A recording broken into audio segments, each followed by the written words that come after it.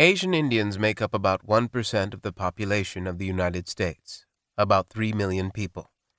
Of these 3 million, a relatively small subsection is from the Indian state of Gujarat, the birthplace of Mahatma Gandhi, and a very small subsection of Gujaratis, the Patels, are from a tiny area in southern Gujarat. Less than 1 in 500 Americans is a Patel. It is thus amazing that over half of all the motels in the entire country are owned and operated by Patels. What is even more stunning is that there were virtually no Patels in the United States just 35 years ago. They started arriving as refugees in the early 1970s without much in the way of education or capital. Their heavily accented, broken English speaking skills didn't improve their prospects either. From that severely handicapped beginning, with all the odds stacked against them, the Patels triumphed. Patels as a group today own over $40 billion in motel assets in the United States, pay over $725 million a year in taxes, and employ nearly 1 million people. How did this small, impoverished ethnic group come out of nowhere and end up controlling such vast resources? There is a one-word explanation: Dhandho. Dhandho is a Gujarati word. Dhan comes from the Sanskrit root word dhana, meaning wealth. Dhandho, literally translated, means endeavors that create wealth. The street translation of Dhandho is simply business. What is business if not an endeavor to create wealth? However, if we examine the low-risk, high-return approach to business taken by the Patels, Dhandho takes on a much narrower meaning. We have all been taught that earning high rates of return requires taking on greater risks. Dhandho flips this concept around.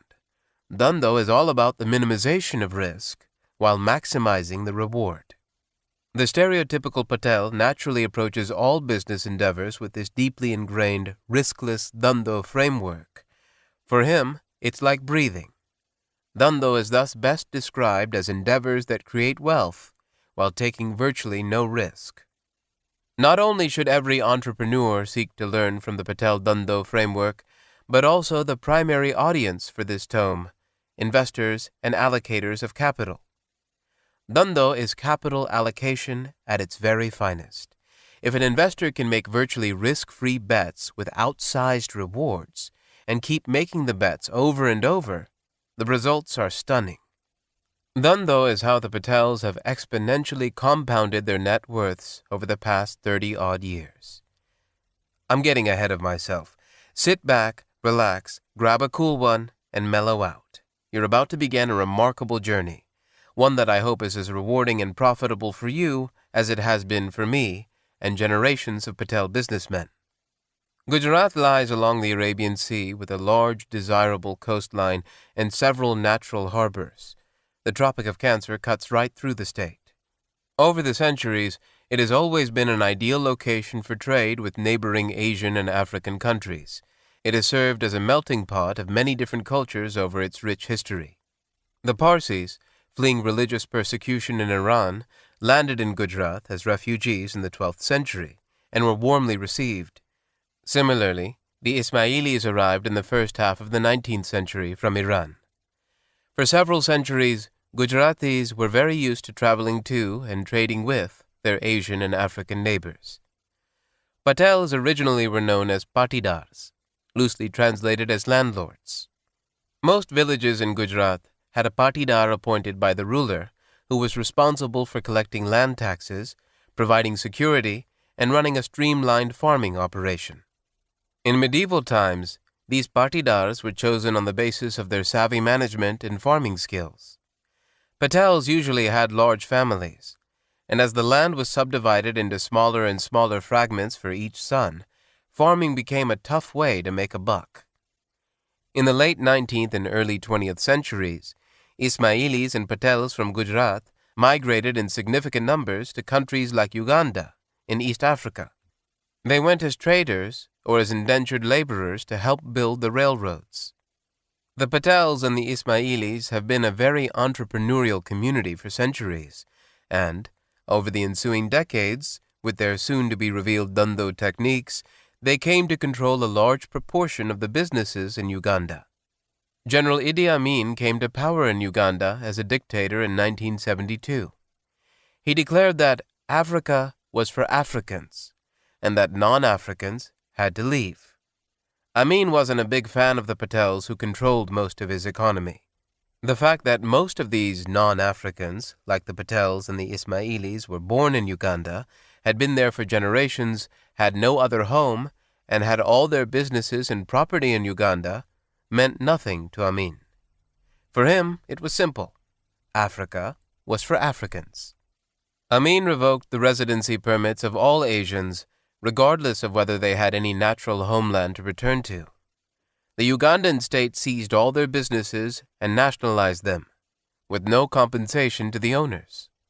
A total of 70,000 Gujaratis were thus stripped of virtually all their assets and thrown out of the country toward the end of 1972. The world had several hot spots in 1972 and 1973 that had a significant impact on the future destiny of these orphaned Patels. With the recent formation of Bangladesh in 1971 and the war with Pakistan over its independence, India was already reeling from a very severe refugee crisis. Millions of impoverished Bangladeshi refugees had poured into India. As a result, the Indian government refused to recognize the Indian origin population being expelled from Uganda as having any right to enter India. Amin's Patel expulsion also coincided with the tail end of the Vietnam War, and the United States was dealing with a large influx of Vietnamese refugees at the time. President Nixon and Secretary of State Kissinger were well briefed on the Ugandan situation and were sympathetic to the plight of the Patels, but were limited in the number of Indian origin refugees they could accept. Being members of the Commonwealth, the vast majority of the Patels and Ismailis were allowed to settle in England and Canada. A few thousand families were also accepted by the United States as refugees. The first few Patels who arrived in the United States went into the motel business. The thousands that arrived later followed the lead of the pioneers and also became motel operators. Why motels? And why did virtually all of them go into the same industry? If we examine the history of ethnic groups migrating to alien lands, we notice a pattern. In Chicago, many of the early Irish immigrants became police officers, while most housemaids were Polish. In New York City, Koreans dominated the deli and grocery business, Chinese run many of the city's laundries, and Sikhs and Pakistanis drive most of the cabs. It's a bizarre sight, but most of the rental car staff at California's San Jose International Airport consists of older Sikhs, turbans and all. There is a large population of Eastern European cab drivers in Vegas, and most of the prostitutes in Dubai are of Eastern European or Russian origin. The reason we end up with concentrations of ethnic groups in certain professions is because role models play a huge role in how humans pick their vocations. If someone looks like me, has had a similar upbringing, belongs to the same religious order, has attended a similar school, and is making a good living, it naturally has a huge impact when I'm trying to decide my calling in life. Tall inner-city African-American kids routinely see tall African-American males playing for the NBA and leading very enviable lives. They are also aware that the childhood of these NBA stars, in many cases, is pretty similar to their own present circumstance. It serves as a huge motivator to sharpen their basketball-playing skills. That still begs the question, why did the first wave of Patels who entered the United States go into the motel business? Why not delis, laundromats, or drugstores? Why motels? And why not just find a job? Part of the answer lies in another demographic shift that was underway in the early 1970s in the United States. After World War II, there was a huge build-out of suburbia and the interstate highway system. The automobile had become a middle-class staple, and American family-owned motels popped up all along the newly built interstates. The 1973 Arab oil embargo and misguided American economic policies, price and wage controls, led to a deep recession across the country. Motels are heavily dependent on discretionary spending. The recession, coupled with rationed and sky-high gas prices, led to huge drops in occupancy. Many small, nondescript motels were foreclosed by banks or went on sale at distressed prices. At the same time, the kids of these old motel owner families were coming of age and saw plenty of opportunity outside of the motel business and left in droves to seek their fortune elsewhere. Papa Patel. It is 1973. Papa Patel has been kicked out of Kampala, Uganda, and has landed as a refugee in Anywhere Town, USA, with his wife and 3 teenage kids. He has had about 2 months to plan his exit and has converted as much of his assets as he could into gold and other currencies and has smuggled it out of the country. It isn't much, a few $1,000s. With a family to feed, he's quickly trying to become oriented to his alien surroundings. He figures out that the best he can do with his strange accent and broken English speaking skills will be a job bagging groceries at minimum wage. Papa Patel sees this small 20-room motel on sale at what appears to be a very cheap price and starts thinking. If he buys it, the motivated seller or a bank will likely finance 80% to 90% of the purchase price. His family can live there as well, and their rent will go to zero. His cash requirement to buy the place is a few $1,000s. Between himself and his close relatives, he raises about $5,000 in cash and buys the motel. A neighborhood bank and the seller agree to carry notes, with the collateral being a lien on the motel. As one of the first Patels in the United States, Dayabai Patel succinctly put it, "It required only a small investment, and it solved my accommodation problem because my family and I could live and work there." Papa Patel figures the family can live in a couple of rooms, so they have no rent or mortgage to pay and minimal need for a car. Even the smallest motel needs a 24-hour front desk and someone to clean the rooms and do the laundry. At least 4 people working 8 hours each. Papa Patel lets all the hired help go. Mama and Papa Patel work long hours on the various motel chores, and the kids help out during the evenings, weekends, and holidays. Dayabai Patel, reflecting on the modus operandi during the early days, said, "I was my own front desk clerk, my own carpenter, my own plumber, maid, electrician, washerman, and whatnot." With no hired help and a very tight rein on expenses, Papa Patel's motel has the lowest operating cost of any motel in the vicinity. He can offer the lowest nightly rate and still maintain the same or higher profitability per room than his predecessor and competitors.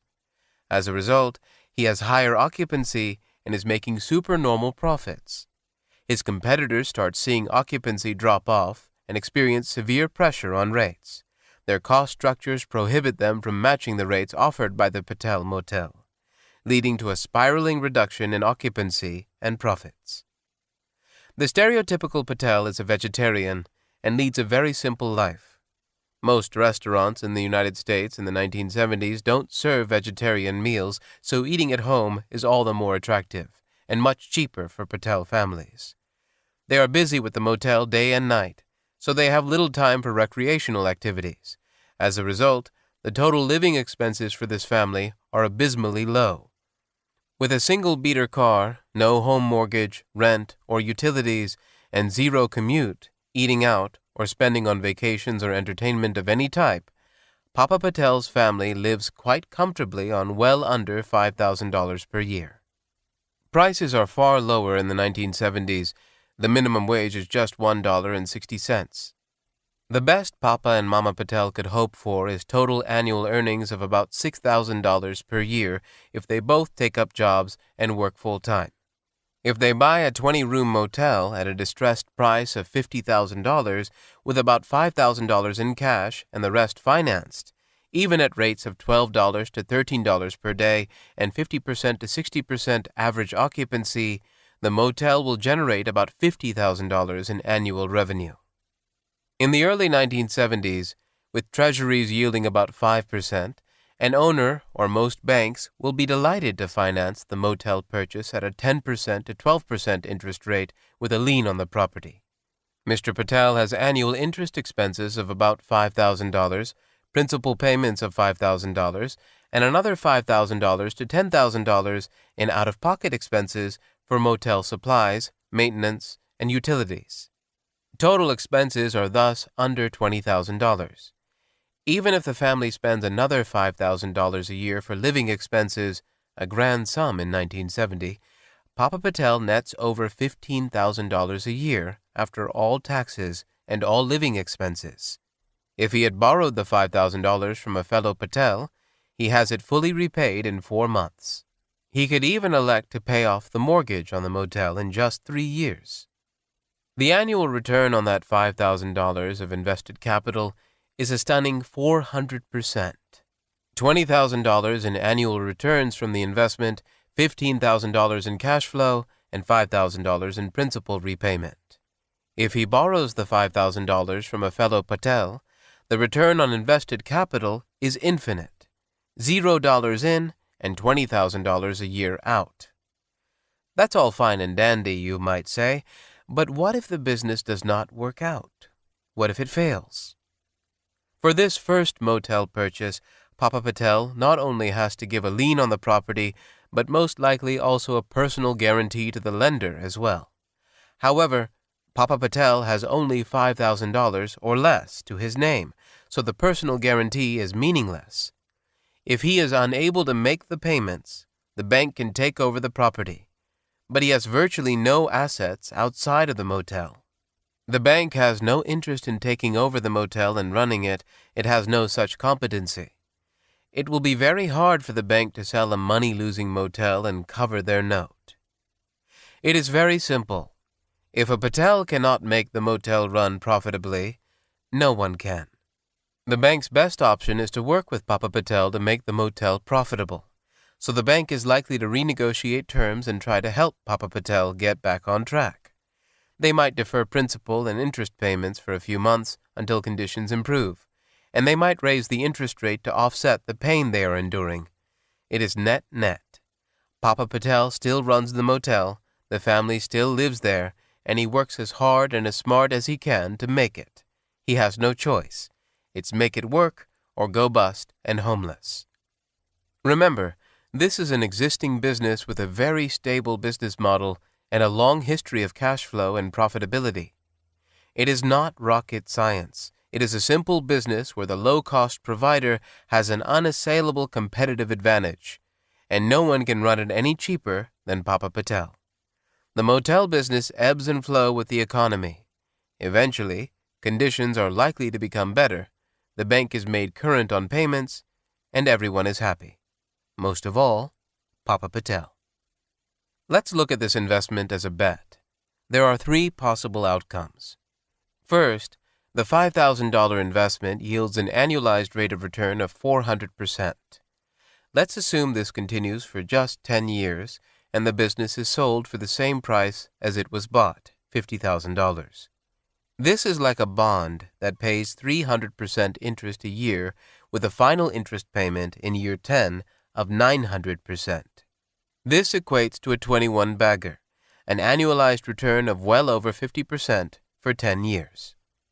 Second, the economy goes into a severe recession and business plummets for several years. The bank works with Mr. Patel and renegotiates loan terms as described earlier. Mr. Patel has a 0 return on his investment for 5 years and then starts making $10,000 a year in excess free cash flow when the economy recovers and booms, 200% return every year after 5 years. The motel is sold in year 10 for the purchase price. Now we have a bond that pays 0 interest for 5 years, then 200% for 5 years, and a final interest payment of 900%. This equates to a 7-bagger, an annualized return of over 40% for 10 years. Third, the economy goes into a severe recession and business plummets. Mr. Patel cannot make the payments, and the bank forecloses, and Mr. Patel loses his investment. The annualized return is negative 100%. These 3 outcomes cover virtually the entire range of possibilities.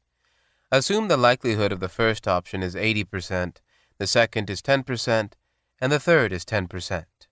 These are very conservative probabilities, as we are assuming a 1 in 5 chance of the motel performing far worse than projected, even though it was bought on the cheap at a distressed sale price and run by a best-of-breed savvy low-cost operator. We have unrealistically assumed there is no rise in the motel's value or in nightly rates over 10 years.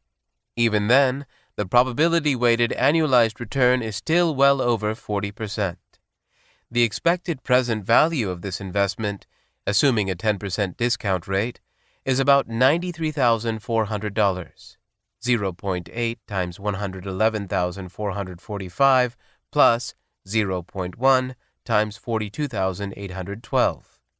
From Papa Patel's perspective, there is a 10% chance of losing his $5,000 and a 90% chance of ending up with over $100,000, with an 80% chance of ending up with $200,000 over 10 years. This sounds like a no-brainer bet to me. If you went to a horse race track and you were offered 90% odds of a 20 times return and a 10% chance of losing your money, would you take that bet? Heck, yes. You'd make that bet all day long, and it would make sense to bet a very large portion of your net worth with those spectacular odds. This is not a risk-free bet, but it is a very low-risk, high-return bet. Heads, I win. Tails, I don't lose much. The skeptic in you remains unconvinced that the risk here is low. You might say that there is still the very real possibility of going broke if you bet all you have, like Papa Patel has done. Papa Patel does bet it all on one bet, but he has an ace in the hole.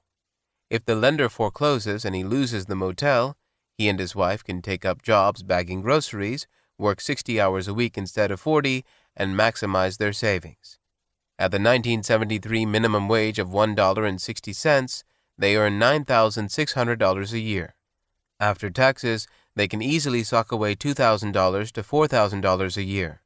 After 2 years, Papa Patel could step up to the plate and buy another motel and make another bet. The odds of losing this bet twice in a row are 1 in 100, and the odds that it pays off at least once are roughly 99%. When it does pay off, it's over a 20-fold return.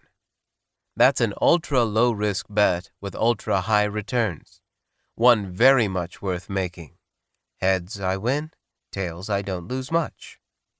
With such high cash flow coming in, Papa Patel is soon flush with cash. He still has a very modest lifestyle. His eldest son comes of age in a few years, and he hands over the motel to him.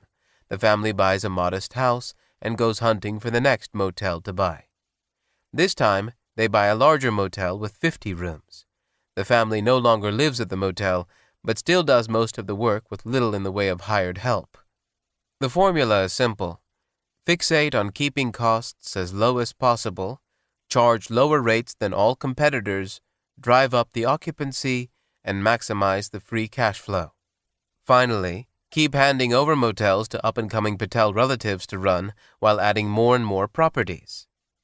There is a snowball effect here, and over time, we end up with these amazing statistics. Half of all motels in the United States are under Patel ownership.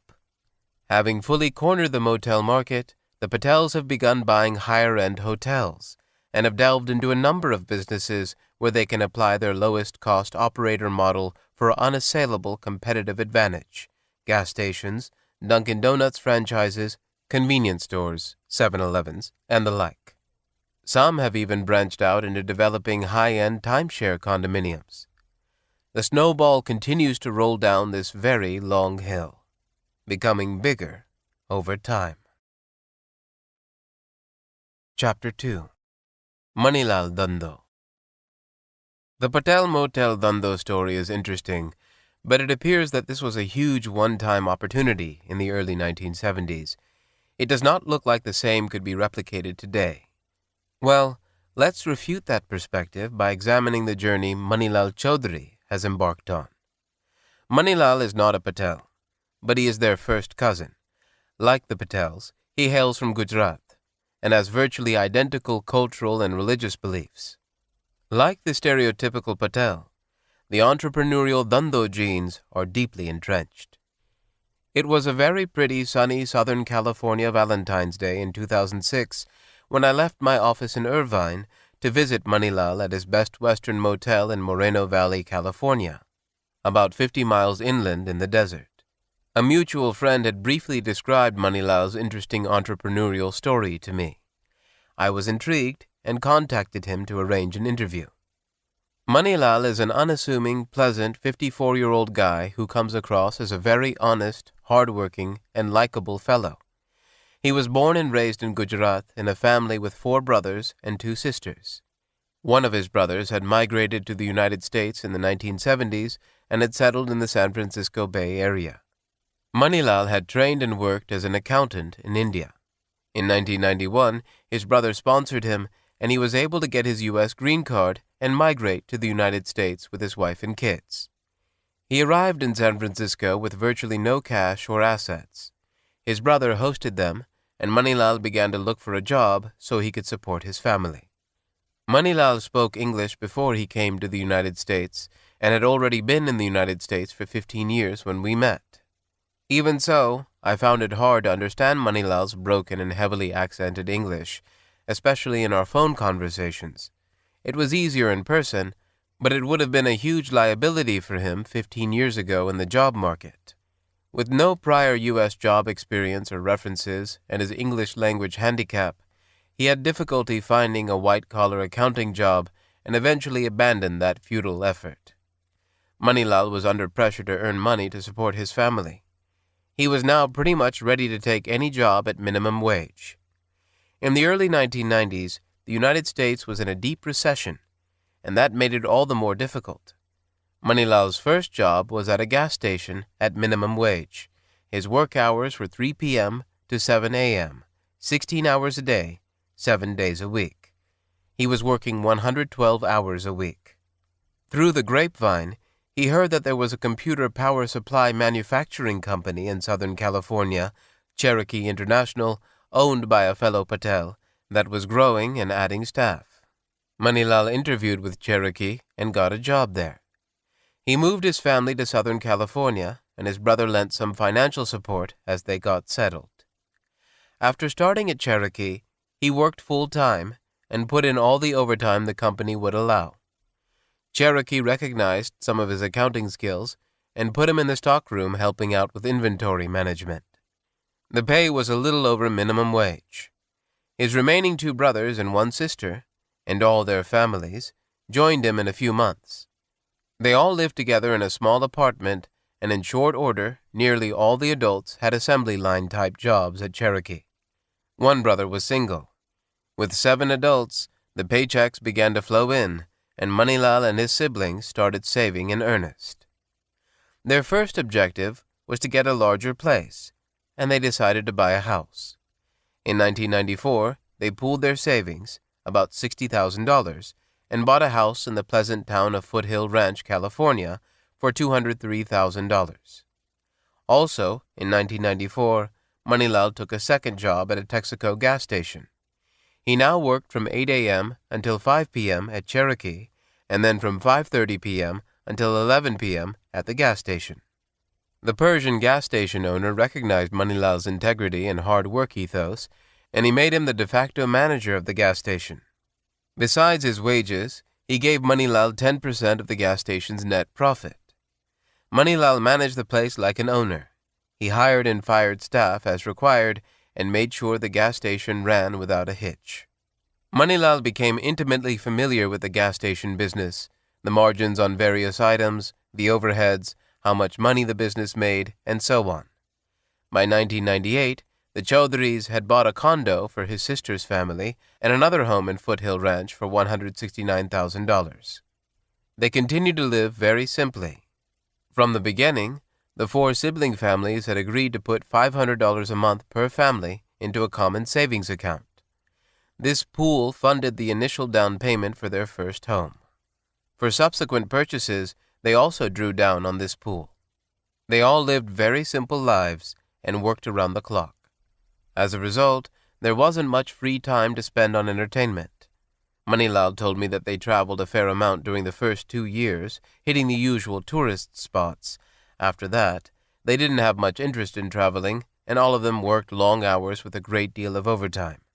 Even with very low wages, they were each socking away several $1,000s a year. In 1998, Manilal decided that he wanted to buy a small business with his extended family. He considered gas stations, liquor stores, laundromats, and such. His Texaco gas station employer supported his goals, but told him not to look at liquor stores due to the high crime and headaches. Some Patels suggested motels, but in Southern California, these now cost millions. He kept looking for a business to buy, but was unable to find one that felt right. He was patient. In 2001, after 9/11, the travel industry went into a major slump, and motel occupancy and prices declined significantly. Cherokee had many Patel employees. One of them, Ashok Patel, was a vice president at the firm. He liked Manilal and told him he'd love to invest some money with him in a business that Manilal might run. After 9/11, Manilal came across a Best Western motel for sale in Moreno Valley for $4.5 million. It was a spectacular property on nearly 3 acres right off the highway. They needed to put about $1.4 million down to buy the property. Manilal and his siblings had all of $225,000 in savings. They also had the ability to get about $125,000 through home equity loans on their now appreciated homes. The deal they struck was that the Chaudhrys would own 25% of the motel and put up $350,000 in cash. Ashok Patel invested about $252,000 and got an 18% interest. 3 other friends of Manilal each invested $266,000 and each received a 19% interest. Here's the ownership breakdown for the Moreno Valley Best Western. Manilal and siblings, 25%. Mr. Ashok Patel, 18%. Mr. Mahendra Patel, 19%. Mr. Ravi Patel, 19%. Mr. Kanu Parekh, 19%. Total, 100%. Manilal told me that he was deeply skeptical about handing his money to anyone in any type of business endeavor. However, this was a deal where he was going to manage the motel, and, in effect, his investors had handed him the money. I told him Pabrai funds work the same way. I don't need to do too much due diligence on my investors because I'm getting their money and not vice versa. Manilal quit his Cherokee job and began running the motel full-time. He received a salary, and the profits were split among the partners in the proportion of their ownership. Let's fast forward 4 years. The motel's market value is now over $9 million, a 100% increase. But wait, over the past 4 years, some of the $3.1 million note has been paid down. Let's assume about $200,000 was paid down every year, so now the note due is $2.3 million. Their $1.4 million is now worth $6.7 million. That's an annualized return of a stunning 48% a year. Hold on, there's more. We haven't calculated the dividends this investment has yielded over the past 4 years. When Manilal took over the motel in 2001, average occupancy was under 60%, and the average nightly rate was $55, yielding gross revenues of under $1.6 million. The average occupancy now is north of 65%, and the average rate is about $70, yielding gross revenues of about $2.1 million. Revenues have increased about $500,000 over the past 4 years. I'd guess that underlying costs have increased by perhaps only $150,000. The motel is likely generating $800,000 plus in free cash flow annually, after paying Manilal a handsome salary. Let's examine the economics here from Manilal's vantage point. His salary is at least $50,000 a year, a big step up from his Cherokee and gas station days. His family's $350,000 investment in this motel bond yielded an initial annual coupon of about $125,000 a year. It has increased by about $25,000 a year and today is about $200,000. Initially, this bond paid a 36% coupon, and currently the coupon is 57%. In addition, if they decided to sell this bond today, they wouldn't just get back the $350,000, but nearly $1.7 million, about 5 times the initial investment in 4 years. Manilal is busy these days with the construction of a new Holiday Inn Express in Chino Hills, California. He bought the land for $1.3 million and expects it to cost about $8 million in aggregate. Revenues are expected to be around $2.3 million a year. He was, understandably, reticent to give me all his financial details, but I suspect the Best Western has been refinanced and the investors have gotten their money out and then some.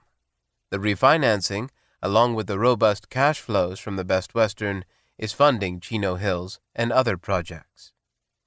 The family has started to set up independently owned properties by the siblings. One brother and the sister each own and run small motels in Utah. Both properties have about 40 to 50 rooms, and they were purchased with about $250,000 down. Each sibling and spouse quit Cherokee as they started running motels. One brother still works at Cherokee. Manilal still lives modestly in the same foothill ranch house he bought in 1994. The kids have all done exceptionally well. They are mostly professionals, doctors, dentists, and so on. His daughter is now 32. She is married with 2 kids and recently bought a small motel in Utah as well, which she manages with her husband.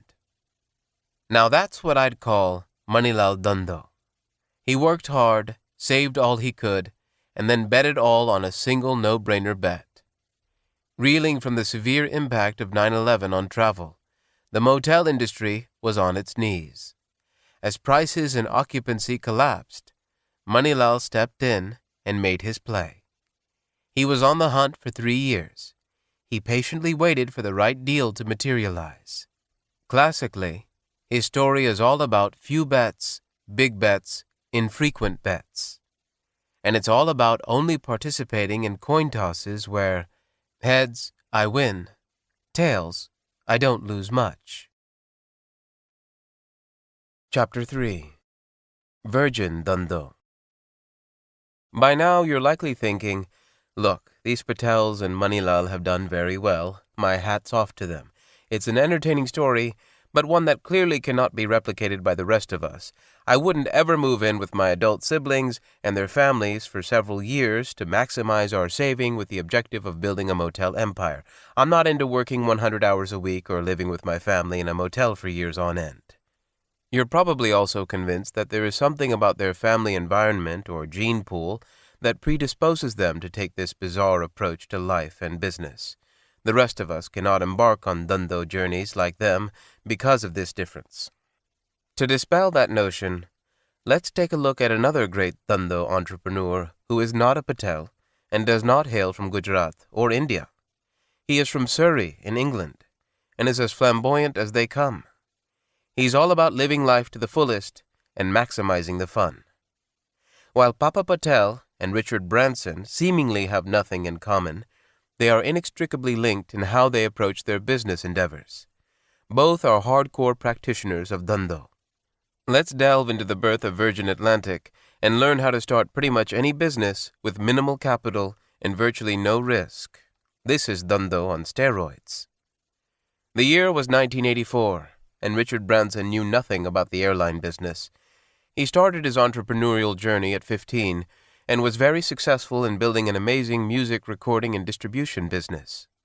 Somebody sent Branson a business plan about starting an all-business class airline flying between London and New York.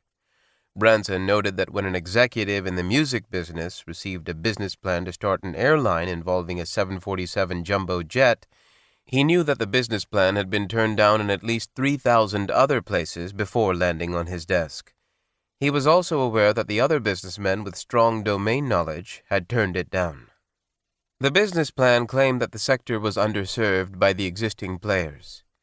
All weekend long he tried calling the other major discount airlines flying that route, but could never get through.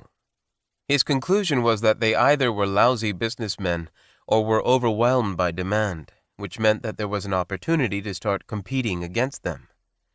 He also changed the original business plan significantly, opting for a unique dual-class service. He thought about it carefully all weekend long. On Monday, he went to his partners and senior executives at the music business and told them of his interest in starting the airline. They told him, "Richard, you've got to be off your rocker." They told him he'd need a 747 jumbo jet, the most expensive plane around. And they asked, "Do you know what that costs?" They told him they had no interest and did not support this wild idea. Branson persisted. He called directory assistants in Seattle to get the main number for Boeing. When the receptionist answered, he said that he'd like to talk to someone about leasing a 747 jumbo jet. After he was transferred several times, he got to what seemed like the right person and asked if Boeing had an old jumbo lying around.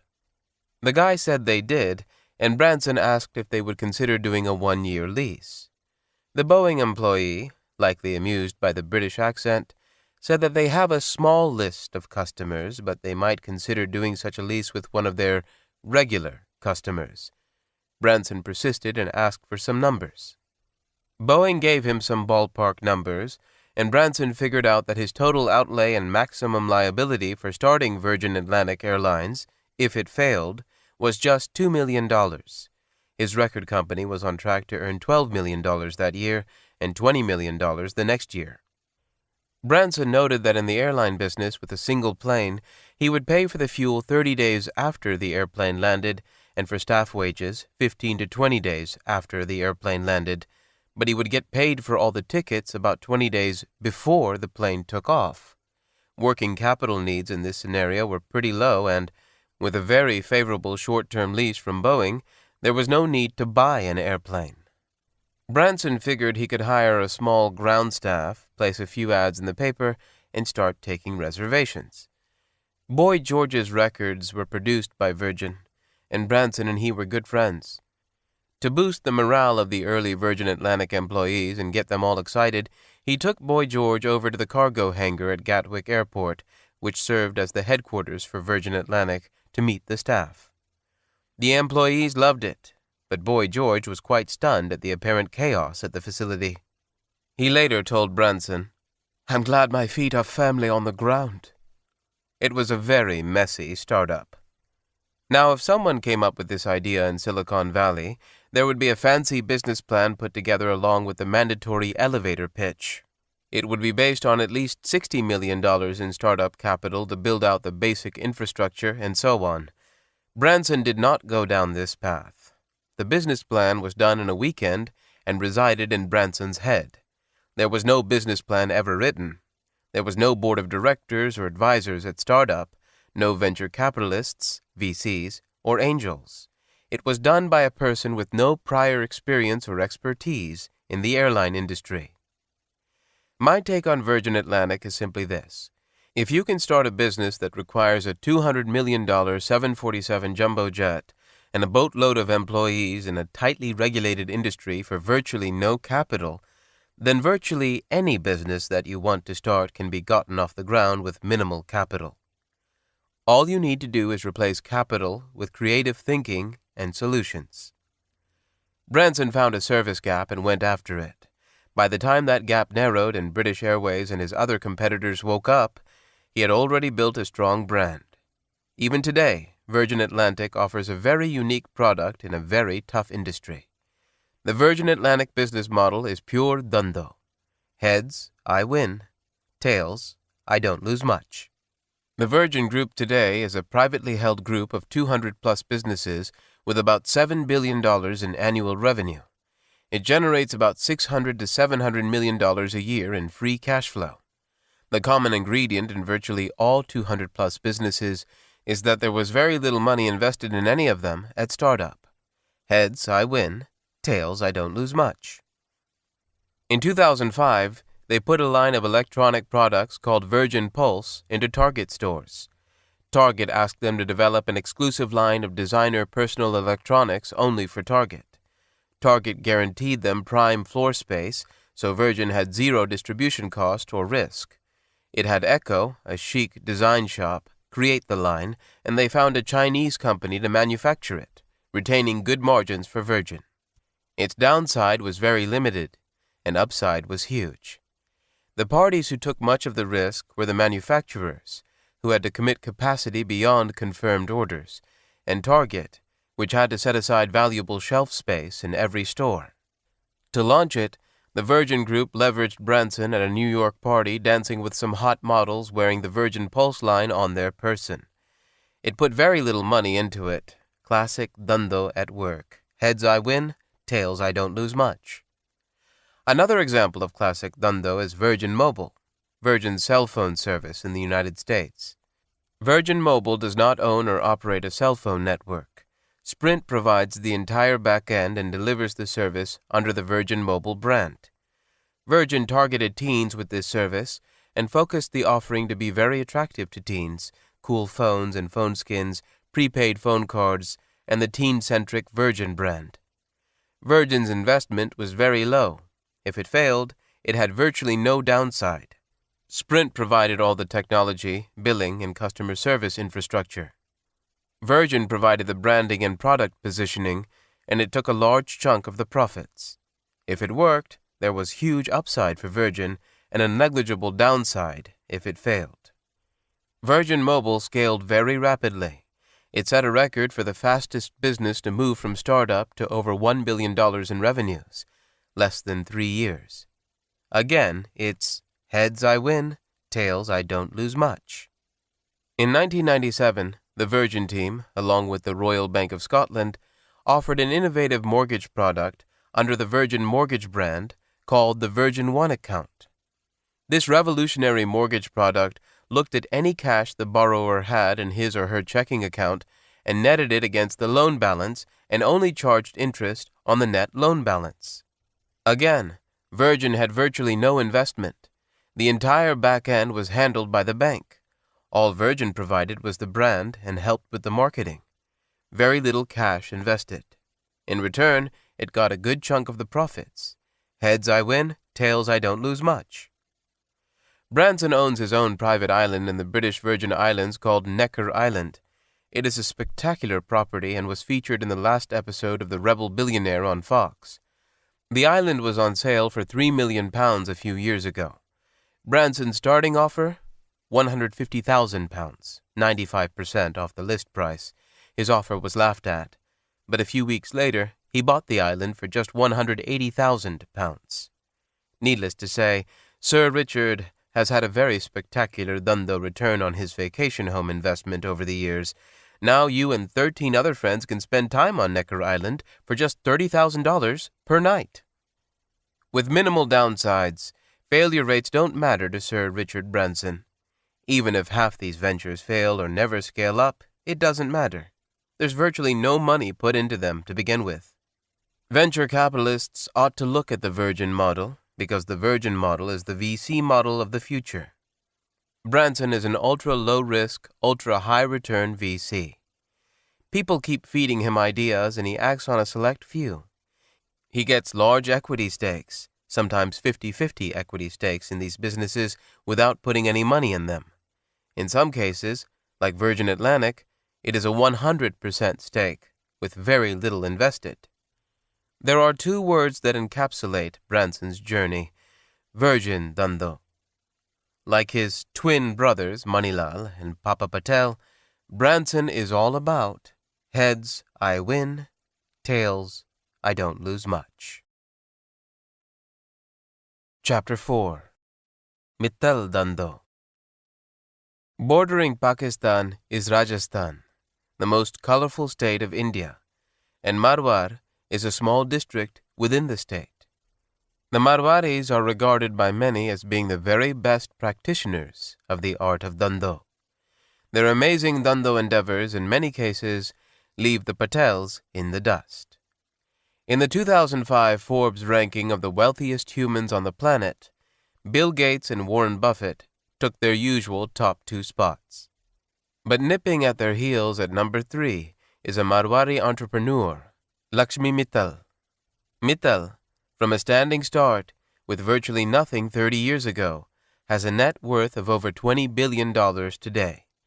He began his Dhandho journey at about the same time as Bill Gates.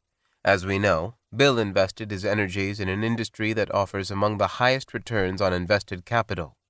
He got a few engineers together, created MS-DOS and Microsoft Word, and then sold hundreds of millions of copies. Let's investigate the amazing economics at work. A single copy of Microsoft Office is sent to Dell to load onto Dell PCs. Each time Dell loads Office on any machine, it sends Redmond, Washington, a few $100s. There are hundreds of millions of copies made all over the planet, yielding billions upon billions every year for Microsoft. The return on invested capital is out of sight, and the gross margin approaches 100%. What is amazing about Lakshmi Mittal's Dhandho journey is that he invested all his energies and tiny capital base in an industry with terrible economics: steel mills. Unlike Microsoft, in a steel mill, you have no control over the selling price of the finished product, and you have no control over the cost of raw materials. Steel mills are very capital-intensive creatures. If that wasn't a toxic enough cocktail already, the workforce is usually unionized. The steel industry has been one of the worst places to invest capital in the past 30 years. It is no wonder that all over the globe the players in the space have encountered tremendous pain and large numbers have ended up bankrupt. Mittal started in 1976 with a single, small, nondescript steel mill in Indonesia. Despite having all the odds stacked against him, he ended up creating one of the largest and most profitable steel businesses on the planet. More important, for him, he ended up with a net worth of over $20 billion and growing. How did he do it? There is a simple one-word explanation: Dhandho. Take the example of the deal he created to take over the gigantic Carmet steelworks in Kazakhstan. The company had stopped paying its workforce because it was bleeding red ink and had no cash. The plant was on the verge of closure, with its Soviet-era managers forced to barter steel for food for its workers. The Kazakh government was glad to hand Mr. Mittal the keys to the plant for nothing. Not only did Mr. Mittal retain the entire workforce and run the plant, he paid all the outstanding wages and within 5 years had turned it into a thriving business that was gushing cash. The workers and townsfolk literally worshiped Mittal as the person who saved their town from collapse. The same story was repeated with the Sidex steel plant in Romania, and the Mexican government handed him the keys to the Sibalsa mill for $220 million in 1992. It had cost the Mexicans over $2 billion to build the plant. Getting dollar bills at 10 cents or less is Dhandho on steroids. Mittal's approach has always been to get $1's worth of assets for far less than $1.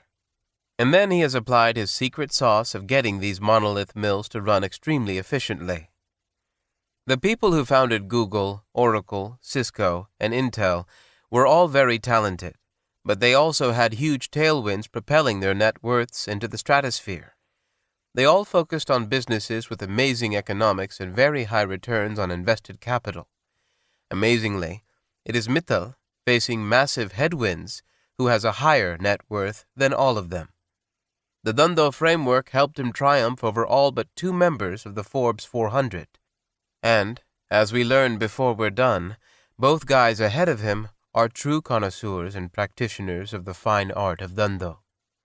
Whether you hail from Seattle, Omaha, or Marwar, the Dhandho framework to business pretty much trounces all others. A final note on the Marwaris and their ingrained Dhandho ways. Recently I had dinner with a good Marwari friend of mine, and I asked him how the stereotypical Marwari approaches investing capital in a venture. He said, quite nonchalantly, that Marwari business people, even with only a 5th-grade education, simply expect all their invested capital to be returned in the form of dividends in no more than 3 years. They expect that, after having gotten their money back, their principal investment continues to be worth at least what they invested in it. They expect these to be ultra-low-risk bets. Now, folks, this is really good stuff.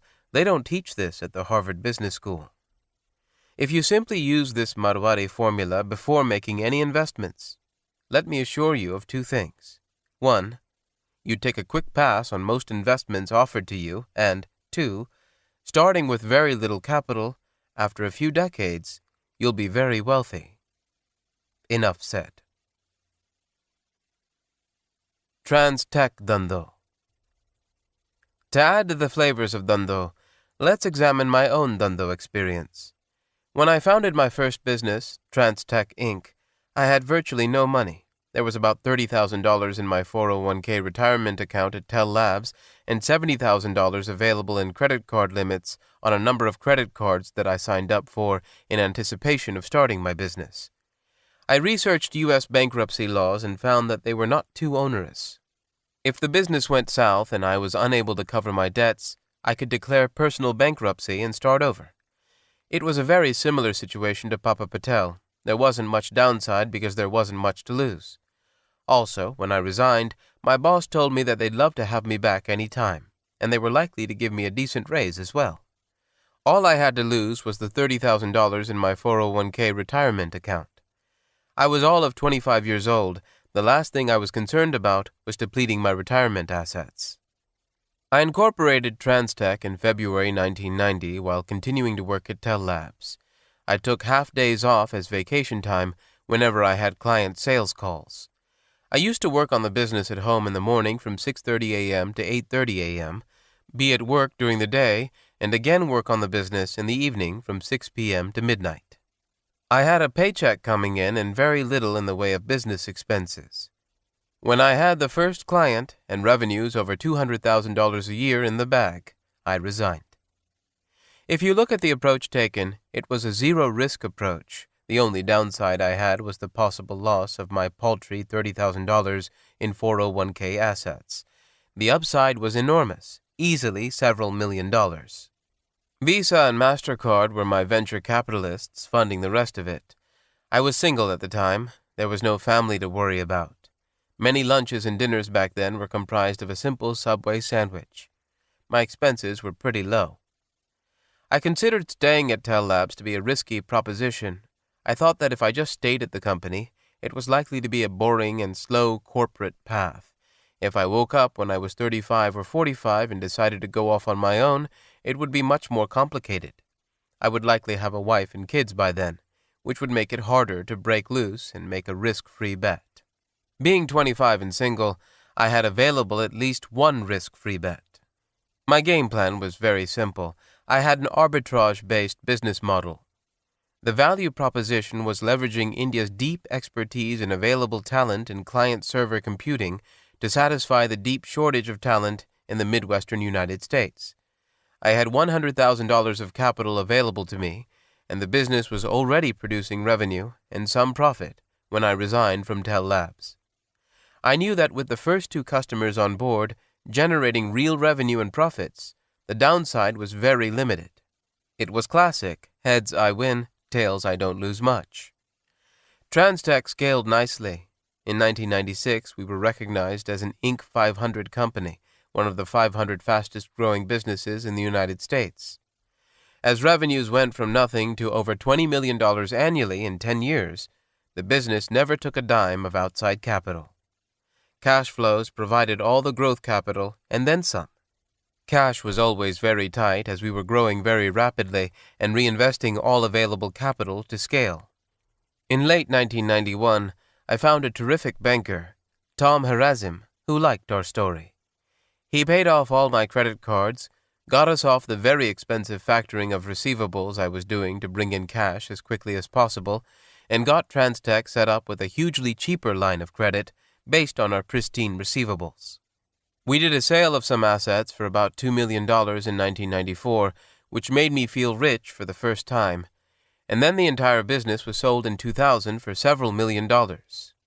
A $30,000 investment got me more than 150 times return over 10 years, an annualized return of well over 65%. I went from a salary of $45,000 a year, when I quit my job, to consistently having a salary of over $300,000 a year in a few years. The magic word is Dhandho, baby. Huge upside with virtually no downside. It was a classic, heads I win, tails I don't lose much kind of bet. Chapter 5. The Dhandho Framework. On the surface, the journeys undertaken by Papa Patel, Manilal, Branson, Mittal, and yours truly are all pretty diverse. The roads we all took, however diverse, all led to similar destinations. Our journeys share a number of core principles. It is these 9 principles that constitute the Dhandho framework. 1. Focus on buying an existing business. When Papa Patel decided to become an entrepreneur, he did not go out and start a brand new business. He bought an existing business with a well-defined business model and one with a long history of operations that he could analyze.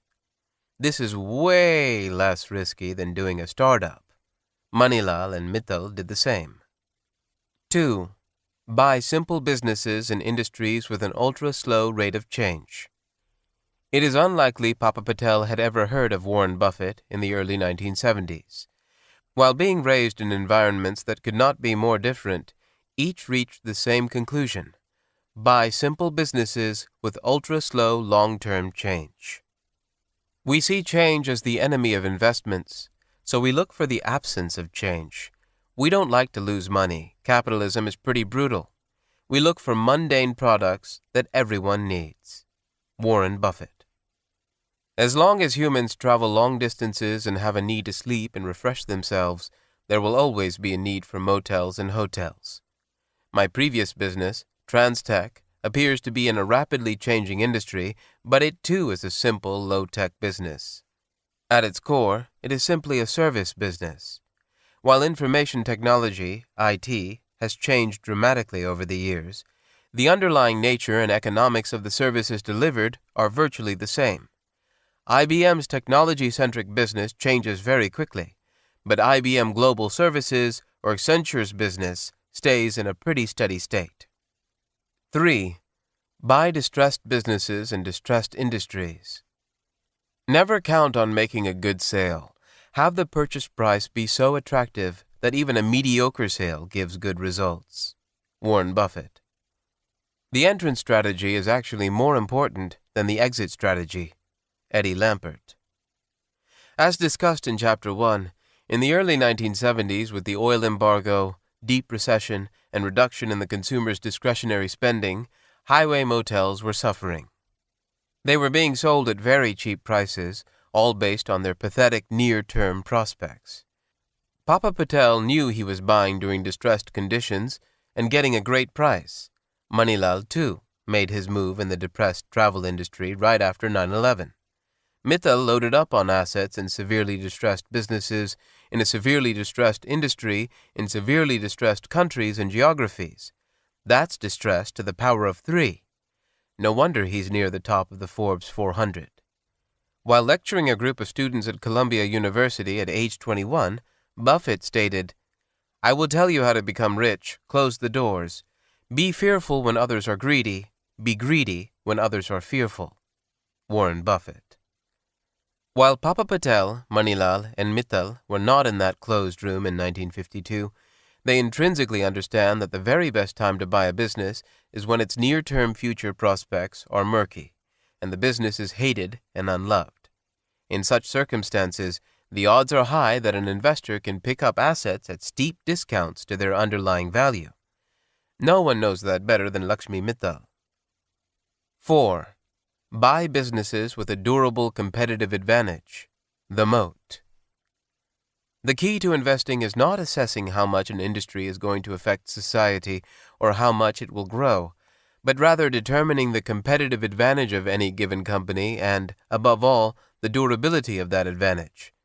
The products and services that have wide, sustainable moats around them are the ones that deliver rewards to investors. Warren Buffett. With the fixation on running a low-cost operation, Papa Patel is able to charge much less than his competitors and still maintain healthy margins. This leads to higher occupancy on a very perishable commodity that he is peddling, a motel room for tonight. This advantage has an enduring quality to it, one that has lasted several decades. Only when a Patel competes head-to-head with another Patel is the advantage in jeopardy. But with a large country and a small niche population, Patels are careful not to make their own lives difficult by competing directly with another Patel. Papa Patel's, Manilal's, and Mittal's moats were created by being the low-cost producer. Branson only ventures into a business after he's convinced it has a wide and deep moat. Part of the moat comes from extending his brand, part of it from creating a truly innovative offering, and the rest from brilliant execution. The IT services business is a recurring revenue business. The relationship with clients and the knowledge of their business and systems is the deep hidden moat in IT services. As a company gets more familiar with the client's business and technology infrastructure, the harder it is to be replaced by a competitor, and those recurring revenues keep pouring in. When speaking to students at the University of Florida, Buffett stated, "I don't want an easy business for competitors. I want a business with a moat around it. I want a very valuable castle in the middle, and then I want the Duke, who is in charge of that castle, to be very honest and hard-working and able. Then I want a moat around that castle. The moat can be various things. The moat around our auto insurance business, Geico, is low cost." Warren Buffett. The late Rose Blumkin, better known as Mrs. B., founder of the Nebraska Furniture Mart, NFM, is one such duchess. Even today, after so many decades, being the low-cost operator is fundamental to NFM's enduring success and growth. Mrs. B. did not hail from Gujarat, but she's Papa Patel's twin sister. 5. Bet heavily when the odds are overwhelmingly in your favor. There was a chance that Papa Patel's motel could have failed. However, on 2 serial bets made over 5 years, the odds that both outcomes go against Papa Patel are slight. Even when he loses both bets, since he did not have much to start with, his losses are pretty minimal. Societal safety nets help him get back on his feet. But when he wins, and the odds are over 99% that he wins at least once, he gets over 20 times his money back.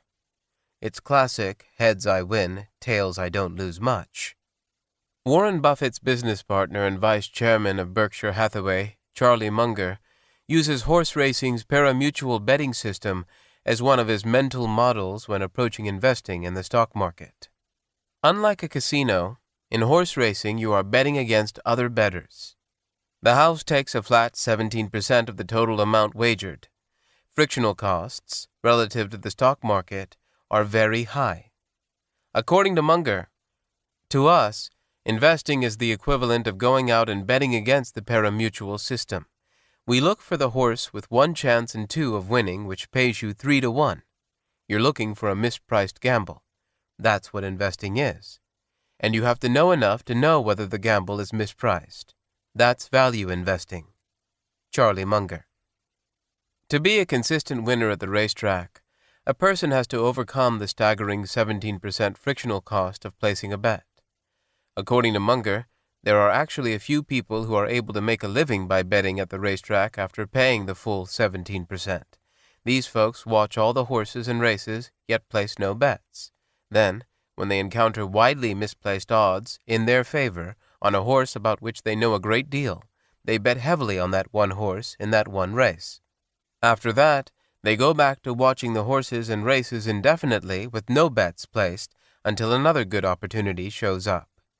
It is not too different from all 5 of our Dhandho entrepreneurs. They've all concentrated their capital and their bets. Most of the time, they either do nothing or place minuscule bets. Branson. Every once in a while they encounter overwhelming odds in their favor. At such times, they act decisively and place a large bet. 6. Focus on arbitrage. Arbitrage is classically defined as an attempt to profit by exploiting price differences in identical or similar financial instruments. For example, if gold is trading in London at $550 per ounce and in New York at $560 per ounce, assuming low frictional costs, an arbitrageur can buy gold in London and immediately sell it in New York, pocketing the difference. Of course, as he or she and others do these trades, the price spread collapses, and the arbitrage opportunity eventually vanishes. While arbitrage spreads are small and sometimes only available for fleeting moments, they are virtually risk-free, and it is free money while it lasts. As Warren Buffett said, speaking at Columbia Law School, "Because my mother isn't here tonight, I'll even confess to you that I've been an arbitrageur.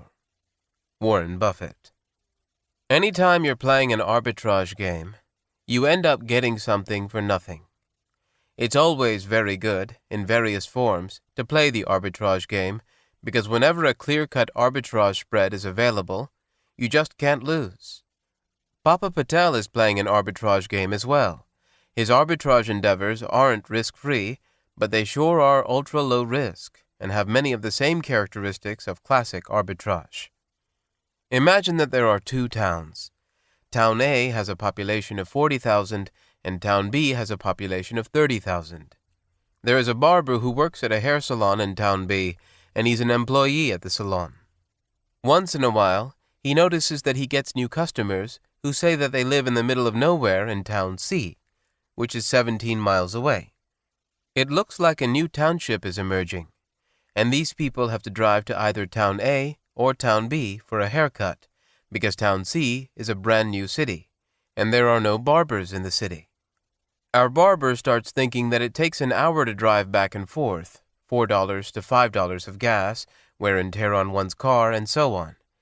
He thinks that, maybe, if there were a barber in Town C, people would go there.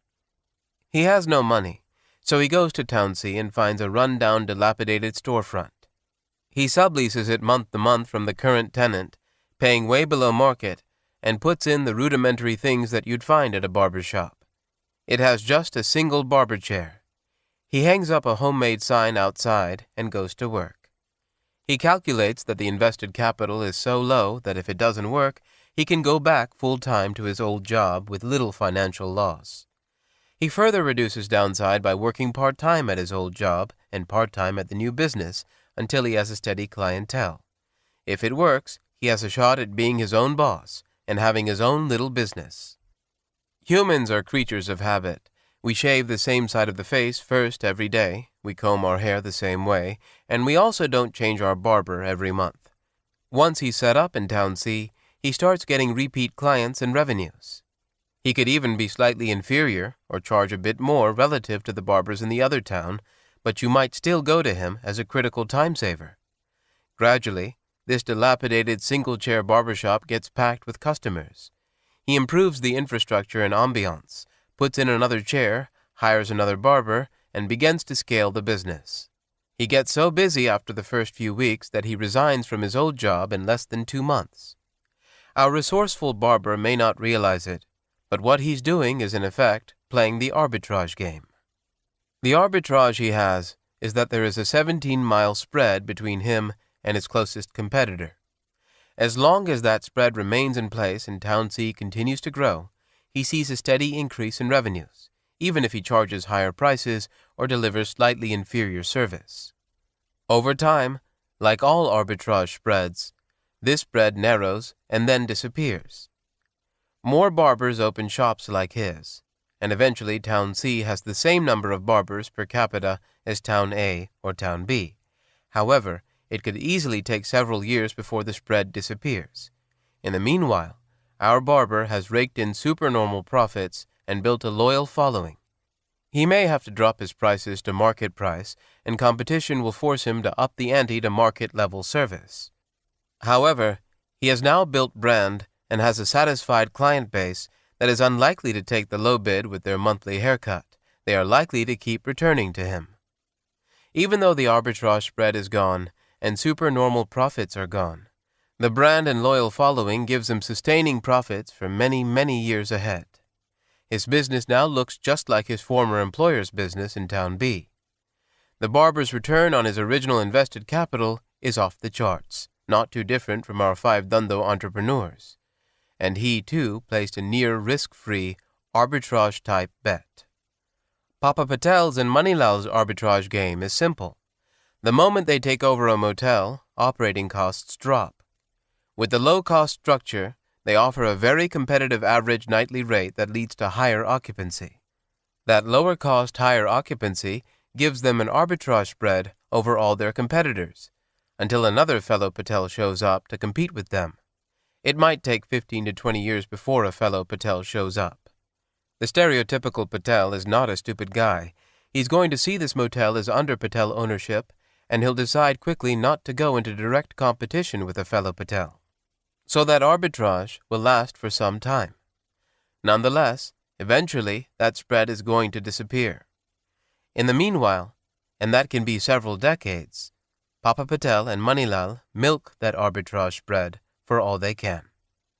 Branson's arbitrage is his innovative offerings in the industries he plunges into. Eventually, many of his innovations get copied by competitors, the moat shrinks, and the arbitrage spread collapses. But again, that spread can last for well over a decade or two. When Mittal picks up assets for pennies on the dollar and then streamlines operations, he has an unassailable low-cost producer advantage. Over the years, he has developed a second enduring advantage, global arbitrage on labor, raw materials, energy costs, and the best-selling price. With plants in a wide range of geographies, he optimizes the type and quantity of steel produced by geography to maximize this advantage. And now, his tremendous scale and brand get him a third enduring advantage. His volumes and capacity allow him to negotiate better prices than his competitors with both buyers and suppliers, driving his costs even lower. 7. Buy businesses at big discounts to their underlying intrinsic value. It is unlikely that Papa Patel ever read The Intelligent Investor by Benjamin Graham or even heard of Graham's margin of safety edict. Nonetheless, Papa Patel intrinsically understands the concept of minimizing downside risk before ever looking at upside potential. If you buy an asset at a steep discount to its underlying value, even if the future unfolds worse than expected, the odds of a permanent loss of capital are low. That's exactly what Papa Patel did. He had a huge margin of safety when he bought the motel. According to Benjamin Graham, the function of the margin of safety is, in essence, that of rendering unnecessary an accurate estimate of the future. Benjamin Graham. 8. Look for low-risk, high-uncertainty businesses. Papa Patel's motel purchase did not have much risk associated with it. However, the outcome had significant uncertainty associated with it. What if gas prices continued to stay high, or the recession continued on? Even in that scenario, Papa Patel would still be the low-cost provider. He'd still be able to charge less and end up with higher occupancy. Even in the gloom and doom scenario, he comes out looking pretty good. If the economy booms and the gas prices moderate, he makes a killing. He has very low risk and relatively high uncertainty with the motel investment. Low risk and high uncertainty is a wonderful combination. It leads to severely depressed prices for businesses, especially in the pari-mutuel system-based stock market. Dhandho entrepreneurs first focus on minimizing downside risk. Low-risk situations, by definition, have low downsides. The high uncertainty can be dealt with by conservatively handicapping the range of possible outcomes. You end with the classic Dhandho tagline, "Heads I win, tails I don't lose much." 9. It's better to be a copycat than an innovator. The first few Patels paved the way for the thousands that followed. Papa Patel had seen a few of the earlier Patels latch on to buying small motels. In conversations with these pioneers, the no-brainer business model became painfully clear to him. He did not set out to innovate. He simply followed the path laid out by his peers. The thousands of subsequent Patels who followed did not innovate either. Neither did Manilal. I, too, got the seed of the idea for Transtech from my previous employer, Tel Labs. They weren't interested in pursuing it, and I saw tremendous potential, so I left Tel Labs and lifted and scaled the idea. Innovation is a crapshoot, but lifting and scaling carries far lower risk and decent to great rewards. And that's the Dhandho framework. To summarize, invest in existing businesses. Invest in simple businesses. Invest in distressed businesses and distressed industries. Invest in businesses with durable moats. Few bets, big bets, and infrequent bets. Fixate on arbitrage. Margin of safety always. Invest in low-risk, high-uncertainty businesses. Invest in the copycats rather than the innovators. Chapter 6. Dhandho 101. Invest in existing businesses. There are a plethora of asset classes you could choose to invest in: CDs, U.S. Treasuries, bonds, stocks, real estate, private businesses, gold, silver, platinum, oil futures. The list is endless. If you examine returns from the broad stock market indexes over the past 100 years, it is pretty clear that stocks do better than virtually all other easily accessible asset classes. The evidence overwhelmingly suggests that, over the long haul, the best place to invest assets is in common stocks. Let's investigate this peculiar creation of mankind called the stock market. Humans have walked this earth for some 50,000 years, and the buying and selling of assets between humans has flourished for thousands of years. The first stock market was formed in just 1790 in Philadelphia, followed by the New York Stock Exchange in 1792. A stock is seen by many as a cryptic piece of paper whose price wiggles around continuously. That's one way to look at stocks. A far better way, suggested by Benjamin Graham, is to think of them as an ownership stake in an existing business. Papa Patel's motel is not publicly traded on any stock exchange. If it were, and you bought some of it, now you and Papa Patel are partners. As the motel throws off gobs of cash, you'd benefit just as he does. There are 6 big advantages that the stock market offers versus the buying and selling of entire businesses. 1. When you buy an entire business, like Papa Patel did, there is some serious heavy lifting required. You either need to run it or find someone competent who can. This is no small task. Papa Patel did well, but it required tremendous energy and dedication from his whole family for several years to make it work. 2. When you buy a stock, you now have an ownership stake in the underlying business with one huge advantage. The business is already staffed and running. You can share in all the rewards of business ownership without much of the effort. The stock market enables you to own fractions of a few businesses of your choosing, over a period of your choosing, with full liquidity to buy or sell that stake any time with a few clicks on your computer. Humanity has given you a marvelous asset compounding machine that's vastly superior to virtually all other alternatives and made it all amazingly cheap and easy to use. Papa Patel does not have these advantages, and we have a huge leg up on him with the stock market at our disposal.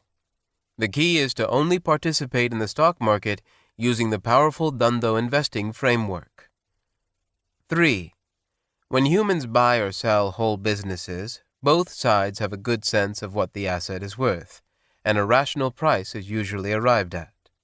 Sometimes in these transactions, if the business or industry is distressed, buyers might get a bargain like Papa Patel did. But those are anomalies. Sellers usually get to time these sales to their benefit. As a result, you typically end up with fair to exuberant pricing. The stock market operates like the pari-mutuel system in horse racing. Prices are determined by an auction process. Like in horse racing, the auction process occasionally leads to a wide divergence between the value of a business and its quoted market price in a few stocks. We can do very well by only placing an occasional bet when the odds are heavily in our favor. According to Charlie Munger, if you stop to think about it, a pari-mutuel system is a market. Everybody goes there and bets, and the odds change based on what's bet. That's what happens in the stock market. Charlie Munger. 4. Buying an entire business, even a small neighborhood gas station or laundromat, requires some serious capital. In the stock market, you can hitch your wagon to the future prospects of any business with what you have in your wallet right now. The ability to get started with a tiny pool of capital and add to that pool over the years is a huge advantage. 5. There are thousands of publicly traded businesses in the United States, and you can buy a stake in any of them with a few mouse clicks. You can buy stocks in a plethora of other countries with ease as well.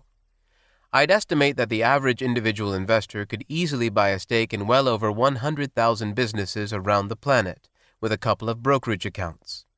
In contrast, think about how many private businesses are on sale within 25 miles of your home at any given time. There is just no comparison. 6.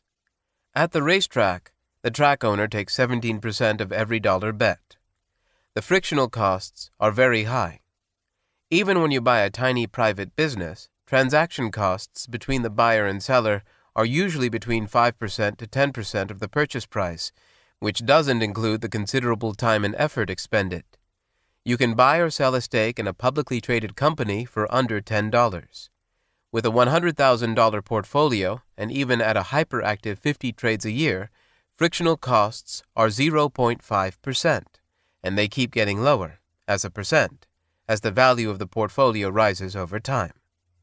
Ultra-low frictional costs are a huge advantage.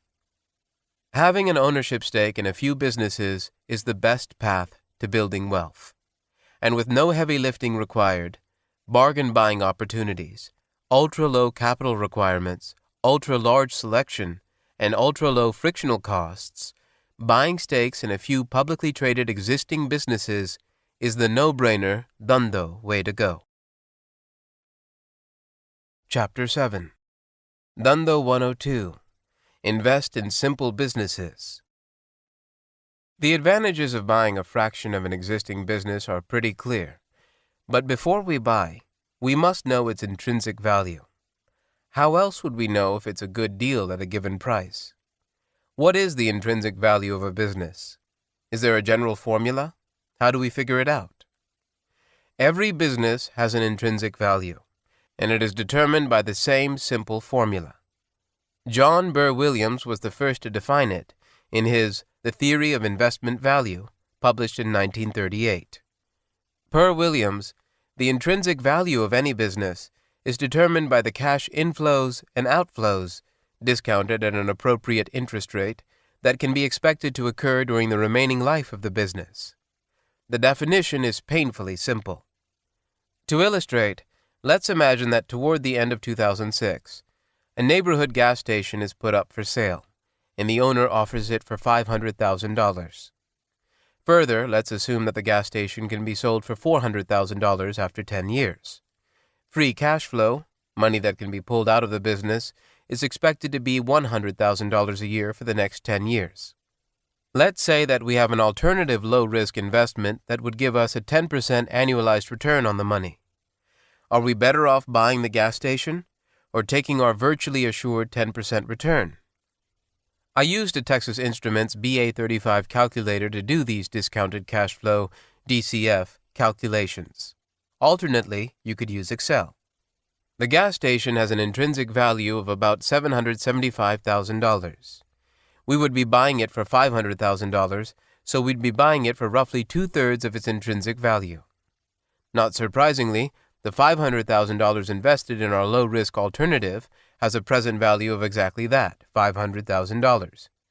Investing in the gas station is a better deal than putting the cash in a 10% yielding bond, assuming that the expected cash flows and sale price are all but assured.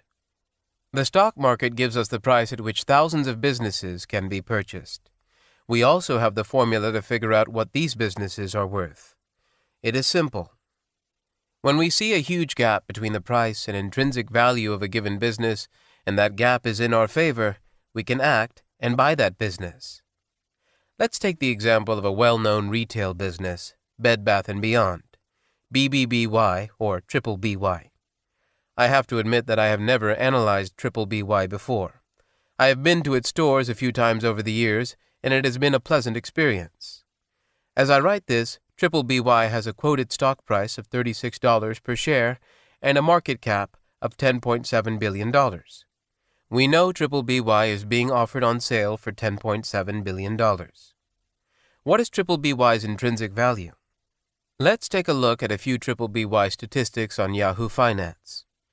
Triple BY had $505 million in net income for the year ended February 28, 2005. Capital expenditures for the year were $191 million, and depreciation was $99 million. The back of the envelope net free cash flow was about $413 million. It looks like Triple BY is growing revenues 15% to 20% and net income by 25% to 30% a year. It also looks like it stepped up capital expenditure, CapEx spending in 2005. Let's assume that free cash flow grows by 30% a year for the next 3 years, then grows 15% a year for the following 3 years, and then 10% a year thereafter. Further, let's assume that the business is sold at the end of that year for 10 to 15 times free cash flow plus any excess capital in the business. BBY has about $850 million in cash in the business presently. So, the intrinsic value of BBY is about $19 billion, and it can be bought at $10.7 billion. I'd say that's a pretty good deal, but look at my assumptions. They appear to be pretty aggressive. I'm assuming no hiccups in its execution, no change in consumer behavior, and the ability to grow revenues and cash flows pretty dramatically over the years. What if we made some more conservative assumptions? We can run the numbers with any assumptions. The company has not yet released numbers for the year ended February 28, 2006, but we do have 9 months of data, through November 2005. We can compare November 2005 data to November 2004 data. 9-month revenues increased from $3.7 billion to $4.1 billion from November 2004 to November 2005, and earnings increased from $324 million to $375 million. It looks like the top line is growing at only 10% annually and the bottom line by only 15% to 16%. If we assume that the bottom line growth rate declines by 1% a year, going from 15% to 5%, and its final sale price is 10 times 2015 free cash flow, the BBY's intrinsic value looks a bit different. Now we end up with an intrinsic value of $9.6 billion. BBY's current market cap is $10.7 billion. If we made the investment, we would end up with an annualized return of a little under 10%. If we have good low-risk alternatives where we can earn 10%, then BBY does not look like a good investment at all. So what is BBY's real intrinsic value? My best guess is that it lies somewhere between $8 to $18 billion. And in these calculations, I've assumed no dilution of stock via option grants, which might reduce intrinsic value further. With a present price tag of around $11 billion and an intrinsic value range of $8 to $18 billion, I'd not be especially enthused about this investment. There isn't that much upside and a fairly decent chance of delivering under 10% a year. For me, it's an easy pass. We're getting off track. The objective of this exercise is not to figure out whether to invest in BBY stock. It is simply to demonstrate that while John Burr Williams' definition of intrinsic value is painfully simple, calculating it for a given business may not be so simple. I think of BBY as a fairly straightforward, low-tech, and simple business to understand. Even with its simplicity, we end up with a pretty wide range on its intrinsic value. If we were to look at a business like Google, it starts getting very complicated. Google has undergone spectacular growth in revenues and cash flow over the past few years. If we extrapolate that into the future, the business appears to be trading at a big discount to its underlying intrinsic value. If we assume that not only is its growth rate likely to taper off, but that its core search business monopoly may be successfully challenged by Microsoft, Yahoo, or some upstart, the picture is quite different. In that scenario, the current valuation of Google might well be many times its underlying intrinsic value. The Dhandho way to deal with the dilemma is painfully simple. Only invest in businesses that are simple, ones where conservative assumptions about future cash flows are easy to figure out. What businesses are simple? Well, simplicity lies in the eye of the beholder. Papa Patel bought a business that's very easy to understand. The motel had long histories of revenues, cash flows, and profitability available for analysis. From that data, it is not too hard to get a ballpark range of estimated cash flow that the model is likely to generate in the future. Papa Patel also had a good handle on potential repairs and capital expenses that were likely to be required in the future based on the historical data and the condition of the property. Simplicity is a very powerful construct. Henry Thoreau recognized this when he said, "Our life is frittered away by detail. Simplify, simplify." Einstein also recognized the power of simplicity, and it was the key to his breakthroughs in physics. He noted that the 5 ascending levels of intellect were smart, intelligent, brilliant, genius, simple. For Einstein, simplicity was simply the highest level of intellect. Everything about Warren Buffett's investment style is simple. It is the thinkers like Einstein and Buffett who fixate on simplicity who triumph. The genius behind E=mc² is its simplicity and elegance. Everything about Dhandho is simple, and therein lies its power. As we see in Chapter 15, the psychological warfare with our brains really gets heated after we buy a stock. The most potent weapon in your arsenal to fight these powerful forces is to buy painfully simple businesses with painfully simple theses for why you're likely to make a great deal of money and unlikely to lose much. I always write the thesis down. If it takes more than a short paragraph, there is a fundamental problem. If it requires me to fire up Excel, it is a big red flag that strongly suggests that I ought to take a pass. Chapter 8. Dhandho 201. Invest in distressed businesses in distressed industries. Efficient market theorists, EMTs, tell us that all known information about a given publicly traded business is reflected in its stock price. Thus, they proclaim that there isn't much to be gained by being a securities analyst and trying to figure out the intrinsic value of a given business. And with frictional costs thrown in, the EMTs believe stock picking is not just a zero-sum game, but rather a negative-sum game. Here are Mr. Buffett's replies to them.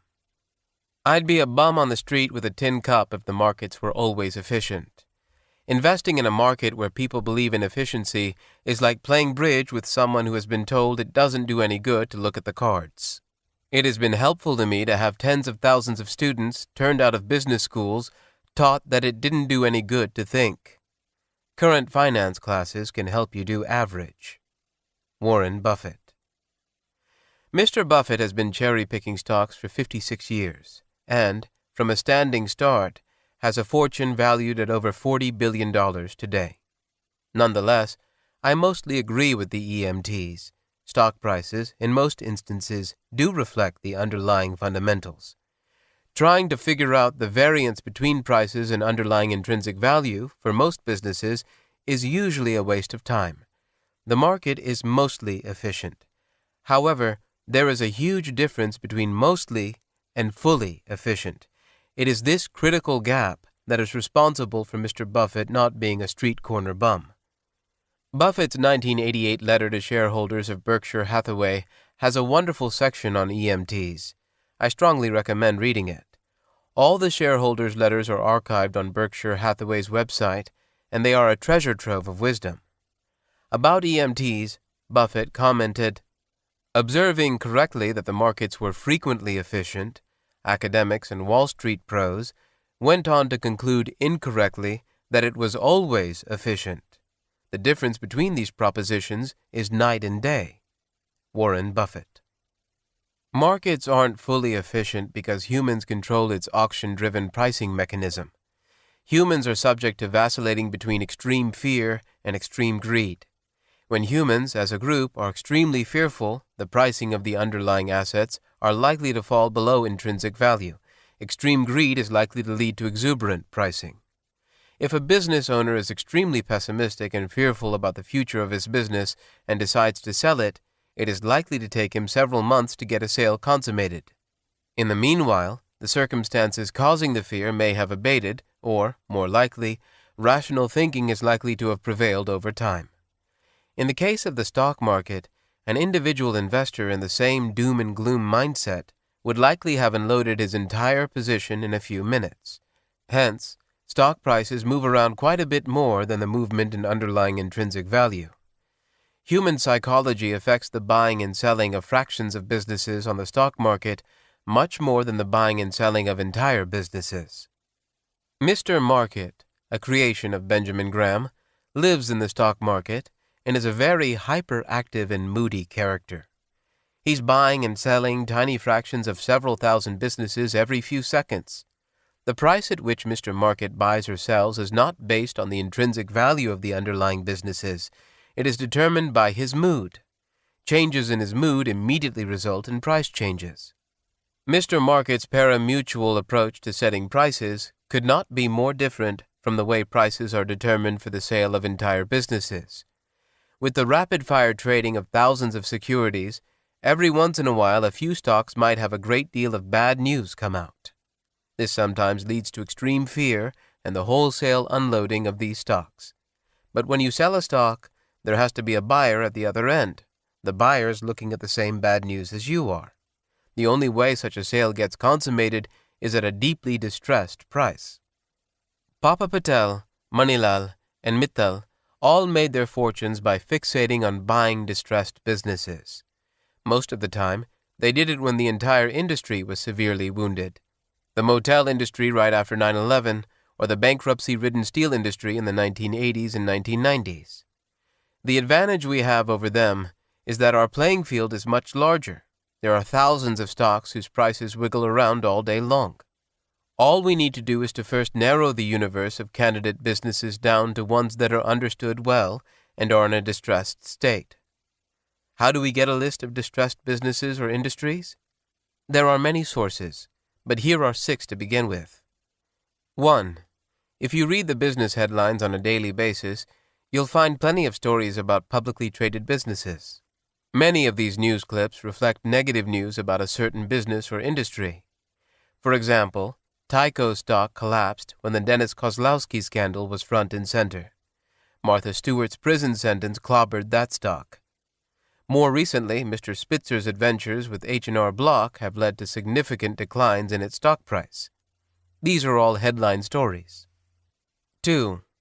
Value Line publishes a weekly summary of the stocks that have lost the most value in the preceding 13 weeks. It is another terrific indicator of distress. This list of 40 stocks routinely shows price drops of 20% to 70% over that period. The ones with the largest drops are likely the most distressed. It also has a summary every week of the stocks with the lowest price-to-earnings ratios, PTEs, widest discount to book value, highest dividend yield, and so on. Not all these businesses are distressed, but if a business is trading at a PTE of 3, it is worth a closer look. 3. There is a publication called Portfolio Reports, www.portfolioreports.com, that is published monthly. It lists the 10 most recent stock purchases by 80 of the top value managers. It gleans this information from the various filings that institutional investors are required by law to make. Portfolio Reports lists the buying patterns of such luminaries as Seth Klarman of Baupost, Lou Simpson of Geico, Marty Whitman of Third Avenue, Peter Kundal of the Kundal Group, Bruce Sherman of Private Capital Management, and Warren Buffett. These managers aren't 100% focused on distressed situations, but they are focused on value. Distressed situations are a subset of value investing, so some of their investments fall into the distressed category. 4. If you'd like to avoid the subscription price tag for Portfolio Reports, then much of that data can be gleaned by looking directly at the public filings, for example, SEC Form 13F, that institutional investors have to make. These can be accessed on the Edgar system, http://access.edgar-online.com.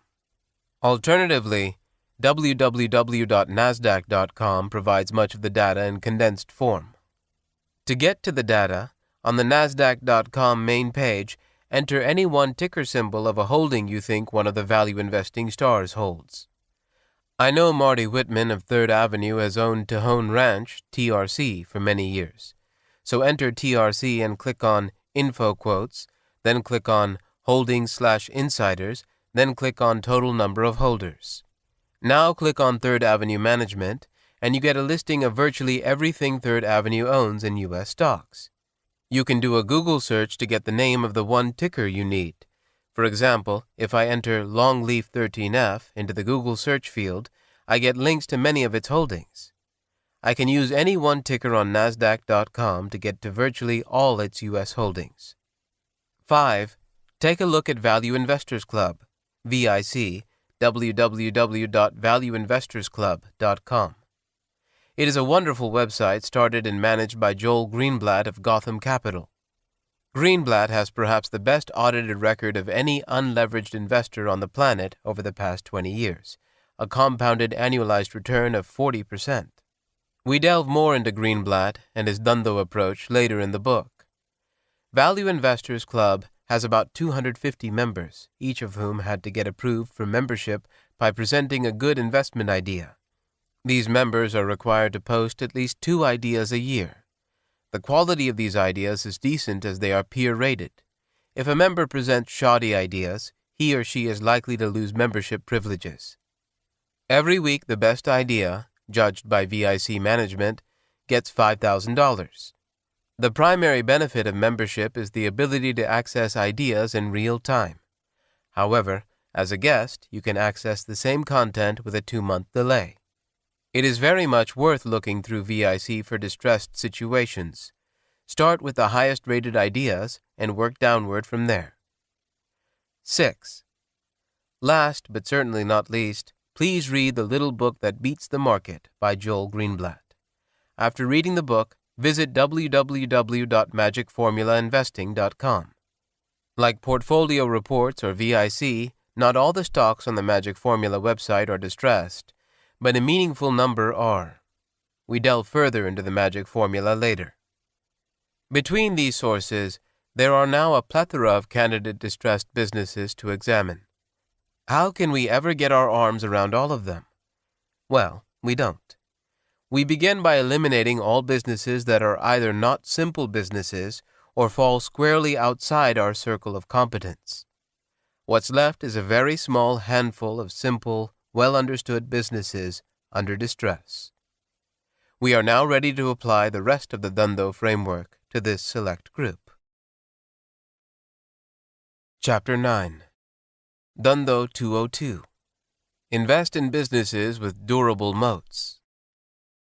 As we saw in the barbershop arbitrage example, our barber is initially the only game in town.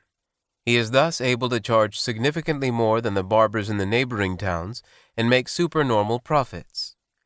Capitalism is greed-driven, and as barbers in the other towns get word of the spectacular opportunities in Town C, they rush to open up barbershops. Over time, the price to get a trim in Town C is no different from Town A or Town B. Capitalists strive hard to capitalize on any opportunity to make outsized profits. The irony is that, in that pursuit, they usually destroy all outsized profits. But, every once in a while, a business with a secret sauce for enduring outsized profits emerges. Take, for example, one of my favorite restaurants, Chipotle. Whenever I go there, there is usually a line all the way to the door. In spite of the fact that there is this long line and I live in Southern California with a plethora of choices for Mexican food, I remain loyal to Chipotle. Why? Well, partly it's the fresh, high-quality ingredients, partly it's the tasty food, partly the ambiance, and partly the ability to precisely decide which ingredients I want and in what quantity. All the other Mexican and fast food restaurant owners in town are fully aware of the Chipotle phenomenon. They hate it and want to do something about it, but they can't. Not easily, anyway. It would be a significant uphill battle to replicate Chipotle. I'm sure many will try and eventually a few might succeed, but in the meanwhile, Chipotle is likely to continue to thrive for years on end. When more players enter the market, they are likely to take customers away from other restaurants rather than Chipotle. From a standing start just 13 years ago, Chipotle recently opened its 500th restaurant. It could easily grow 10 times or more from its present footprint, not to mention its enormous prospects overseas. Chipotle has a durable moat. This durable moat causes customers like me to continue to go there regardless of the wait. This moat allows Chipotle to have the ability to earn supernormal profits. Best I can tell, those profits are here to stay, at least for the next decade or longer. There are businesses with deep moats all around us. American Express, Coca-Cola, H&R Block, Citigroup, BMW, Harley-Davidson, WD-40, Nabisco's Oreo cookies, the list is endless. There are businesses with shallow or non-existent moats all around us as well. Delta Airlines, General Motors, Cooper Tires, Encyclopedia Britannica, Gateway Computers, and so on. Sometimes the moat is hidden. Take a look at Tesoro Corporation. It is in the oil refining business, which is a commodity. Tesoro has no control over the price of its principal raw material, crude oil. It has no control over the principal finished good, gasoline. Nonetheless, it has a fine moat. Tesoro's refineries are primarily on the West Coast and Hawaii. Refining on the West Coast is a great business with a good moat. There hasn't been a refinery built in the United States for the past 20 years. Over that period, the number of refineries has gone down from 220 to 150, while oil demand has gone up about 2% a year. The average U.S. refinery is operating at well over 90% of capacity.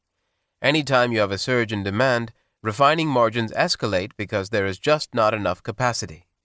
West Coast refiners also have a good moat because state EPA regulations in California and Hawaii are very stringent and require unique formulations. Refining on the West Coast and Hawaii carries much higher margins than the rest of the country. A refiner in Texas cannot easily serve the California market. The California refiner is the one that usually serves the California market, which means that when Tesoro has a refinery in California, it has a very large captive market. In the overwhelming majority of businesses, the various moats are mostly hidden or only in partial view. It takes some digging to get to the moat. How do we know when a business has a hidden moat and what that moat is? The answer is usually visible from looking at its financial statements. Good businesses with good moats, like our barber, generate high returns on invested capital. The balance sheet tells us the amount of capital deployed in the business. The income and cash flow statements tell us how much they are earning off that capital. So, if a Chipotle store costs $700,000 to open and it generates $250,000 a year in free cash flow, it's a damn good business. Every 3 years, it can take that cash flow and open another Chipotle. When it starts franchising, the return on invested capital is exponentially higher. Throughout history, kings have sought to build heavily fortified castles with ever-widening and deeper moats. At the same time, the marauding invaders continued to attack unabated and have endlessly improved the tools, techniques, and armies at their disposal to capture these prize castles. It is virtually a law of nature that no matter how well fortified and defended a castle is, no matter how wide or deep its moat is, no matter how many sharks or piranha are in that moat, eventually it is going to fall to the marauding invaders. Throughout history, every great civilization and kingdom has eventually declined. The businesses mentioned earlier as having narrow or non-existent moats, Delta, Gateway, General Motors, all had pretty formidable moats at one time. They have all eroded over time, just like the most well-defended castle eventually falls into the enemy's hand. Here is Charlie Munger's take on it. Of the 50 most important stocks on the New York Stock Exchange in 1911, today only one, General Electric, remains in business. That's how powerful the forces of competitive destruction are. Over the very long term, history shows that the chances of any business surviving in a manner agreeable to a company's owners are slim at best. Charlie Munger. There is no such thing as a permanent moat. Even such invincible businesses today like eBay, Google, Microsoft, Toyota, and American Express will all eventually decline and disappear. Some moats are more durable than others. Wells Fargo and American Express were founded over 150 years ago, and amazingly, both their moats are as robust as ever today. Amazingly, as an aside, both American Express and Wells Fargo were founded by the same person, Henry Wells. But here is the dilemma. If you were picking stocks a century ago, it would have been virtually impossible to pick these two out of the large available universe. The odds are very high that, even if the ones you picked were the bluest of the blue chips, they would eventually wither away. In 1997, Ari de Gush wrote a fascinating book called The Living Company.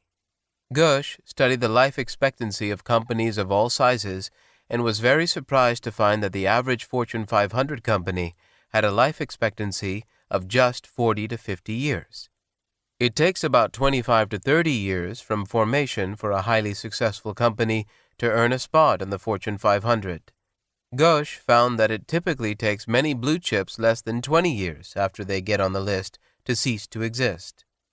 The average Fortune 500 business is already past its prime by the time it gets on the list. Even businesses with durable moats don't last forever. Thus, when using John Burr Williams's intrinsic value formula, we ought to limit the number of years we expect the business to thrive. We are best off never calculating a discounted cash flow stream for longer than 10 years or expecting a sale in year 10 to be anything greater than 15 times cash flows at that time, plus any excess capital in the business.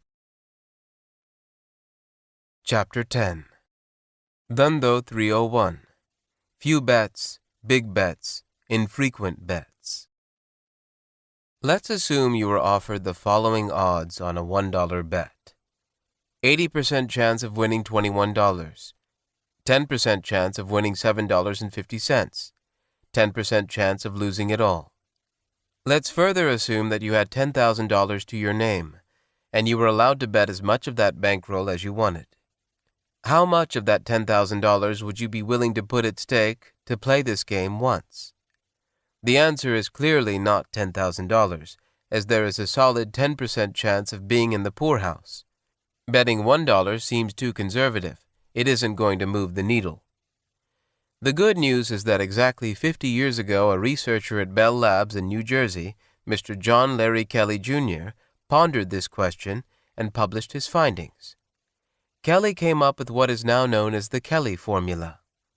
Kelly calculated that the optimal fraction of your bankroll to bet on a favorable bet is edge divided by odds equals fraction of your bankroll you should bet each time. There is a wonderful book written by William Poundstone entitled Fortune's Formula that is well worth reading. Poundstone describes the Kelly formula beautifully. Michael Mauboussin of Legg Mason recently wrote a paper on the Kelly formula where he used the following illustration. Assume you're offered a coin toss where heads means you get $2 and tails costs you $1. How much of your bankroll should you bet if you're offered these odds? According to the Kelly formula, the edge is 50 cents. 0.5 times $2 plus 0.5 times negative $1. The odds are what you win, if you win, or $2. So the Kelly formula suggests you bet 25%, 50 cents divided by $2, each time. The first example involves more than two outcomes. For a detailed treatise on how to calculate the Kelly bet size for such bets, go to www.cisiova.com/betsize.asp. This website not only gives the general case Kelly formula, but the author has generously programmed the formula for use by anyone at no charge. The interested reader may also wish to read Edward Thorp's paper, The Kelly Criterion in Blackjack, Sports Betting, and the Stock Market. For the first example, the answer is 89.4% of your $10,000 bankroll, or $8,940. Papa Patel had likely never heard of the Kelly formula. In Chapter 1, we noted that when Papa Patel invested $5,000 in his first motel, he pretty much bet it all on this investment. The odds in the aforementioned example are roughly the odds Papa Patel was offered: an 80% chance of having a 21-bagger, a 10% chance of a 7.5-bagger, and a 10% chance of going broke. In reality, Papa Patel was more conservative in his bet than the Kelly formula suggested. He bet 50% of his bankroll. He did have $5,000 to his name and bet it all, but he had that ace in the hole, the ability to go back, take a job, save $5,000, and try again in a few years. He likely would not do this endlessly because each time he gets older and gets dissuaded from the endless bitter experiences. Because Dhandho is so deeply rooted in his psyche, he's got at least two bets in him. He puts 50% of his bankroll at risk on the first bet. If it works, he does not place a second bet. If it fails, he places a second bet. Winning the first bet changes the world around him. His family no longer lives in the motel. They have hired help and can buy a bigger motel. When he now buys another motel, and hence places his second bet, it's with a smaller percentage of his bankroll because the odds are no longer as good.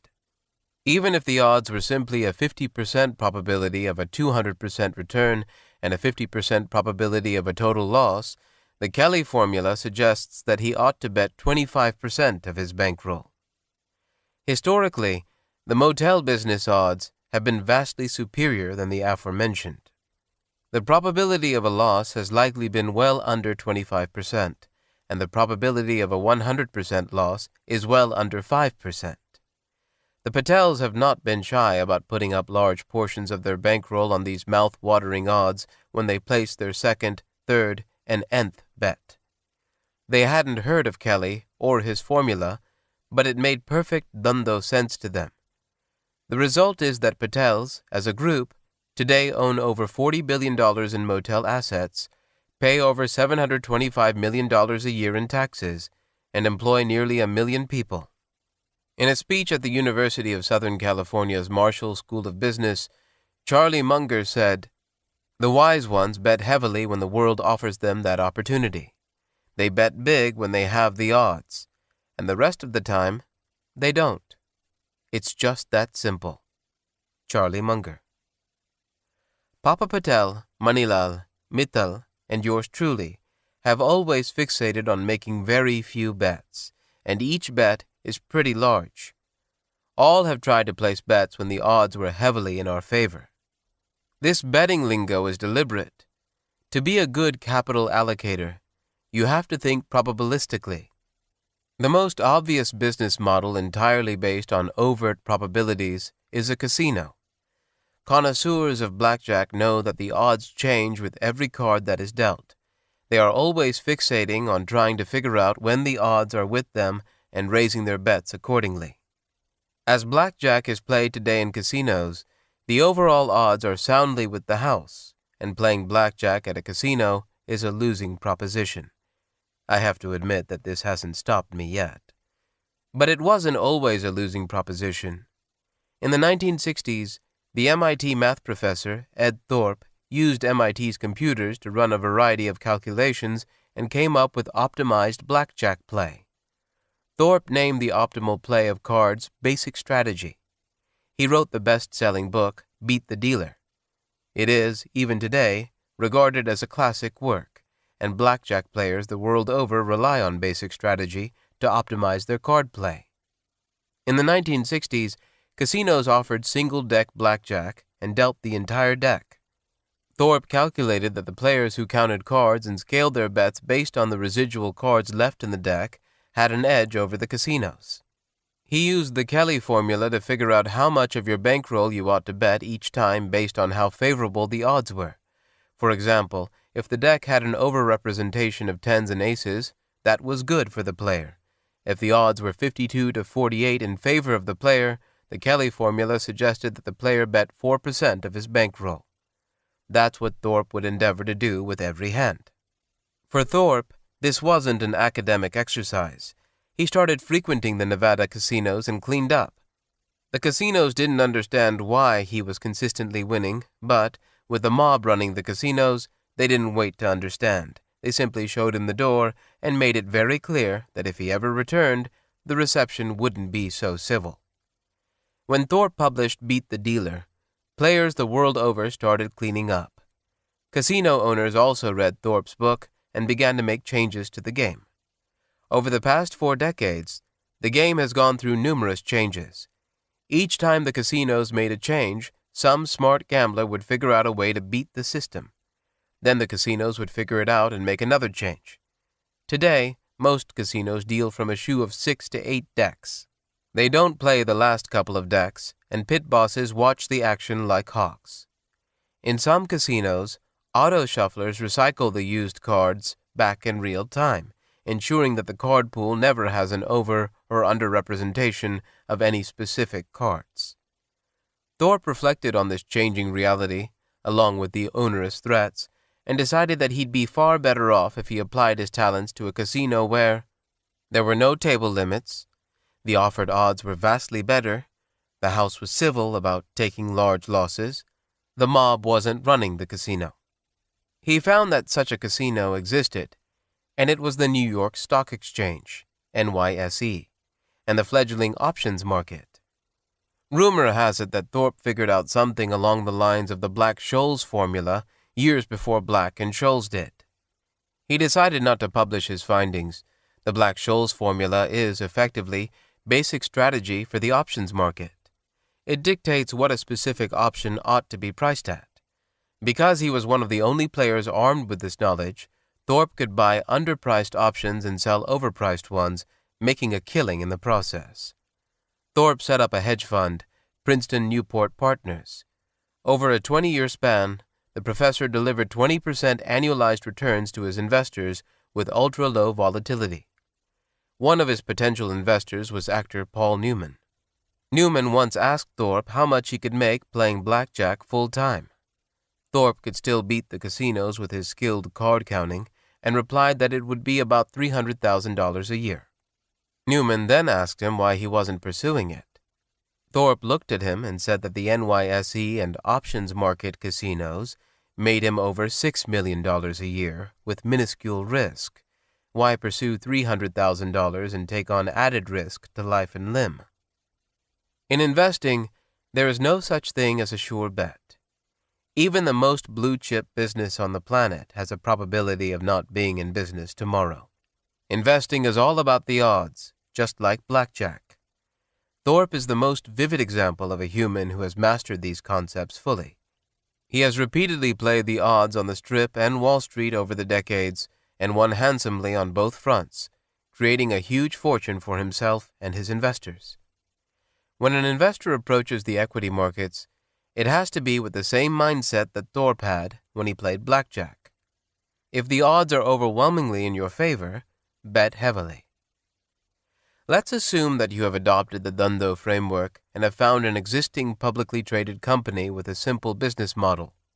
Further, it happens to be a business under temporary distress, and this has led to a collapse in its stock price. The best part, it's a good business with a durable moat. The business is squarely within your circle of competence, and you figured out its intrinsic value today and 2 to 3 years out. You found that the current stock price is less than half of the expected intrinsic value in 2 to 3 years. What would cause your stock to reach its intrinsic value in a few years at most? Senator William Fulbright fixated on this question and asked Benjamin Graham about it during one of the more interesting exchanges in a U.S. Senate Banking and Commerce Committee hearing on March 11th in 1955. Fulbright: one other question, and I will desist. When you find a special situation and you decide, just for illustration, that you can buy for $10 and it's worth $30, and you take a position and then you cannot realize it until a lot of other people decide it is worth $30, how is that process brought about? By advertising? Or what happens? What causes a cheap stock to find its value?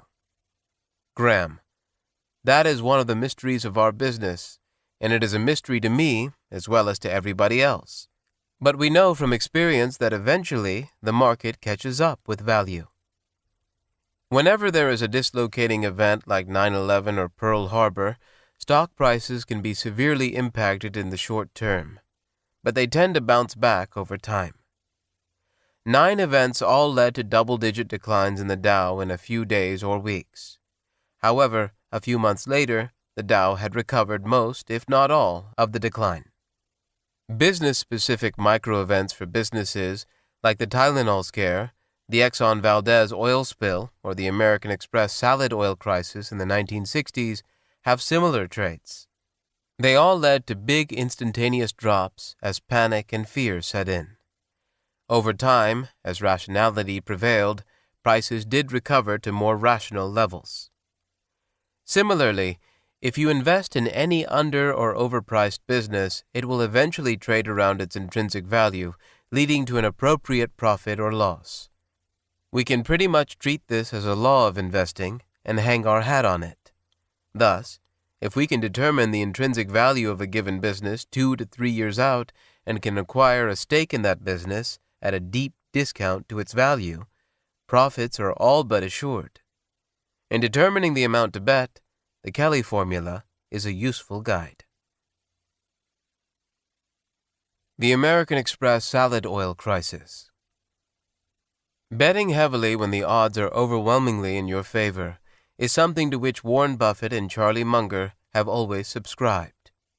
In November 1963, Mr. Buffett invested 40% of the Buffett Partnership's assets into a single business, American Express, Amex, where he had no control or say.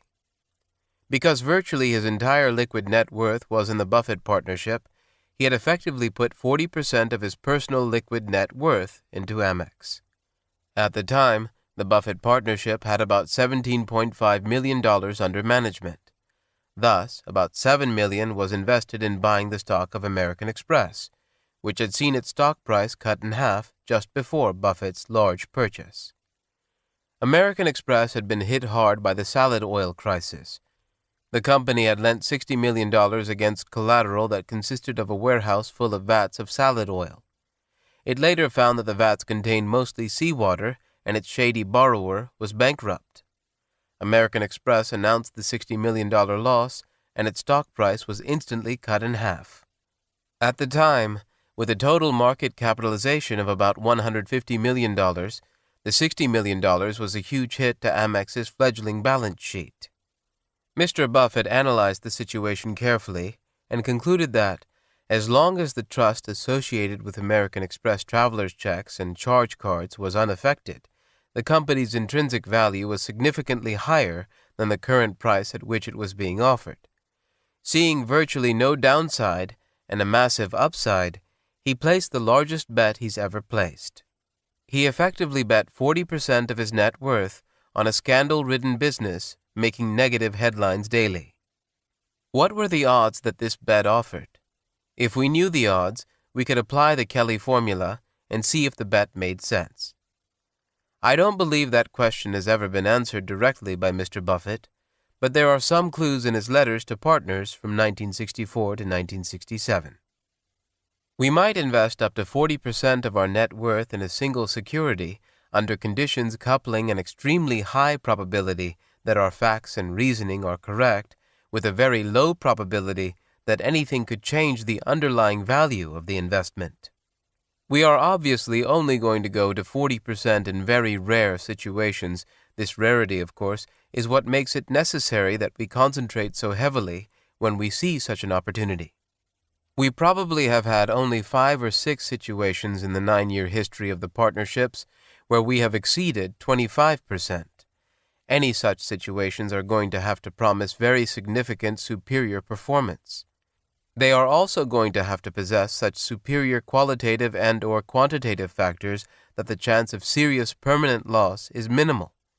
In selecting the limit to which I will go in any one investment, I attempt to reduce to a tiny figure the probability that the single investment can produce a result for our portfolio that would be more than 10 percentage points poorer than the Dow.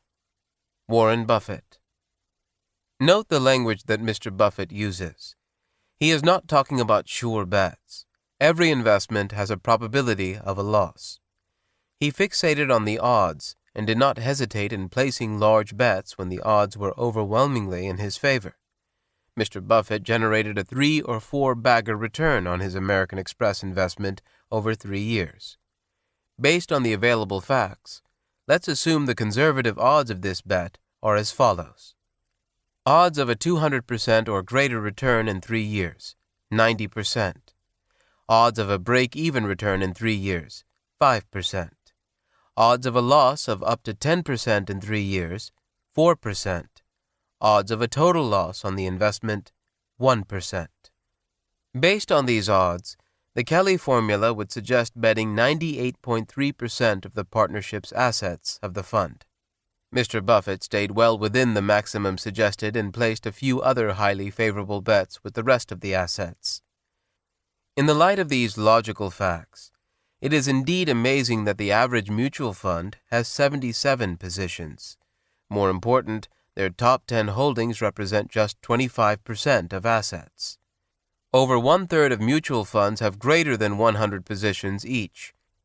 It is no wonder that 80+% of mutual funds consistently lag the S&P 500 index. It is also no wonder that fewer than 1 in 200 mutual funds delivers long-term annualized performance that beats the S&P 500 by 3% or more. Dhandho is all about placing few bets, big bets, infrequent bets, and the Kelly formula supports this hypothesis. This approach works exceedingly well in making passive investments in the stock market. Finally, as Charlie Munger frequently says, invert, always invert. As we examine the investment record of those who place many bets, small bets, and frequent bets, the results are predictably pathetic. Here are some salient observations about the Kelly formula. Because the formula suggests the maximum bet we ought to make, it optimizes the time it takes a bettor to reach our wealth goals.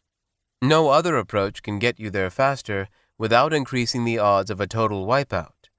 If you overbet what Kelly suggests, it is all but assured that with enough repeated bets, you will end up with nothing. Using the Kelly formula may lead to relatively high volatility. The formula optimizes just one variable, the maximization of wealth in the least amount of time. It is agnostic on volatility. Volatility can be tamed by underbetting the Kelly formula maximum, but this comes at a price of suboptimal capital allocation.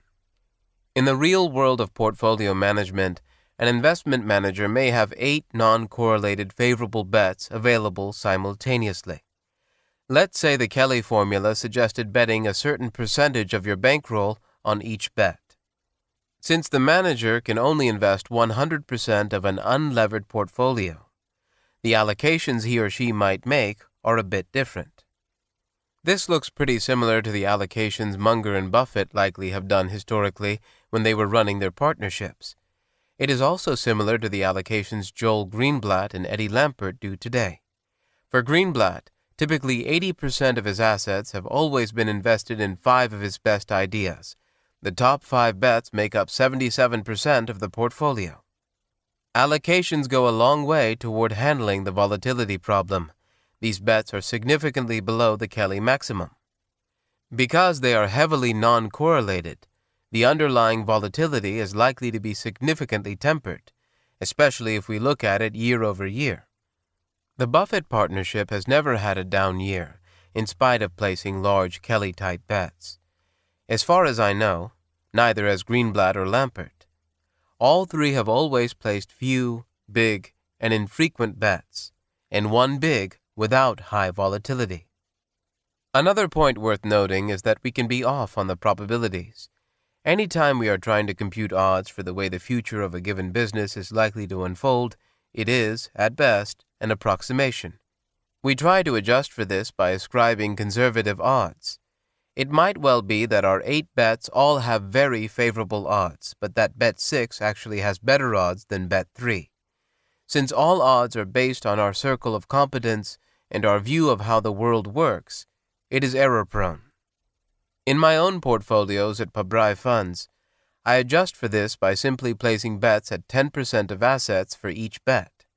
It is suboptimal, but it takes care of the bet 6 being superior to bet 2 problem. Many times the bottom 3 to 4 bets outperform the ones I felt the best about. In aggregate, among the 10 positions, the results have been quite satisfactory. Even though it's not as good as having 80% of assets in 5 stocks, it's still heavily concentrated, and 7 to 10 ideas do make up 80+% of the portfolio. Investing is just like gambling. It's all about the odds. Looking out for mispriced betting opportunities and betting heavily when the odds are overwhelmingly in your favor is the ticket to wealth. It's all about letting the Kelly formula dictate the upper bounds of these large bets. Further, because of multiple favorable betting opportunities available in the equity markets, the volatility surrounding the Kelly formula can be naturally tamed while still running a very concentrated portfolio. Chapter 11. Dhandho 302. Fixate on arbitrage. Arbitrage is a powerful construct and a fundamental tool in the arsenal of any value investor. With arbitrage, we get decent returns with virtually no risk. The elimination of downside risk, even if upside is limited, is awesome. And that's exactly what arbitrage gives us. With arbitrage, the appeal is heads I win, tails I break even or win. Although many different forms of arbitrage exist, compare these four. 1. Traditional commodity arbitrage. If gold is trading in London at $600 per ounce and is changing hands at $610 per ounce in New York City, an arbitrageur can buy in London and immediately sell in New York, capturing the spread. Over time, these trades will lead to the spread being dramatically narrowed or eliminated. 2. Correlated stock arbitrage. Berkshire Hathaway has two classes of stock, BRKA and BRKB, which trade on the New York Stock Exchange, NYSE. BRKB is economically worth 1/30th of BRKA. One BRKB share has 1/200th the voting rights of a BRKA share, so it is slightly inferior as it has less than 1/6 of the voting power for the same dollars invested. Other than that, these two stocks are virtually identical. Also, since Mr. Buffett and his close friends have large enough BRKA holdings to control the company, these voting right differences are mostly irrelevant. BRKA shares can be converted into BRKB shares at the discretion of the holder at any time. However, the holder cannot do the reverse. Based on these facts, these two stocks should trade in lockstep with each other, or perhaps BRKB ought to trade at a very slight discount due to its inferior voting rights and one-way conversion features. However, reality is different. During a recent 3-month period, BRKB traded mostly at a discount to BRKA for a few weeks, and then traded at a premium for a few weeks. On some days, the two stocks differed by up to 1%. Assuming minimal frictional costs, an arbitrageur could endeavor to capture that spread. This type of arbitrage exists in a variety of stocks. Sometimes holding company stocks trade at a discount to a sum of the parts, even if the parts are individually publicly traded. Sometimes the same stock on different exchanges can have price differences. Closed-end funds from time to time trade at significant discounts to their underlying assets. All are candidates for arbitrage plays. 3. Merger arbitrage. Public Company A announces it is to buy Public Company B for $15 a share. Prior to the announcement, B was trading at $10 a share. Immediately after the announcement, B goes to $14 a share. If an investor buys B at $14 and holds the stock until the deal closes, then the $1 spread can be captured for a tidy profit in a few months. However, there is always some risk that the deal does not close. In that case, B's stock price might head back down to $10 or lower. Unlike other forms of arbitrage discussed earlier, this is not risk-free. It is sometimes called risk arbitrage. There are well-documented statistics on percentages of announced mergers that never close, don't get government approval, don't get shareholder approval, or the like. If you understand the business and these dynamics, you can handicap the odds of the deal closing and decide to place a bet or not accordingly. 4. Dhandho arbitrage. Virtually all startups engage in Dhandho arbitrage. An example of this is presented in Chapter 5. Our barber set up shop in Town C and had a 17-mile arbitrage between him and the next barber. Over time, this 17-mile distance likely was reduced to a few blocks, and the arbitrage mostly disappeared. However, while it lasted, he had supernormal profits. He got these profits by taking very little risk. It was low risk and high uncertainty that got him his bounty. The barber is a classic Dhandho arbitrageur. Heads he wins, tails he doesn't lose much. The overwhelming majority of entrepreneurs are not risk takers. They are Dhandho arbitrage players. One of the most vivid examples of these Dhandho arbitrage entrepreneurial journeys is the story of CompuLink, documented by Amar Bhide in his wonderful book, The Origin and Evolution of New Businesses. In 1984, CompuLink was founded by two 20-year-olds, Steve Shevlin and Robert Wilkin. Shevlin was the main driver of the business. A college dropout, Shevlin entered the Army where he trained and worked as an electronics technician. He didn't care too much for the military's uptight attitude. After a brief stint, he left the Army. Shevlin was unemployed and without much money. He lived in a tiny studio apartment in Florida. It was the very early days of the personal computer, PC, business, and Shevlin, being a hacker type, had a computer and a printer in his studio.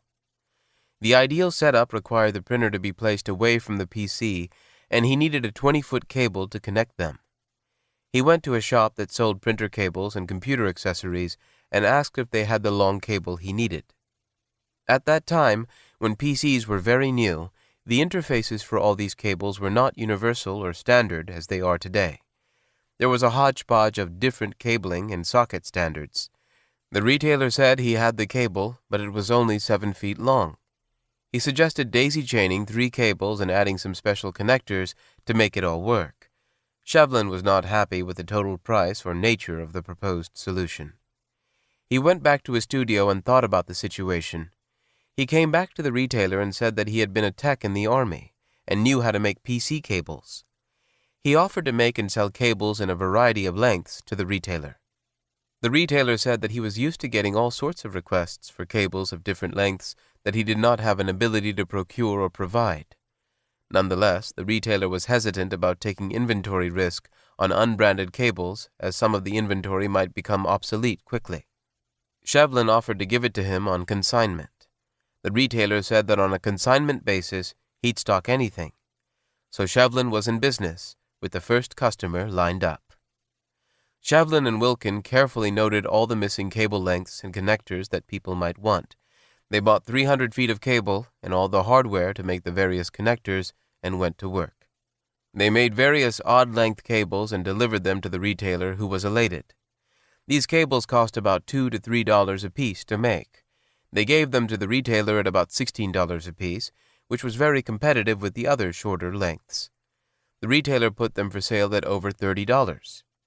Everyone was happy with the healthy margins. They started to get more retailers to carry their cables, and sales grew significantly over the next few months. Then sales started falling. The retailer said that they no longer needed the CompuLink cables, as their primary vendor had come up with those lengths, and the incumbent had a better brand and packaging. Shevlin was very disappointed and spent some time thinking. He realized that PC and printer manufacturers are continuously coming up with new models of printers and new models of computers and other devices that need to be connected. Every few months, CompuLink changed large portions of its product line as competitors entered the fray. Shevlin was always running about 3 to 6 months ahead of his big competitors in introducing cables because he was nimble and focused. The competitors were slower because they were larger companies, and it took time to roll out new products. Shevlin would get the new cables into distribution channels, scoop in all the supernormal profits as a monopolist, milk it for 3 to 6 months, and then be told that he was either being replaced by the mainstream vendor or had to drop prices. They did exceptionally well with their lowly Dhandho arbitrage and became an Inc. 500 company in 1989, one of the fastest-growing businesses in the United States. They literally were the ultimate business arbitrage model, one where supernormal profits were totally free but lasted just a few months. They were good at dealing with uncertainty. Low risk, high uncertainty, and arbitrage are the core fundamentals of how good entrepreneurs operate. As computer interfaces began to get standardized, CompuLink's original arbitrage spread all but vanished. It continued to evolve and morph, always looking to exploit an offering gap. It did find such a gap in complex cable installations. Today, CompuLink has 600 employees doing mostly cable installation services. This spread, too, has narrowed, but in the meanwhile, it has built brand and reputation. It's likely CompuLink will continue to thrive, at least for several more years before this gap closes, due to technology changes or more intense competition. For Geico Insurance, the arbitrage spread is its focus on selling auto insurance policies without agents or a branch office network. Unlike Allstate or State Farm, it does not have a captive branch and agent network. State Farm and Allstate have thousands of neighborhood agents all over the United States. Each of these offices is typically independently owned by a commissioned agent. This distribution overhead costs at least 15% of the premiums that State Farm and Allstate charge. Geico has a near-permanent 15% cost advantage, read arbitrage spread, compared to most auto insurers. Geico sells all its policies directly out of inbound call centers staffed by paid Geico employees and through Geico.com. Both channels cost dramatically less than putting up thousands of brick-and-mortar storefronts owned by agents, each of whom expect to make at least 6, 7, or 8 figures annually. The Internet has helped move a growing percentage of sales over Geico.com. A sale over Geico.com costs dramatically less than a sale over the telephone, further increasing Geico's arbitrage spread. In fact, Geico's arbitrage spread has been steadily increasing over the past 70 years. In the early decades of Geico's existence, the telephone was not ubiquitous. The primary channel was U.S. mail. As the telephone became commonplace, it became the primary channel. Until the 1980s, phone calls were still relatively expensive. As these costs steadily declined, Geico's arbitrage spread increased. At one point, Geico was likely paying over 25 cents a minute for its toll-free 800 service. Today, I doubt if it costs the company even 1 cent a minute. Its major cost for telephone sales is the staff of thousands of Geico counselors. Even these could be reduced painlessly through attrition while opening a call center or two in India, increasing the arbitrage spread even more. In a decade or two, most of Geico's transactions are likely to be over the Internet at costs approaching zero, and the arbitrage spread will widen further. State Farm and Allstate did not derive these same cost benefits from the Internet or the telephone. Since the cost of brick-and-mortar space, as well as human compensation, continues to rise, they are likely to witness increasing frictional costs over the decades. Geico was founded in the early 1930s and has always focused on selling direct. In its case, this arbitrage spread has lasted over 70 years and, amazingly, shows no sign of narrowing.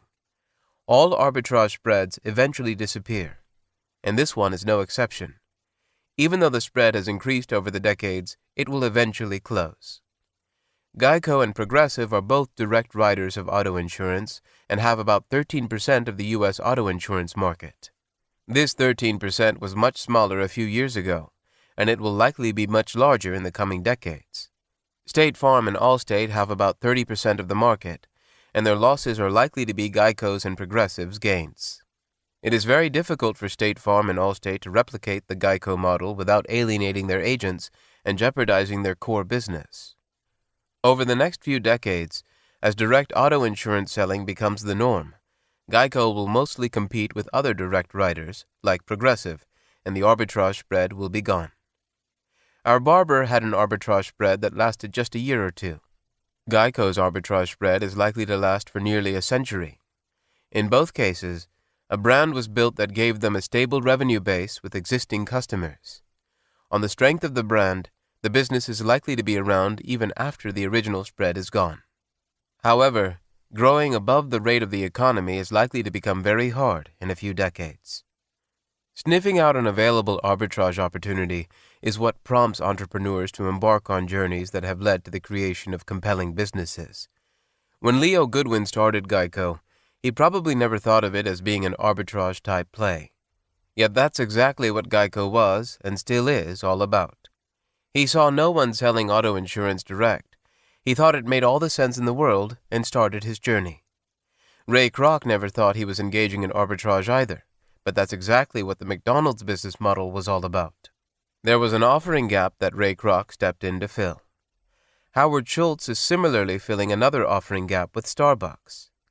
Eventually, all these gaps will close, competitors appear on the horizon, and consumer tastes may change. Take the example of Montgomery Ward stores. In the very early days, its founder, Aaron Montgomery Ward, innovated with the proclamation, "Satisfaction guaranteed or your money back." At the time, returning merchandise was a difficult thing to do. It was virtually impossible if the merchandise packaging had been opened. Montgomery Ward saw an arbitrage gap and exploited it. His money-back guarantee was novel and compelling for most consumers, and Montgomery Ward scaled rapidly. Sears, another innovative upstart, seeing the success of Montgomery Ward, adopted a similar slogan. Virtually none of its competitors adopted this seemingly bizarre approach to business. After all, it required you to fully trust Joe Public, who walked into your store with anything he had bought earlier and wanted to return for any reason. All Joe had to say was that he wasn't satisfied, and Sears or Montgomery Ward would issue a refund. This arbitrage spread lasted for several decades. Today, however, that spread is pretty much closed in most of the developed world. Any retailer needs to offer such a guarantee simply as a price of entry. It is as fundamental as saying thank you. Consumers expect it from every retailer. When that spread closed, both Sears and Montgomery Ward no longer had a compelling reason to draw shoppers in. The result is that Ward's finally went out of business in 2000, and Sears is a shadow of its former self. It can't compete with Walmart on price and efficiency, it can't compete with Target for the upscale customer, and it can't compete with the category killers like Home Depot or Best Buy. Same-store sales for Sears have been declining consistently for several years. Both the Sears and Ward's catalogs, another arbitrage spread innovation, were buried many years ago. Ford Motor Company's primary innovation was the assembly line. This allowed the mass production of automobiles at vastly reduced costs. Not only was the assembly line adopted by every Ford competitor, but it became standard across virtually all manufacturers in all industries. The assembly line arbitrage spread closed for Ford many decades ago. General Motors' innovation was the segmentation of the auto market by creating brands and models for every type of consumer. That arbitrage spread closed many years ago. It is no surprise both businesses have had a very hard time making any money for quite a while. Their founding arbitrage spreads are history, and Ford and General Motors are the successful ones. Thousands of auto companies formed in the early days of the automobile had very thin arbitrage spreads and quickly vanished from the scene. When I lived in Naperville, Illinois in the 1980s, there was a strip shopping center very close to my home. The anchor tenant was an Eagle grocery store. Other tenants included a Chinese takeout restaurant, a State Farm insurance agency, a hair salon, and so on. Each time I drove by that strip center, it surprised me how many of the businesses had changed. I thought many times that if I took a picture of the entire strip on January 1st of every year, then combined all the pictures into a book, I would find some change in the pictures every year. The last time I checked, the State Farm agent was still there, and it's been nearly 20 years. Some businesses have narrower moats than others. The Eagle Grocery went bankrupt a few years later. Selling groceries is a very tough business. After about 10 years, I noticed that except for the hair salon and State Farm, nearly all the tenants had changed. The hair salon has recurring revenues from a stable client base, and people need auto insurance. Over the next few decades, as Geico and Progressive pick off the State Farm policyholders, that office may close as well. An enduring Dhandho arbitrage spread is what Warren Buffett called a moat when responding to a question at the 2000 Berkshire Hathaway annual meeting in Omaha, Nebraska. We like to own castles with large moats filled with sharks and crocodiles that can fend off marauders, the millions of people with capital that want to take our capital. We think in terms of moats that are impossible to cross and tell our managers to widen their moat every year, even if profits do not increase every year. We think almost all of our businesses have big and widening moats. Warren Buffett. Mr. Buffett is exceptionally good at buying businesses with enduring moats and arbitrage spreads. Nonetheless, even at Berkshire, some wonderful businesses have seen their moats empty out. A couple of examples are blue chip stamps and World Book. Blue chip stamps, like the Sperry and Hutchinson green stamps, were given to consumers by retailers based on the dollars spent. It worked well to instill loyalty to merchants that offered these stamps. An individual could turn these stamps in and get various reward items for free. The business has all but vanished. Airline miles are the closest analogy to blue chip stamps, and they have helped wipe that business out. World Book is an encyclopedia publisher that's owned by Berkshire Hathaway.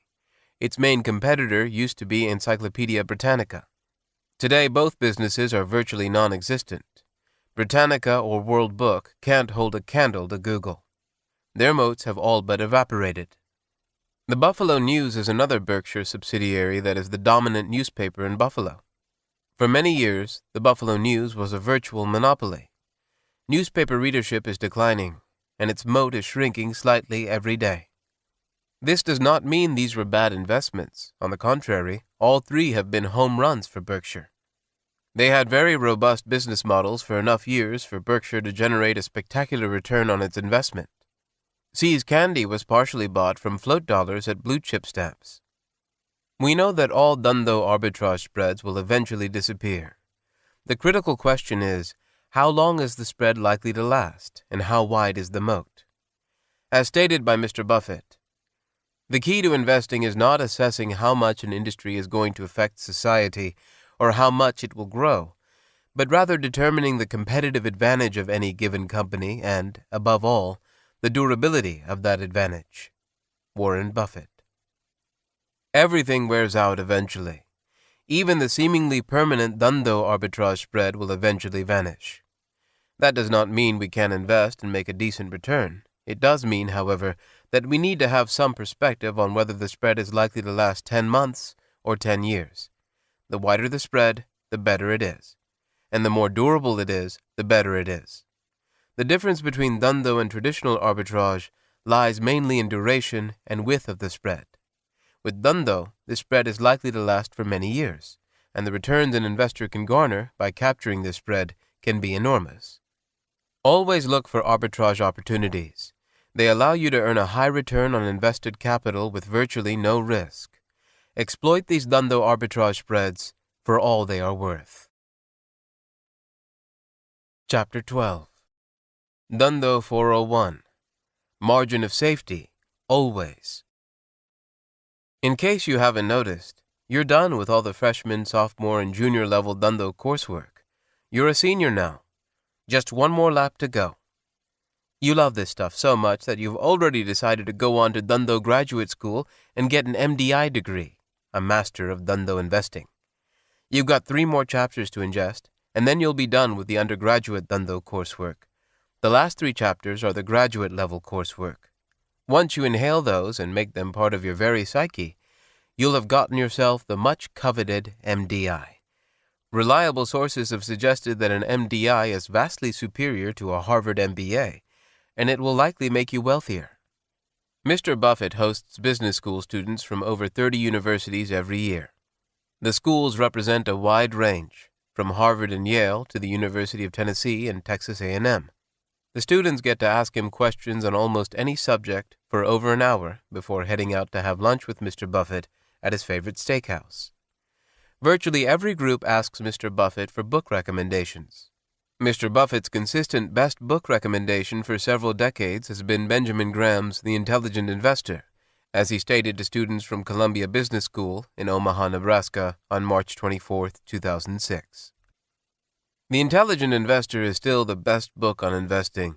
It has the only 3 ideas you really need. 1. Chapter 8, the Mr. Market analogy. Make the stock market serve you.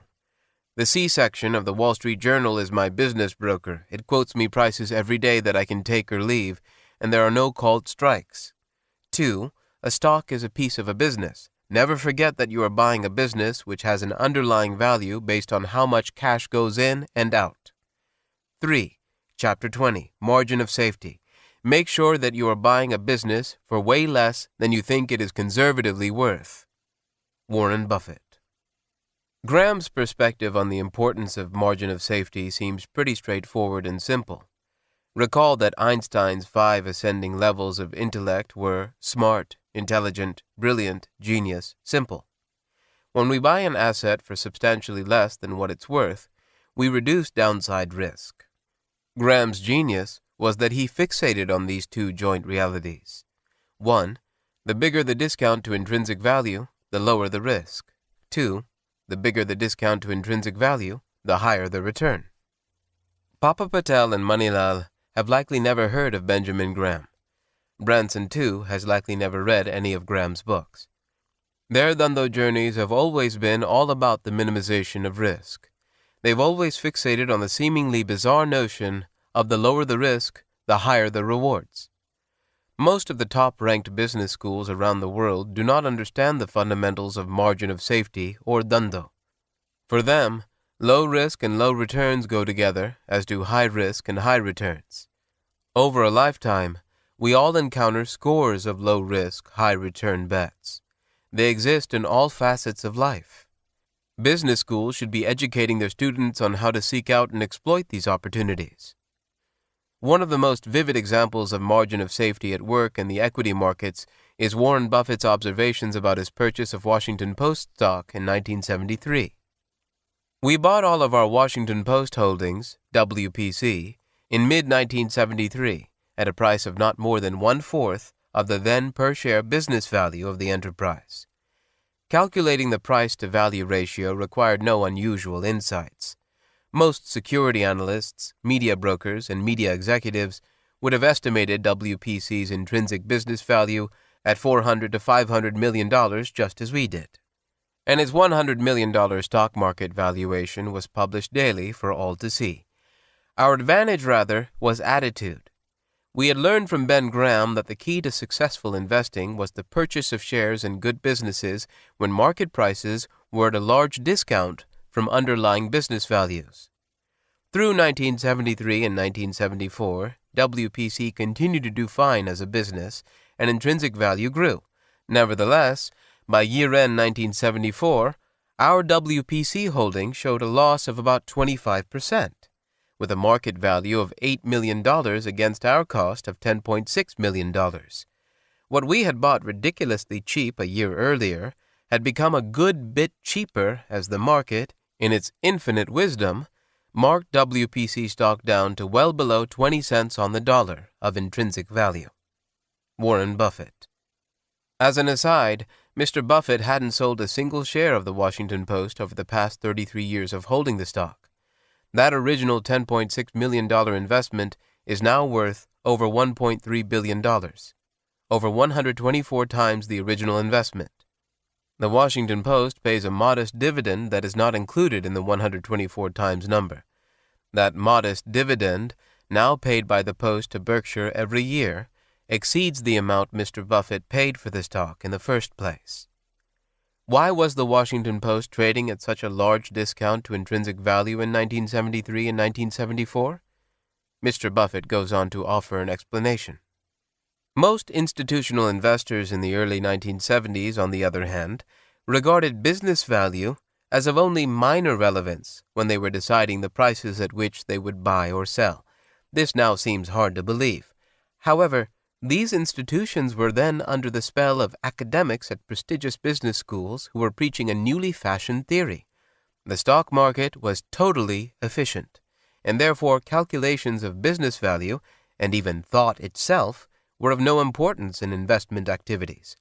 We are enormously indebted to those academics. What could be more advantageous in an intellectual contest, whether it be bridge, chess, or stock selection, than to have opponents who have been taught that thinking is a waste of energy? Warren Buffett. Over the past 20 years, there hasn't been much change in the thinking of institutional investors with regard to market efficiency, as stated by Charlie Munger when speaking at the 2004 Wesco annual meeting. Very few people have adopted our approach. Maybe 2% of people will come into our corner of the tent, and the rest of the 98% will believe what they've been told. For example, that markets are totally efficient. Charlie Munger. It is instructive to note that Mr. Buffett bought his Washington Post stake at a 75% discount to intrinsic value. As Benjamin Graham told Senator Fulbright, all discounts to intrinsic value eventually close. Mr. Buffett knew that this gap was likely to close in a few years. Whenever I make investments, I assume that the gap is highly likely to close in 3 years or less. My own experience as a professional investor over the past 7 years has been that the vast majority of gaps close in under 18 months. Mr. Buffett bought his Washington Post stake for about $6.15 per share in 1973. He knew then that the business was worth about $25 per share. Let's assume that the Washington Post got to at least 90% of its intrinsic value in 3 years. Also, let's assume that Due to retained earnings and business growth, the intrinsic value increased by a modest 10% a year.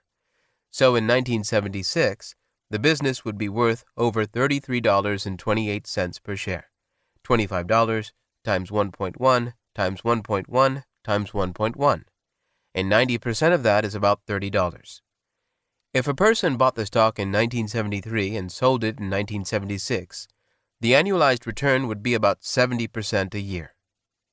Let's run the Kelly formula on this one. Let's assume the following conservative odds. Odds of making 4 times or better return in 3 years, 80%.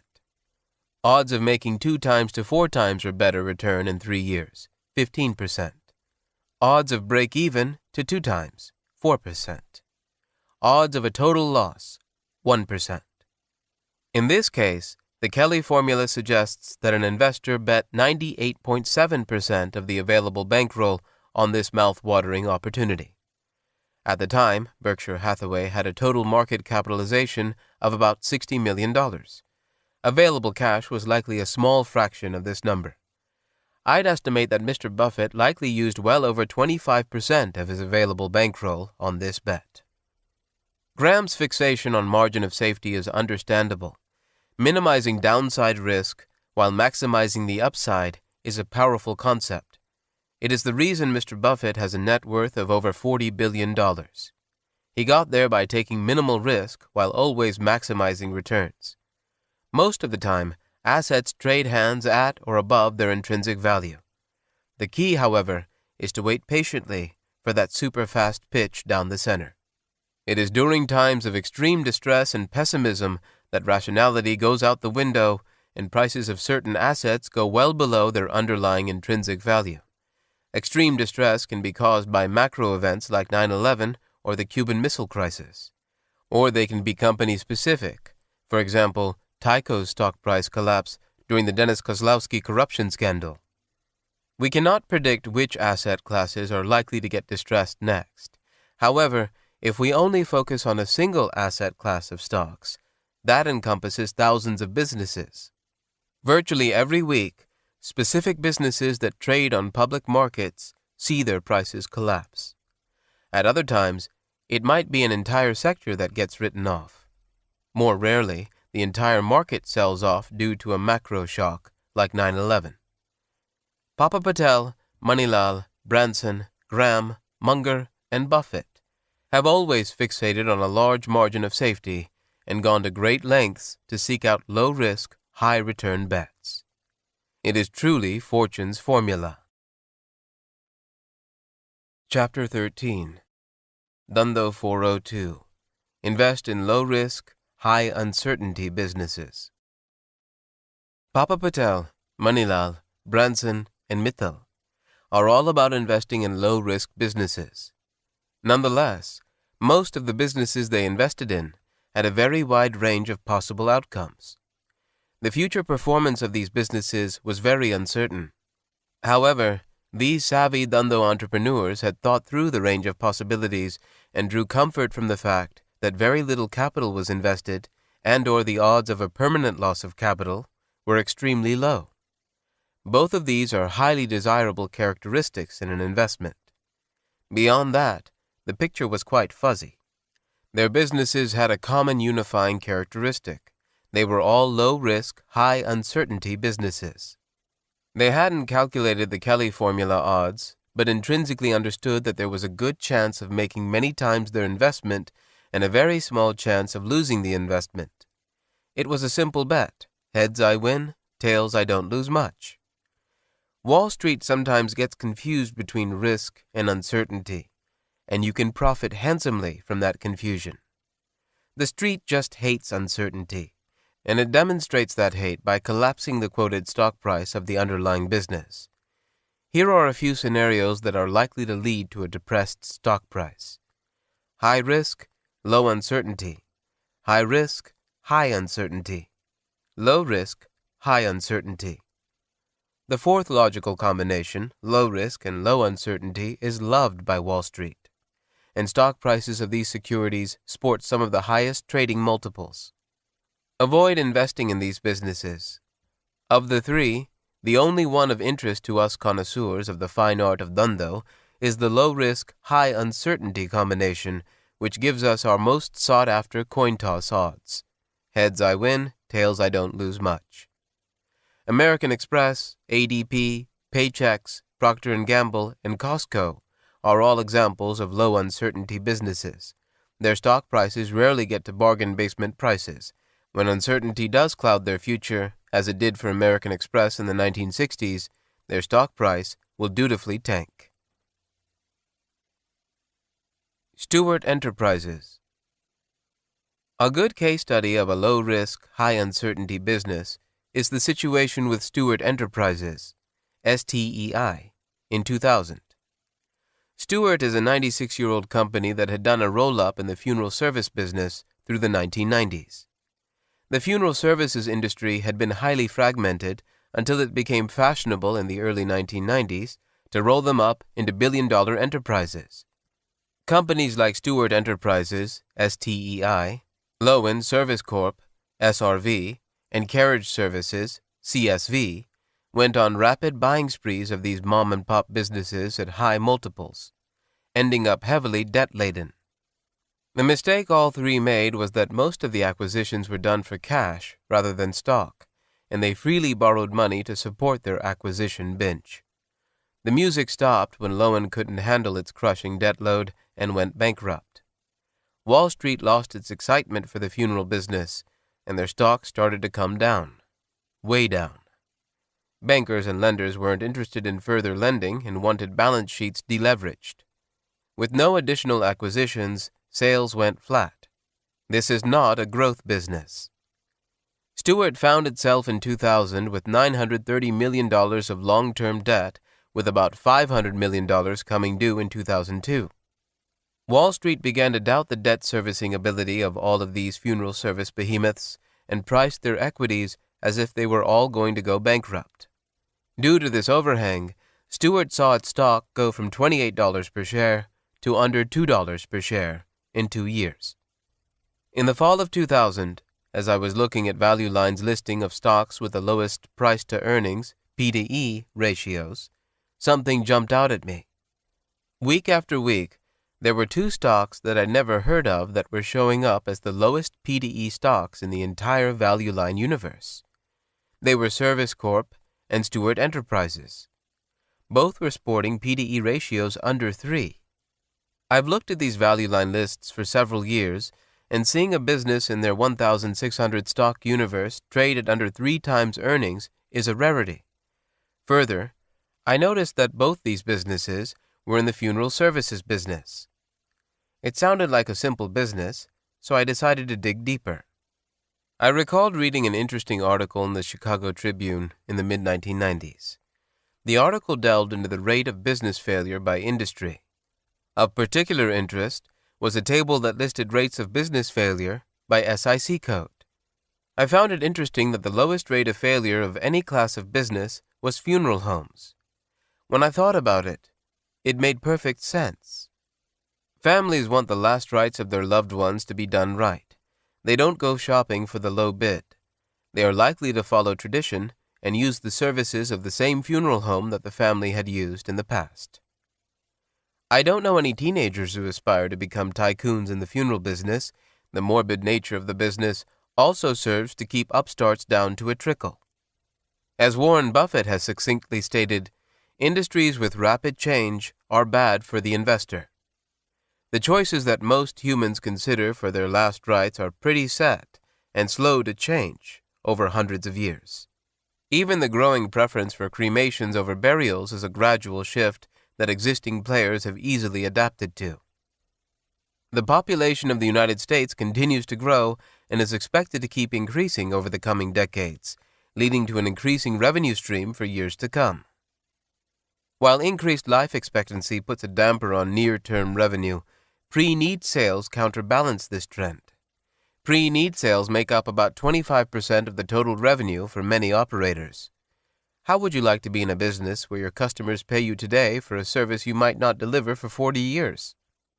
With these characteristics, funeral homes ought to trade at very high premiums and double-digit P/E ratios. Their cash flow has a very high degree of certainty. And yet, here was this bulletproof business being discarded by the street. There was no clear answer in July 2000 as to how Stewart was going to pay down its debt load and avoid default. Wall Street assumed the company would have to declare bankruptcy when it defaulted on its debt and tanked the stock.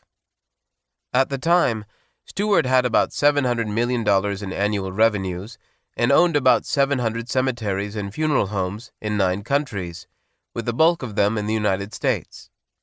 Stewart's tangible book value was $4 per share. It was thus trading at half of book value. Since book value included hard assets like land at cost, it was likely understated. Stewart's earnings and operating cash flow for the 6 months ended April 30, 2000, was about $38 million, or about 36 cents per share. On an annualized basis, it was producing free cash flow of about 72 cents per share. The stock was trading at less than 3 times cash flow. It was also trading at about 1/4 of annual revenue. On the exterior, there was no visible change after these hundreds of mom-and-pop funeral homes were acquired. The names were maintained, since these small funeral homes had tremendous brand equity in their communities, but the back end, merchandising, selling prepaid funerals and such, were streamlined and corporatized. Each underlying funeral home was an excellent business, with lucrative and predictable free cash flow characteristics. The weak balance sheet of the parent company was the culprit. By the time the debt came due, the company would generate over $155 million in free cash flow, leaving a deficit of under $350 million. I concluded that there were 5 possible scenarios for Stewart over the next 24 months. 1. Each individual funeral home is a distinct standalone business. Stewart was a roll-up that had bought hundreds of family-owned funeral homes. Each had kept the same name.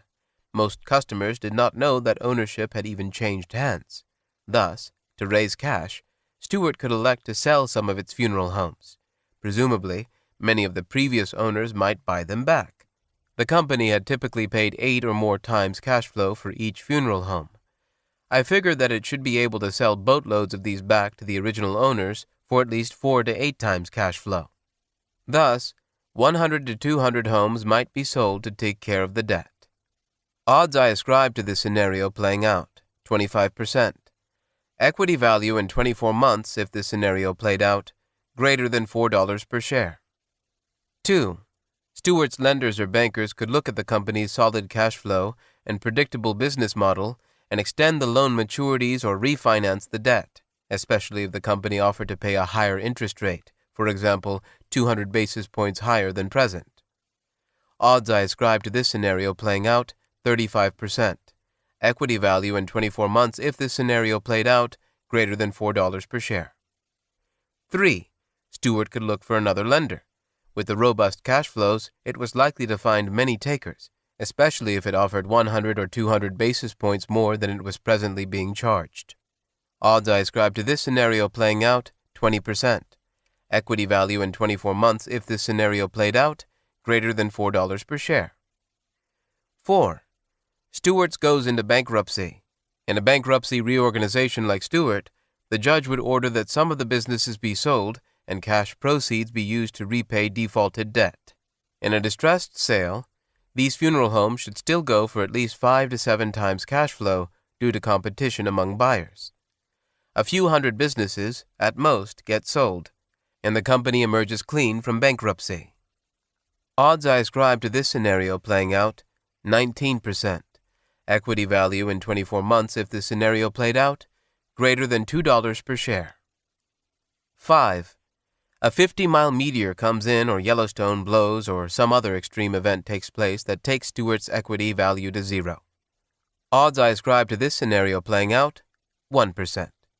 Equity value in 24 months if this scenario played out, $0 per share. It is clear that there is much uncertainty about how this might play out. The risk of a permanent loss of capital is under 1%. It is a textbook example of a situation with ultra-high uncertainty and ultra-low risk. If presented with such a scenario, Wall Street will irrationally collapse the quoted value of the business. Always take advantage of a situation where Wall Street gets confused between risk and uncertainty. The results will usually be quite acceptable. I hadn't heard of the Kelly formula back then, but I didn't need anything beyond third-grade math to know that this is a very favorable bet to make. As an aside, per the Kelly formula, about 97% of your available bankroll ought to be put on this very favorable bet. Pabrai Funds invested 10% of its assets into Stewart Enterprises at under $2 per share in the third and fourth quarters of 2000, with the intent of exiting at anything over $4 per share within 2 years. A few months later, on a conference call on March 15, 2001, the company announced that it had begun to explore the sale of international funeral homes and cemeteries in Europe, Mexico, and such. International assets comprised about 20% of revenues and assets, but weren't generating much cash flow. Stewart had about $460 million in assets outside the United States. With some of the uncertainty beginning to lift, the stock rallied from $2 to $3. Stewart was expected to generate $300 to $500 million in cash from these sales. The amazing thing was that management had come up with a better option than I had envisioned. They were going to be able to eliminate the debt without any reduction in their cash flow. The lesson here is that we always have a free upside option on most equity investments when competent management comes up with actions that make the bet all the more favorable. By March 2001, Stewart had paid down $50 million plus of debt, and cash flow remained strong. A few weeks thereafter, Stewart's stock price went over $4 per share, and I exited.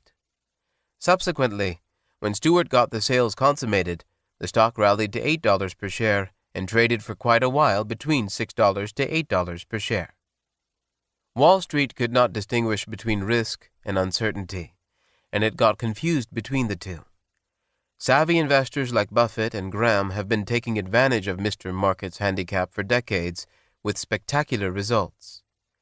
Take advantage of Wall Street's handicap by seeking out low-risk, high-uncertainty bets. Level 3 Convertible Bonds.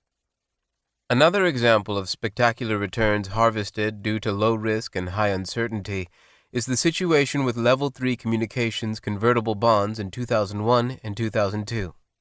Level 3 is a global provider of bandwidth and related services primarily to the networking and telecommunications industry. Level 3 was formed to develop and operate a global Internet Protocol, IP, network, offering the lowest cost per bit transported of any network in the world. For me, any sort of tech investment is a very fast 5-second pass, as they tend to be unpredictable, rapidly changing businesses. I had looked at the entire telecom sector as a very quick pass. Rapidly changing industries are the enemy of the investor. That's why all the Dhandho entrepreneurs fixate on industries with minimal long-term change. The 5 years I had spent in the telecom industry at Tel Labs, TLAB, reinforced my view that this was an industry undergoing rapid change, and it is best to simply pass on the entire sector. I read an article in mid-2001 in Barron's that compelled me to set aside my reservations and dig deeper into Level 3. The article mentioned that Berkshire Hathaway was rumored to have bought about $350 million of Level 3's distressed bonds recently. I always enjoy reverse engineering Buffett's investments. I was intrigued and wanted to find out why Buffett would make an investment in an unpredictable, rapidly changing industry like broadband telecom, when he's usually looking for steady-state businesses like Coca-Cola and Gillette. Plus, he's repeatedly stated that he has no competency in high-tech businesses, and it was always an easy pass for him. So, if the rumors were true, why would Buffett be nibbling at Level 3 bonds? My research quickly brought the following facts to light. Level 3 was founded by Peter Kiewit and Company in Omaha. It had an IPO in early 1998, and the stock hit a high of $130 per share at the peak of the NASDAQ frenzy in first quarter 2000, sporting a market cap of some $46 billion. By 2002, the shares were 97+% off their highs. Level 3 had spent over $10 billion building a state-of-the-art fiber optic IP network around the country, Europe, and Asia, including high-speed transatlantic fiber optic links. This spending had been paid for by a combination of debt and equity. As a result, the company had about $6 billion, face value, debt outstanding. It also had $1.5 billion of cash and $650 million of availability on its bank line of credit. Here is the listing of Level 3's debt by seniority as of December 31, 2001, in thousands of dollars. Bank debt, $1,125,000. Mortgages, $232,000. Secured subtotal, $1,357,000. 2008 senior notes, 9.125%, $1,430,000. 2008 senior notes, 11%, $442,000. 2008 senior notes, 10.5%, $583,000. 2008 Euro senior notes, 10.75%, $307,000. 2010 senior notes, 12.875%, $386,000. 2010 Euro senior notes, 11.25%, $93,000. 2010 senior notes, 11.25%, $129,000. Senior unsecured subtotal, $3,370,000. 2010 convertible subnote, 6%, $728,000. 2009 convertible subnote, 6%, $612,000. Subordinated unsecured subtotal, $1,340,000. Total debt, $6,067,000. Most of Level 3's $4 billion plus of unsecured debt was traded in 2001 and 2002 at 18 to 50 cents on the dollar, sporting annualized yields of 25% to 45%. Those numbers are stunning for any business that is not in bankruptcy. These were all performing bonds. The pricing indicated that Wall Street was nearly 100% sure that Level 3 was headed for bankruptcy, and post-bankruptcy recovery on these bonds would be pathetic.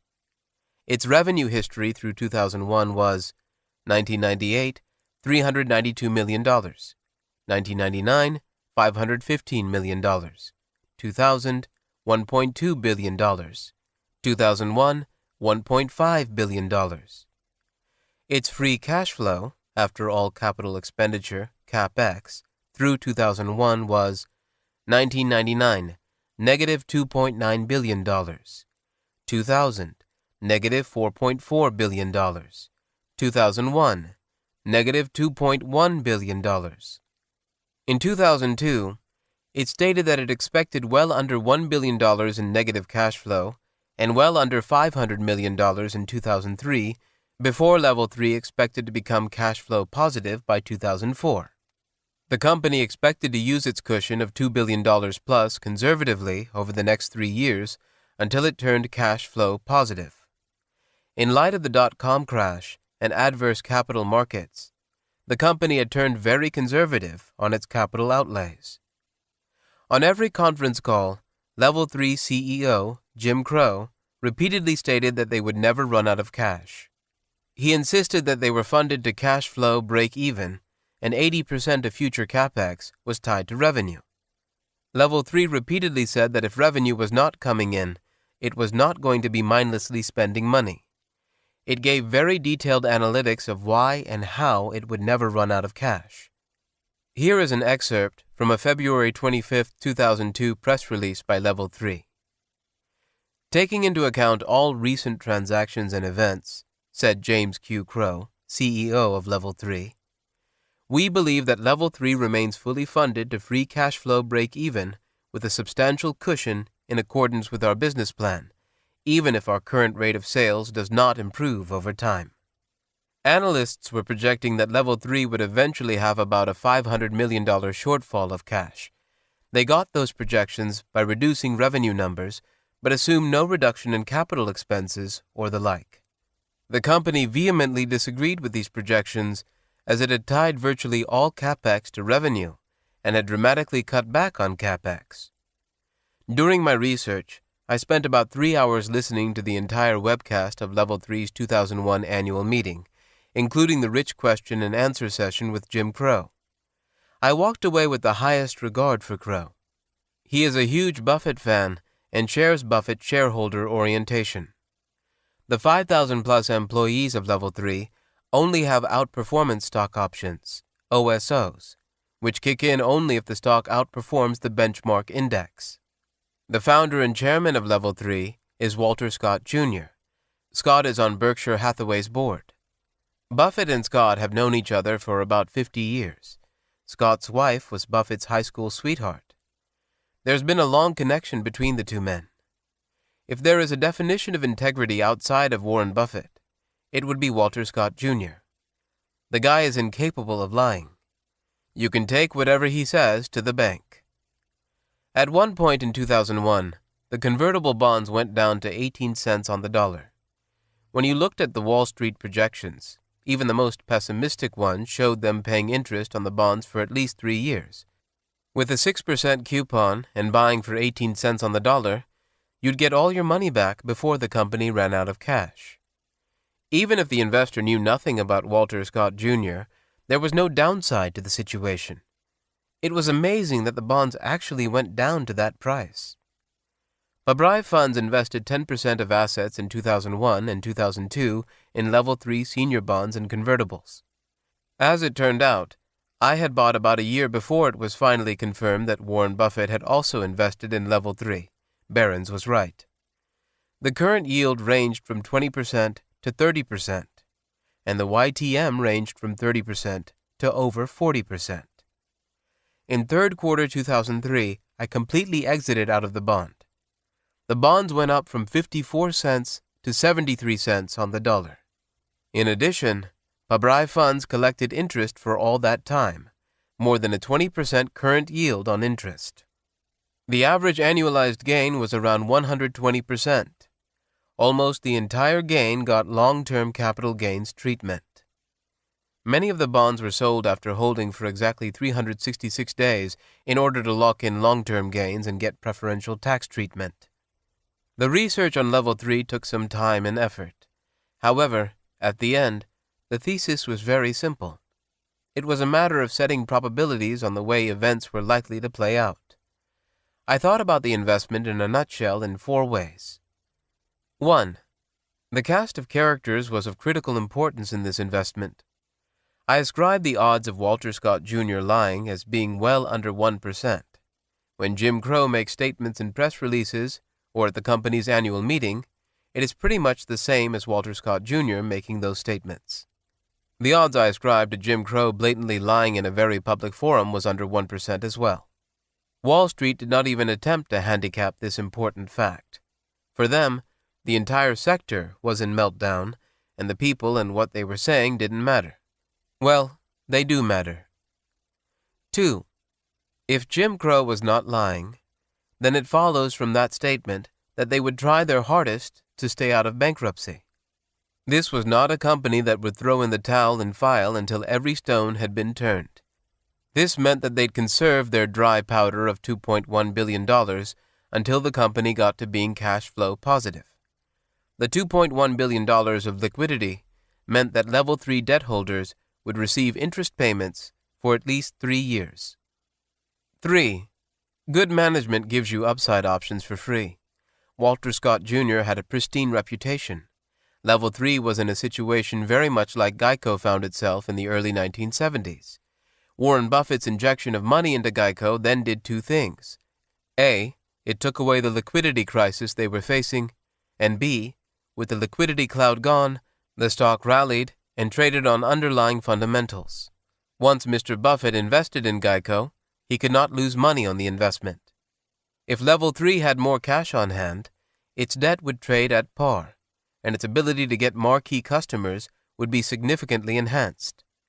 With friends like Warren Buffett and the goodwill that Walter Scott, Jr. had, Level 3 had many levers it could pull to erase any liquidity issues.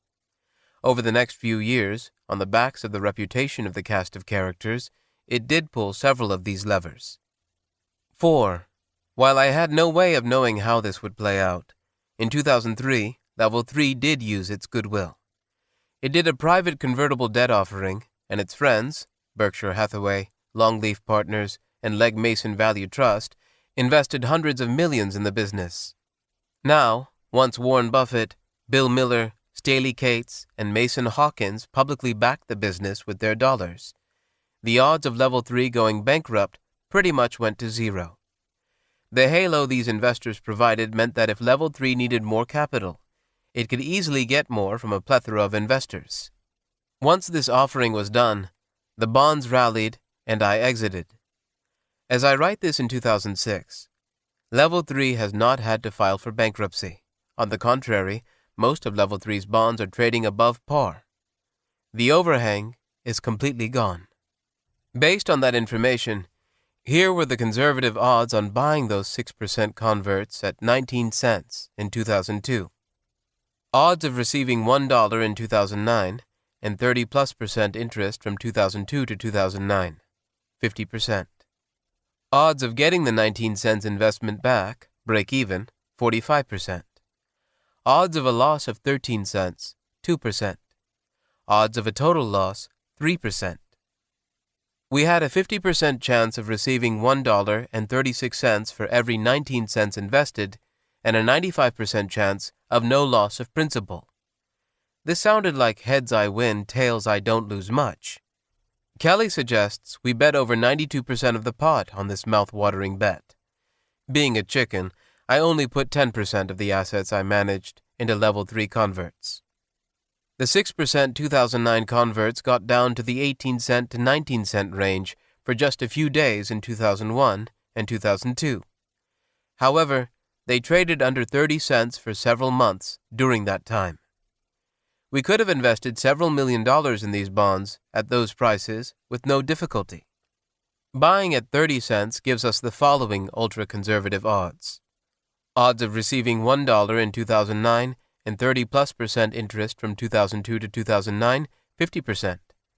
Odds of getting 19 cents back, loss of 11 cents, 45%. Odds of a loss of 24 cents, 2%. Odds of a total loss, 3%. These, too, are mouth-watering odds, and Kelly suggests betting over 86% on this ultra-favorable wager. Frontline. One of the most vivid examples of Wall Street's inability to distinguish between risk and uncertainty is the trading pattern and pricing of Frontline stock, FRO, in the third quarter of 2002. One of the lists I scan periodically is Value Line's weekly listing of stocks with the highest dividend yields. Usually, there are, at most, a handful of businesses sporting yields of 10% to 12%. A high dividend yield is sometimes indicative of a stock being undervalued. So, like low PDE or 52-week low lists, it's a worthwhile screen. In 2001, I noticed there were two companies with a dividend yield of over 15%. Both were in the crude oil shipping business. One was called Knightsbridge, VLCC. I knew nothing about the oil shipping business, but was curious to find out more about the industry and why these businesses had such high dividend yields. I spent a few days studying Knightsbridge and the oil shipping business. When Knightsbridge was formed a few years ago, it ordered a few oil tankers from a Korean shipyard. Buying a very large crude carrier, VLCC or Suezmax, will set you back about $60 to $80 million. It usually takes 2 to 3 years to get a new one after you order it. After receiving these tankers, Knightsbridge delivered them to Shell Oil under long-term leases. The deal was that Shell would pay Knightsbridge a base lease rate, say $10,000 a day per tanker, regardless of whether it used them or not. On top of that, Shell paid Knightsbridge a percentage of the difference between a base rate and the spot market price for VLCC rentals. For example, if the spot price for a VLCC was $30,000 per day, Knightsbridge might collect $20,000 a day. If the spot was $50,000 a day, it would collect, say, $35,000 a day, and so on. At the base rate, Knightsbridge pretty much covered its principal and interest payments for the debt it took on to pay for the tankers. As the rates went above $10,000, there was positive cash flow. The company was set up to just dividend all the excess cash out to shareholders, which is marvelous. I wish all public companies did that. Because of this unusual structure and contract, when tanker rates go up dramatically, this company's dividends go through the roof. This happened in 2001 when tanker rates, which are normally $20,000 to $30,000 a day, went to $80,000 a day. Knightsbridge was making astronomical profits at the time, and the dividend yield went through the roof. But, of course, it was not durable or sustainable. That's why the stock didn't jump up significantly. Tanker rates can be very volatile. At the time I studied Knightsbridge, I also took a look at half a dozen other publicly traded pure plays in oil shipping. Since the dividend could go to zero, Knightsbridge was an easy pass. In investing, all knowledge is cumulative. I didn't invest in Knightsbridge, but I did get a decent handle on the crude oil shipping business. In 2001, we had an interesting situation take place with one of these oil shipping companies called Frontline. Frontline is the exact opposite business model of Knightsbridge. It has the largest oil tanker fleet in the world among all the public companies. The entire fleet is on the spot market. There are very few long-term leases. Because it rides the spot market on these tankers, there is no such thing as earning forecasts or guidance. The company's CEO himself doesn't know what the income will be quarter to quarter. This is great because whenever Wall Street gets confused, it means we likely can make some money. This is a company that has widely gyrating earnings. Oil tanker rates have ranged historically from $6,000 a day to $100,000 a day. The company needs about $18,000 a day to break even. Once rates go below $18,000 a day, it is bleeding red ink. Once they go above $30,000 to $35,000, it is making huge profits. In the third quarter of 2002, oil tanker rates collapsed. A recession in the United States and a few other factors caused a drop in crude oil shipping volume. Rates went down to $6,000 a day. At $6,000 a day, Frontline was bleeding red ink, badly. The stock went from $11 a share to around $3 in about 3 months. Frontline had about 70 VLCCs at the time. While the daily rental rates had collapsed, the price per ship hadn't changed much, dropping about 10% or 15%. There is a fairly active market in buying and selling oil tankers. Frontline had a tangible book value of about $16.50 per share. Even factoring in the distressed market for ships, you would still get a liquidation value north of $11 per share. The stock price had gone from $15 to $3 in short order. Frontline was trading at less than 1/3 of liquidation value. But what about heavy losses? Wasn't the liquidation value declining? Frontline had plenty of cash and liquidity. It could handle $6,000 per day rates for several months without a liquidity crunch. Also, if it sold a ship, it would raise $60 million. The total annual interest payments were $150 million. It could sustain the business at $6,000 a day rates for several years by simply selling 2 or 3 ships a year. My Knightsbridge research had highlighted that there is a feedback loop in the tanker market. There are 2 kinds of tankers, single-hull and double-hulled tankers. After the Exxon Valdez spill, all sorts of maritime regulations were instituted requiring all new tankers to be double-hull after 2006 because they are less likely to spill oil. The entire Frontline fleet is double-hulled tankers. But there were a huge number of single-hull rust buckets from the 1970s still being used to transport crude. If the double-hulled tanker spot rate is at $30,000 a day, the single-hull tanker is usually at $20,000 a day. Oil that gets shipped from the Middle East to China or India, for example, is on single-hull tankers. But Shell or Exxon will avoid leasing a single-hull tanker because it is an enormous liability if it has a spill. The Third World is nonchalant about importing oil on single-hull tankers, and all the double-hull tankers come to Europe and the West. But when rates go to $6,000 a day, the delta between single and double-hull disappears. The single-hull tankers stop being rented because there's no significant delta in the daily rate. Everyone shifts to double-hull tankers at that point. The single-hull tanker fleet goes to zero revenue in a $6,000 a day rate environment. When it goes to zero revenue, all the companies who own the single-hull tankers get jittery. They can sell these tankers to the ship breakers and get a few $1 million instantly. They also know that by 2006, their ability to rent them will decline substantially. Further, if they wait until 2006, scrap rates might be very low due to the large number of ships being scrapped at the same time. Thus, there is a dramatic increase in the scrapping rate for single-hull tankers whenever tanker rates go down. It takes 2 to 3 years to get delivery of a new tanker. When demand comes back up again, inventory is very tight because capacity has been taken out and it can't be added back instantaneously. There is a definitive cycle. When rates go as low as $6,000 and stay there for a few weeks, they can rise to astronomically high levels, say $60,000 a day, very quickly. With Frontline, for about 7 or 8 weeks, the rate stayed at under $10,000 a day and then spiked to $80,000 a day in fourth quarter 2002. The worldwide fleet of VLCCs in 2002 was about 400 ships. Over the past several decades, worldwide oil consumption has increased by 2% to 4% on average annually. This 2% to 4% is generally tied to GDP growth. Usually there are 10 to 12 new ships added each year to absorb this added demand. When scrapping increases beyond normal levels, the fleet is no longer increasing by 2% to 4%. When the demand for oil rises, there just aren't enough ships. The only thing that's adjustable is the price, which skyrockets.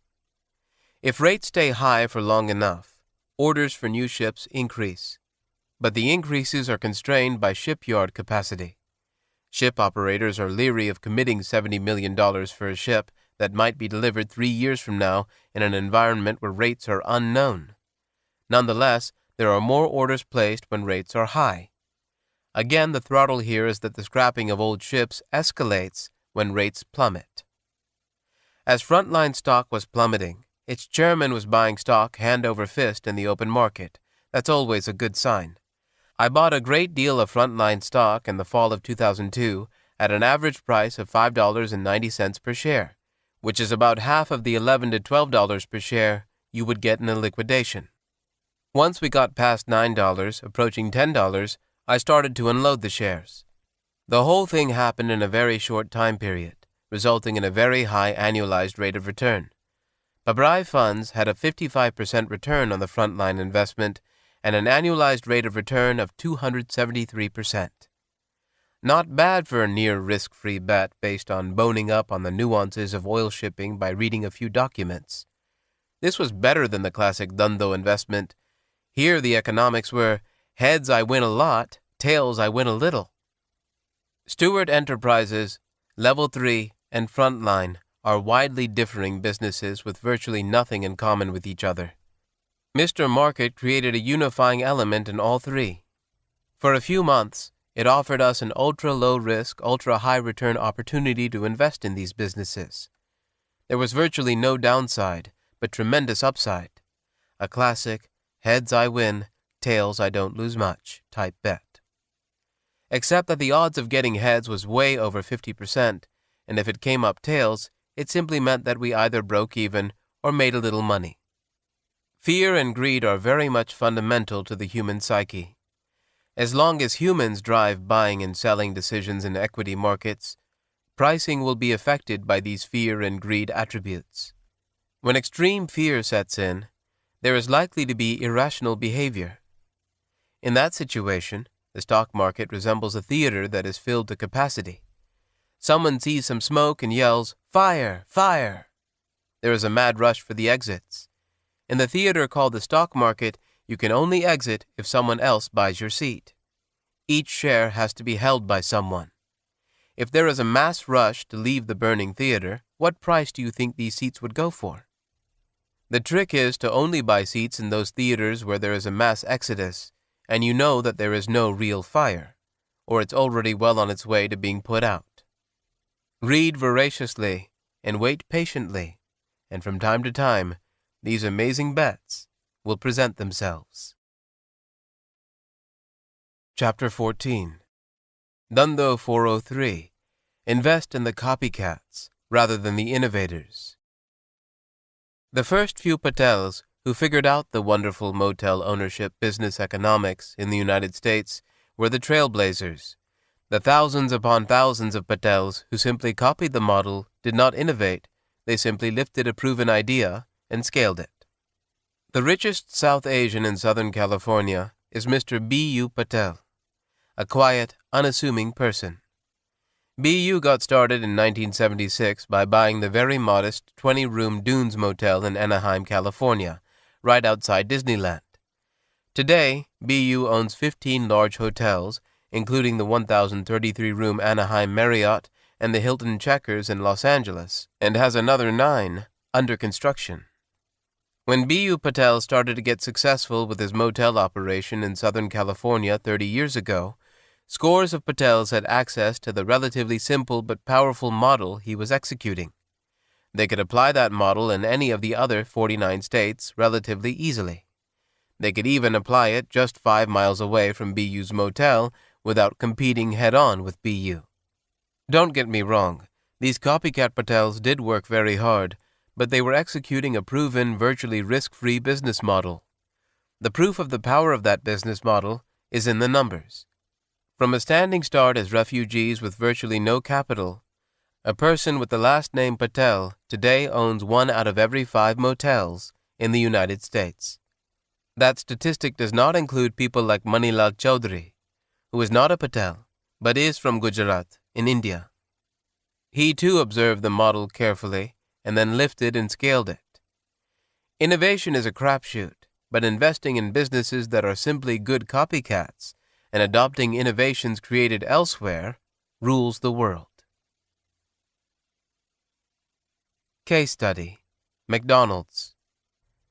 Most entrepreneurs lift their business ideas from other existing businesses or from their last employer. Ray Kroc loved the business model of the McDonald's Brothers hamburger restaurant in San Bernardino, California. In 1954, he bought the rights to the name and know-how, and he scaled it with minimal change. Many of the subsequent changes or innovations did not come from within the company with its formidable resources. They came from street-smart franchisees and competitors. The company was smart enough to adopt them, just as they adopted the entire concept at the outset. Some of these innovations include: Ronald McDonald was inspired and created by a Washington, D.C. franchisee, 1963.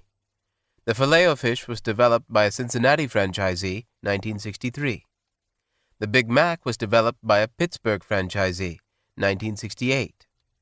The Egg McMuffin was developed by a Santa Barbara franchisee, 1973. The drive-thru was first introduced by an Arizona franchisee, 1975. The Mighty Kids Meal was lifted from Burger King, 2001. While many of the company's innovations like Hamburger University were fundamental to the company's success, many innovations created at headquarters with all its resources simply flopped. Some of the famous flops over the years are: Hula Burger, a Ray Kroc invention. It featured a slice of pineapple instead of meat. Originally intended for Roman Catholics who were not allowed to eat meat on Fridays, it flopped, 1963.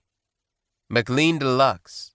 This lower-calorie quarter-pounder was eliminated from the menu after it failed to take off, 1991. Arch Deluxe.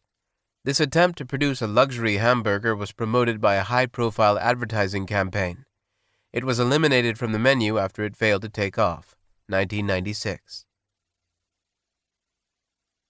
Case study: Microsoft. Microsoft's founders, Bill Gates and Paul Allen, were exceptionally bright, talented, and hard-working. Microsoft got started in the mid-1970s, developing basic language compiles for the earliest microcomputers that were beginning to appear on the horizon. The pivotal deal for the fledgling company in 1980 was a deal with IBM to deliver MS-DOS for the personal computer, PC, that IBM planned to introduce. There was just one problem. Microsoft did not have an operating system suitable for the PC to sell to IBM. That did not stop Microsoft. They convinced IBM that Microsoft had an operating system under development, and they could deliver within IBM's timeframes. It was a lie. Microsoft then went out and bought all rights to Quick and Dirty Operating System, QDOS, from a tiny outfit named Seattle Computer for $50,000. QDOS, modified by Microsoft, became MS-DOS and IBM-DOS. The flagship product that allowed Microsoft to scale exponentially wasn't developed in-house. It was lifted from Seattle Computer. It didn't stop there. In 1981, Gates visited Apple and got an early peek at Apple's Macintosh mock-up, as well as two revolutionary advances Apple had incorporated: the graphical user interface, GUI, and the mouse. Gates was convinced that the mouse and GUI were part of the future of personal computing. In 1983, Microsoft engineers had figured out how to make the mouse work through a serial port.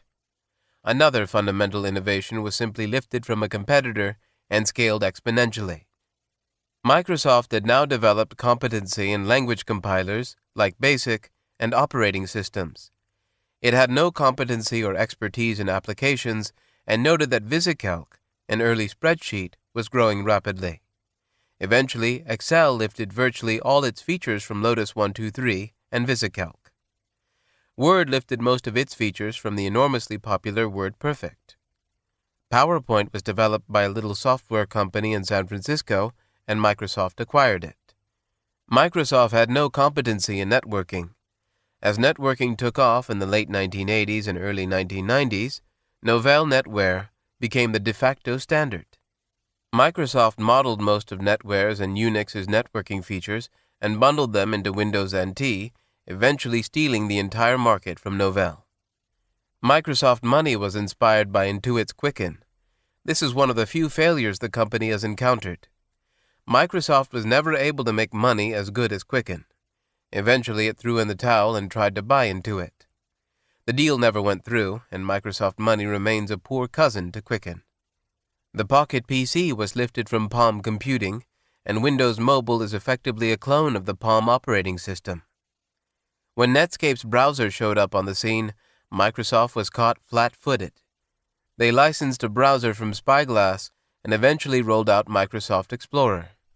To trounce Netscape, Microsoft bundled Explorer with Windows, effectively giving it away for free. This has been the subject of extensive antitrust legal action that various governments have taken against Microsoft. The list goes on. Xbox was inspired by Nintendo and PlayStation. SQL Server was originally licensed from Sybase. Media Player looks much like Real Player. And now Microsoft has its eyes set on Google. The MSN search team is based in the Bay Area, in Google's backyard. Microsoft has been aggressively trying to hire away talent from Google. Microsoft repeatedly has reacted to innovation outside its walls by acting quickly and intensely to nullify the threats. They have looked for customer validation of someone else's innovation before embarking on their own. It is a very powerful strategy. A former senior Microsoft executive once told me that Microsoft does exceptionally well when it has a well-defined target. When the company went after NetWare or Lotus 1-2-3, there was no ambiguity about what the product ought to look like or what the revenues ought to be. It is a very well-defined target. Alternatively, whenever Microsoft has tried to lead and innovate, it has faltered. Its .NET initiative was a vague undertaking and never made much headway for years. Its Windows Vista operating system is supposed to be revolutionary, but I'd be very surprised if it even matches up to Apple's current offerings. Microsoft is an excellent lifter and scaler. It has had 90+% success in annihilating the enemy product it has gone after. It is an open question how the battle of Google versus Microsoft will finally play out. With over 60,000 employees, Microsoft is now, unfortunately, the bureaucracy it has always despised. If I were given just two investment choices of Google or Microsoft at present prices, it is a no-brainer decision for me. I'd pick Microsoft all day long. It is a battle between an innovator versus a cloner. Good cloners are great businesses. Innovation is a crapshoot, but cloning is for sure. Case Study: Pabrai Investment Funds.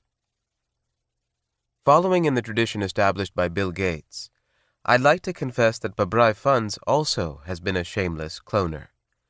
Prior to starting Pabrai Funds in 1999, I had never worked in the financial services industry. I had, however, spent some time studying the 1950s Buffett partnerships and contrasted it to the way money was and is managed by the majority of mutual funds and hedge funds. I made some useful observations. First, the Buffett partnerships had a very unusual fee structure. He charged no management fees to his partners, only performance fees. Investors paid no fee until Mr. Buffett gave them a return of at least 6% a year. Above that number, he took 25% and investors got the rest. If the fund was up 10% for the year, Mr. Buffett got paid 1%. If it was up 30%, he got paid 6% of assets. It struck me that Mr. Buffett's structure was very fair relative to the rest of the industry. Virtually all no-load mutual funds charge between 1% and 2% of assets annually as their fees, regardless of whether they make or lose money. Most hedge funds charge a 1% to 2% management fee and 20% of the profits. If a 2 and 20, 2% fee, 20% of profits, is up 10% before fees, on an after-fee basis, investors would receive just 6.4%. Mutual funds as a group are so large that in aggregate, they look like the market. Thus, if there were no trading costs and fees associated with mutual funds as a group, they deliver returns that would match the broad equity market indexes. In this scenario, 50% of assets would lag the index and 50% would outperform. But we are not in fantasy land. There are very real frictional costs to investing in an actively managed mutual fund. When you factor in these fees of 1% to 2% a year, plus trading commissions, it is all but certain that 80% to 90% of mutual funds are likely to lag the broad indexes over the long term. Said another way, just 10% to 20% of funds beat the broad indexes over the long haul. Because of these fundamental facts, investors are better off investing in an index fund versus most of the actively managed mutual fund universe. My take on Mr. Buffett's fee structure was that it was very fair. If stocks on average deliver 10% a year, the typical mutual fund investor would net about 8.5%. The typical hedge fund investor would net about 6.8%, assuming a 1.5% and 20% structure, and an index fund investor would net around 9.7%.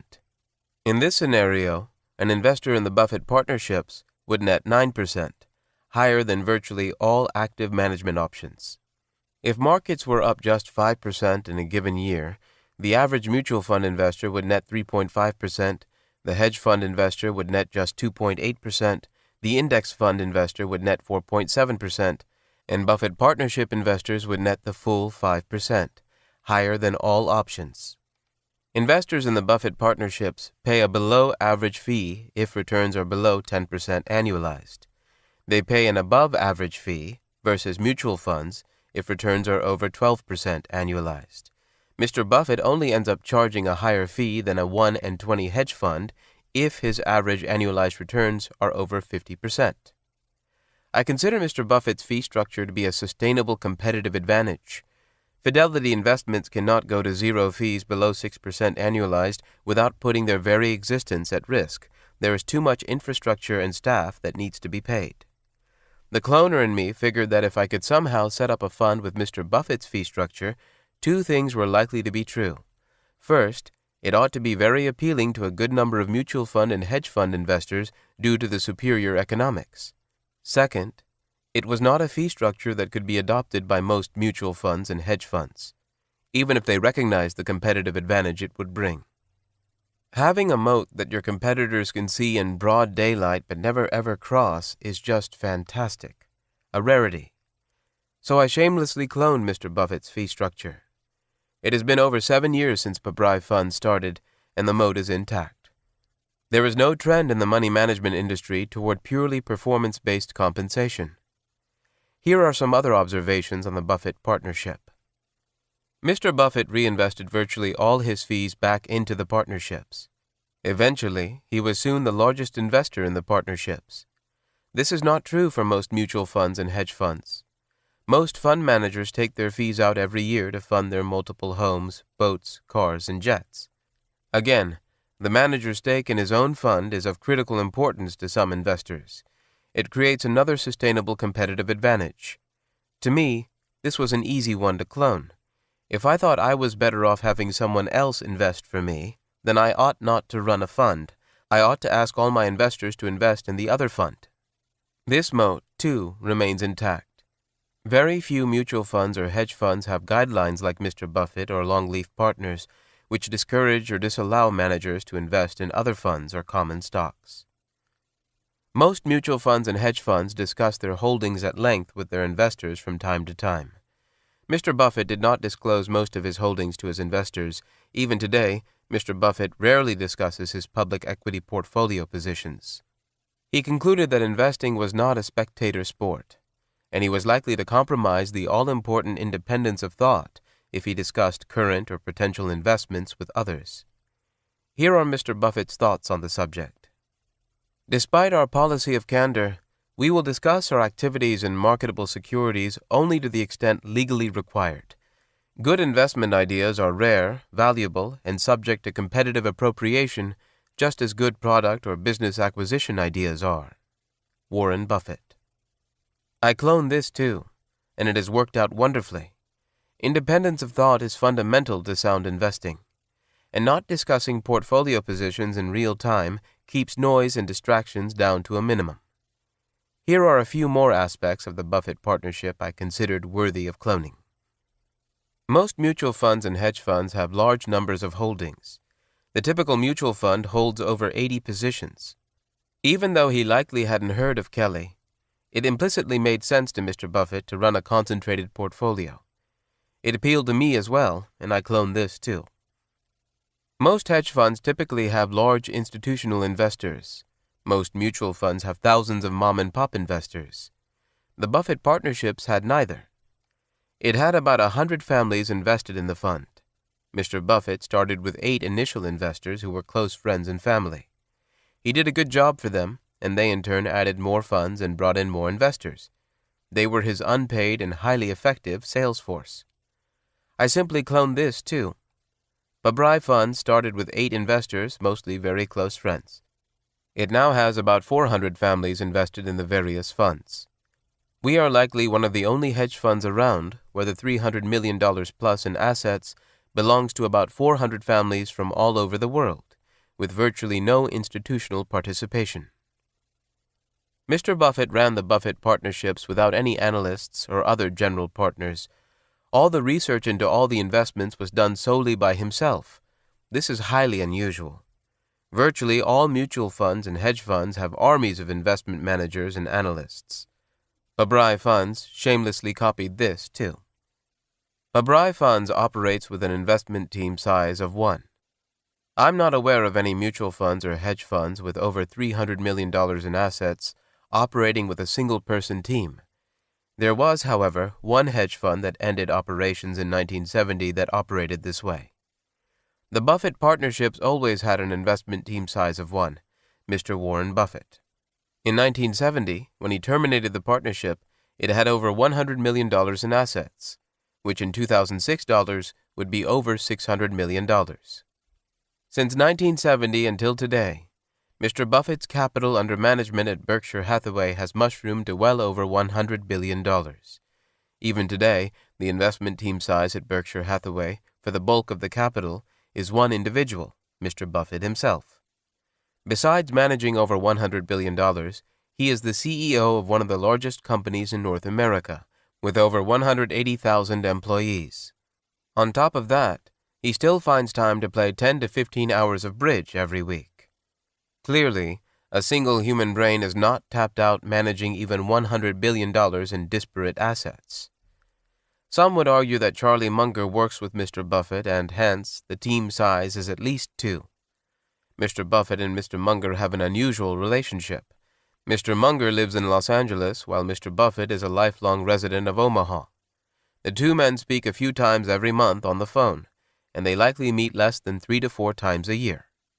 Mr. Buffett does consult Mr. Munger from time to time on certain investments or acquisitions, but there are 2 facets to this interaction. 1. For many investments or acquisitions, Mr. Buffett does not consult Mr. Munger at all. For example, when Berkshire acquired General Re, its largest acquisition ever, Mr. Munger did not know it was even in the works until the deal was nearly done. 2. Sometimes Mr. Buffett consults Mr. Munger, and if Mr. Munger is negative or skeptical, he proceeds anyway. This is not a traditional investment team. These are two individuals who proceed with investments even when they don't have consensus. One partner sometimes does not even bother to consult the other partner from time to time. If there were such a thing as the laws of investing, they would have been written by Graham, Buffett, and Munger. A small team size, ideally one, would be one of these laws. Why is an investment team size of one so critical? Let's take the example of Buffett putting 40% of the Buffett Partnership's $17 million in assets into American Express, Amex, in 1963. Refer to Chapter 10, Few Bets, Big Bets, Infrequent Bets. As Charlie Munger says, invert, always invert. Let's assume that there is an investment fund with $1 billion in assets and 10 investment professionals. Each of these individuals has an outstanding investment record and a 150-plus IQ, and their modus operandi is that an investment only gets made when all 10 are in agreement. There is simply no way our 150-plus IQ team of 10 would all, 1, agree that Amex was a strong buy, or 2, ever be willing to bet 40% of fund assets on this deeply distressed business, even if, by some miracle, they reached consensus to make the investment. Finally, even if this team did agree to put 5% of assets into Amex, what would they do if the price declined another 30%? This is not a hypothetical question. In 1973, when Buffett bought a large stake in the Washington Post, he saw the price cut in half after he had acquired most of his stake. More recently, Berkshire saw the price of USG stock go from $18 to less than $4, a 75+% drop, after they had acquired their stake. It later rose to over $120. As you reduce the size of this 10-person team, the likelihood of making these bets rises. As the odds rise, the annualized returns are likely to rise as well. These returns are likely at their highest when you have a single, focused value investor at the helm. Value investing is fundamentally contrarian in nature. The best opportunities lie in investing in businesses that have been hit hard by negativity. Even the pundits of the efficient market theory, Eugene Fama and Ken French, concluded that stocks in the lowest decile of price-to-book ratios outperformed stocks in the highest decile by over 11% a year from 1963 to 1990. If you had invested $10,000 consistently in stocks with the highest price-to-book ratios, the Googles of the world, in 1963, it would have grown to about $72,000 by 1990. Not bad. However, if you had invested those same dollars in the cheapest businesses, you'd have $915,000 by 1990. I'd say that's a statistically significant difference. The problem is that the businesses in the lowest deciles are ones with the most hair on them. Investing in them is clearly the ticket to wealth. But trying to get any type of active investment team to buy bucket loads of these hairy, hated, and unloved businesses just isn't going to happen. It is the same reason that Joel Greenblatt's magic formula, highlighted in the little book that beats the market, is likely to trounce virtually all active managers with very little work. Nonetheless, most active managers won't buy meaningful quantities of magic formula-type stocks. There is the final aspect I cloned. Mr. Buffett reported performance numbers to his partners once a year on December 31st. This is highly unusual. Mutual funds report daily, and most hedge funds report monthly. Mr. Buffett's annual reporting makes all the sense in the world to me. Real business change takes months, if not years. If you invest in a business, you ought to be quite content to get a data point on its valuation once a year. Most entrepreneurs have no idea what their businesses are worth for years on end, and they don't break out in hives over it. Pabrai funds cloned most of this ideology as well. Although we are required to report performance just once a year, Pabrai Funds typically reports performance data just 4 times a year to its U.S. investors.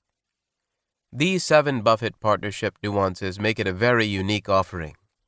When I studied them, my conclusion was that, taken together, they accomplished 3 wonderful results for Mr. Buffett. 1. They attracted just the right kind of long-term investor for Mr. Buffett. The investor base was positively self-selecting based on the rules. 2. They created a wide moat that was virtually impossible for his competitors to cross, forever. 3. They made professional money management a very relaxed, blissful career to follow. Mr. Buffett tap dances to work every single day. I did not come up with any of this. I simply carefully analyzed the Buffett partnerships and concluded that lifting and scaling was the way to go. Ray Kroc and Bill Gates are the great business successes of our era, and shameless lifters of other people's great ideas. Sam Walton was a lifetime student and lifter of other retailers' models. Most of Walmart's business model was lifted from Kmart. If you carefully study the most successful businesses around, you'll notice that much of it has been lifted and scaled by great executors.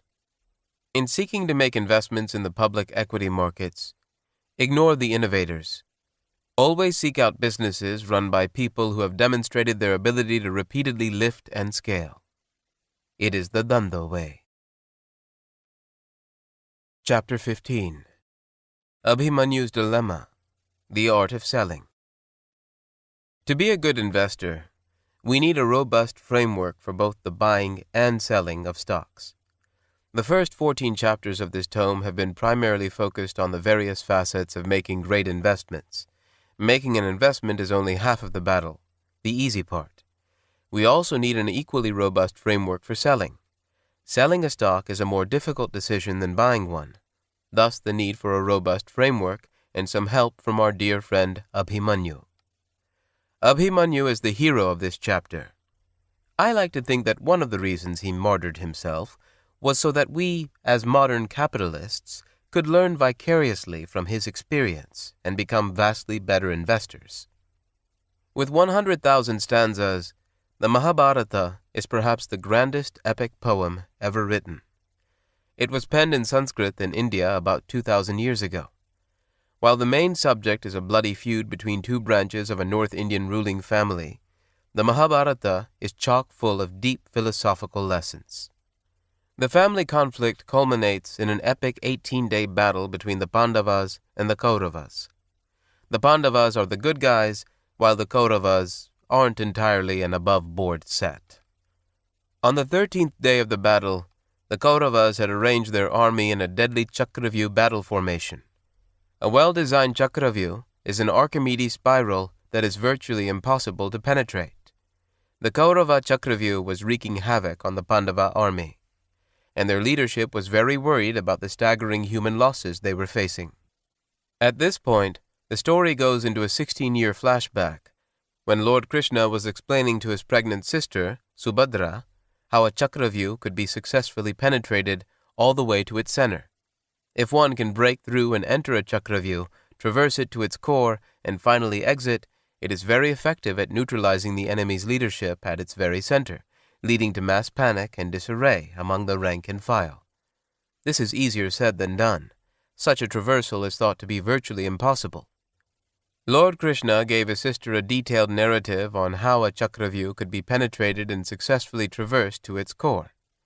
He was about to explain how one could safely exit the spiral when he noticed his sister, bored with the tale, had fallen asleep.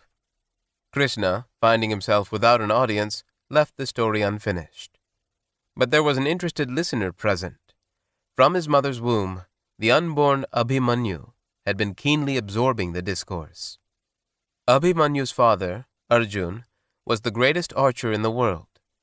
Following in his father's footsteps, even at the tender age of 16, Abhimanyu was an accomplished warrior.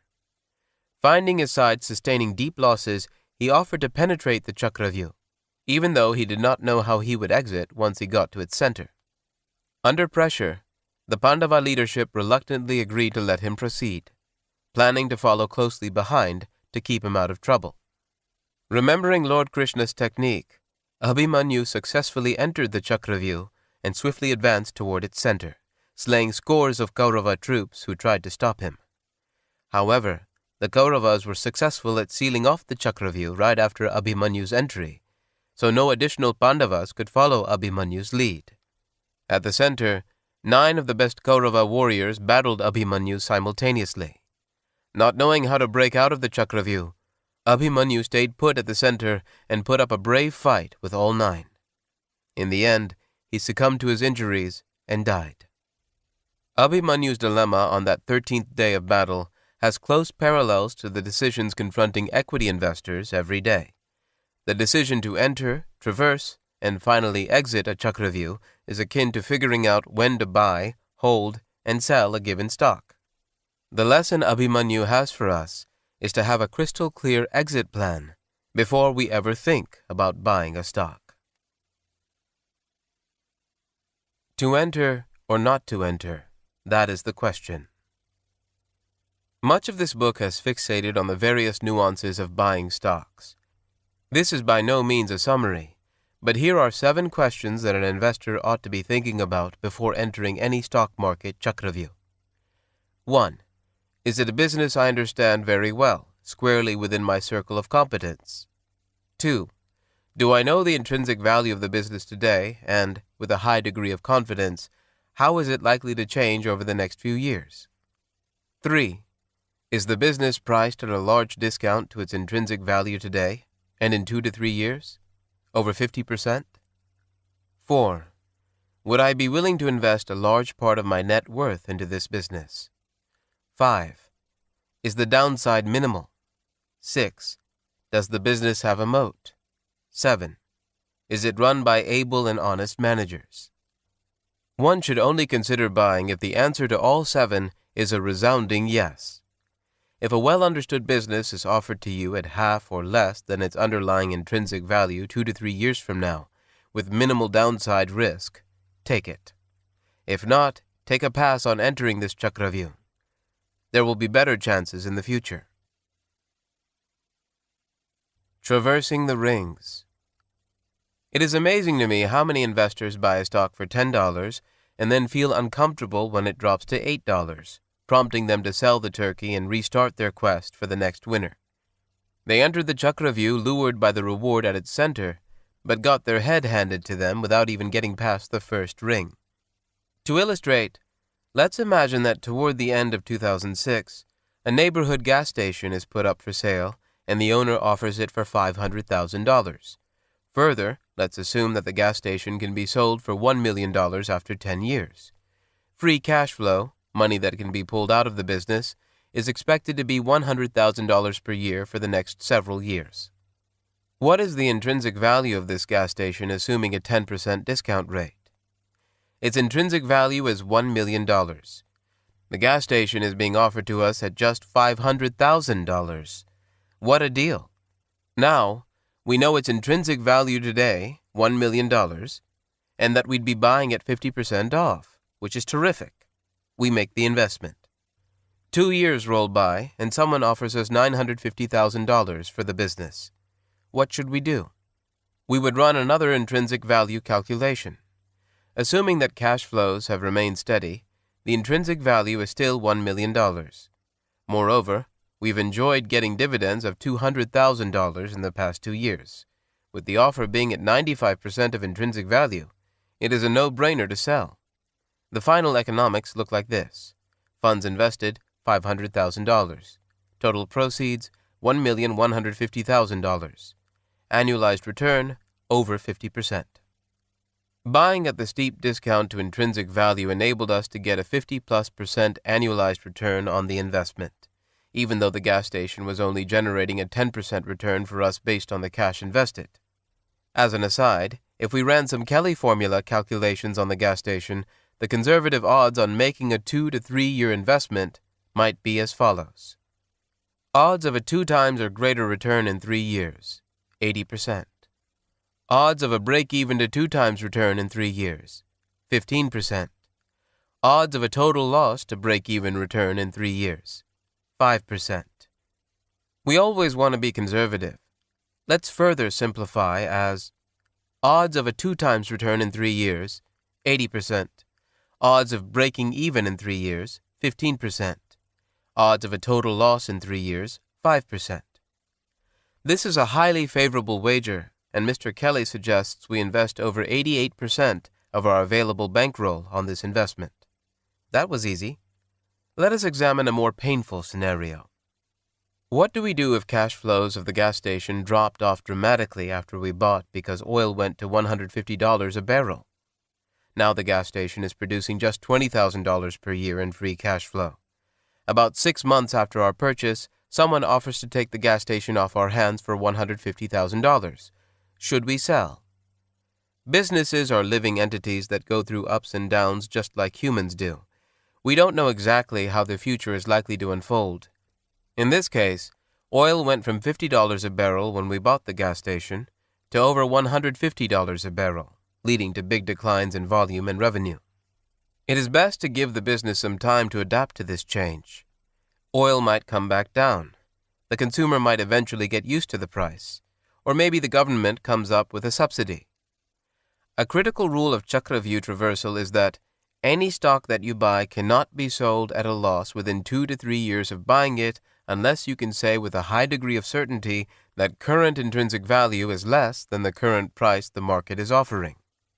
If we apply this rule to our gas station, the present intrinsic value is likely around $200,000 or higher.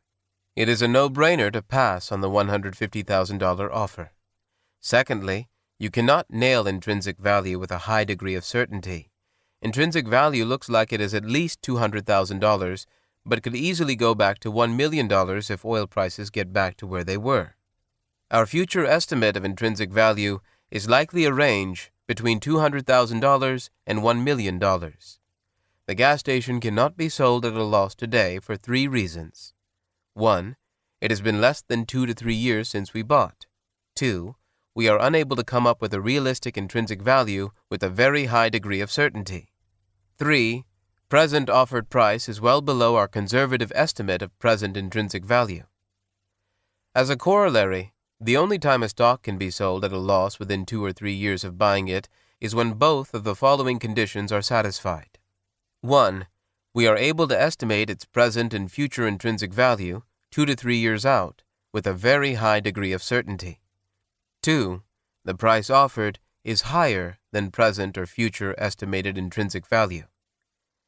Our brains have undergone millions of years of evolution, yet they are poorly evolved to deal with the vagaries of the stock market. When the lion roars, our brains tell us to start running. We don't process, we just run. When stock prices drop dramatically, the fear that sets in is similar to hearing the lion roar. Our first instinct is to sell the turkey, purge the memory of ever having owned it, and run away. This is one of the primary reasons why most investors do worse than the stock market indexes. They are enthusiastic about buying stocks that have been rising, and they are keen to sell positions that have undergone large drops. To counterbalance our messed up brains, we have to put rational Chakravyuh traversal rules in place to promote rational behavior. The key to being a successful investor is to buy assets consistently below what they are worth and to fixate on absolutely minimizing permanent realized losses. Warren Buffett's 2 main rules are: Rule number 1, never lose money. Rule number 2, never forget rule number 1.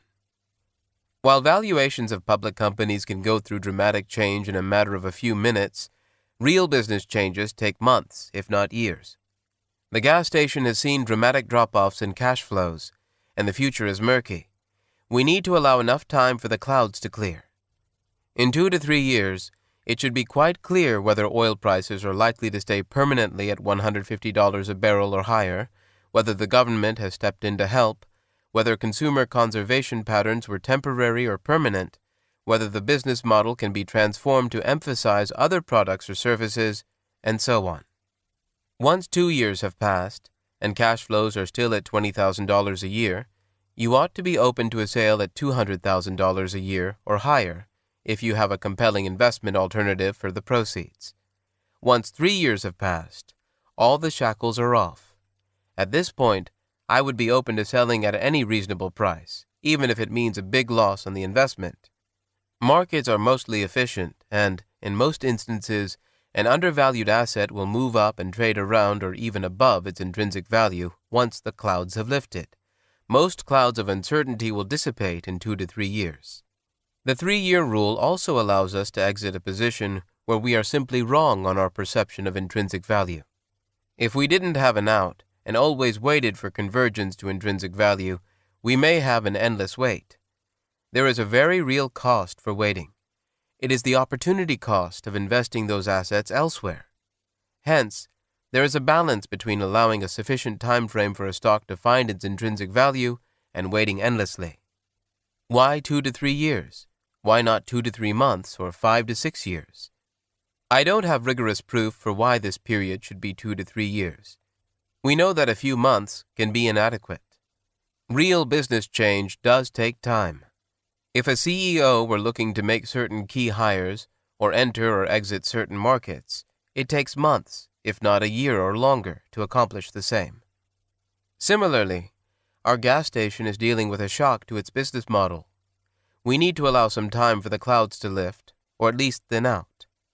Waiting 5 to 10 years for the clouds to lift or business changes to become visible is too long.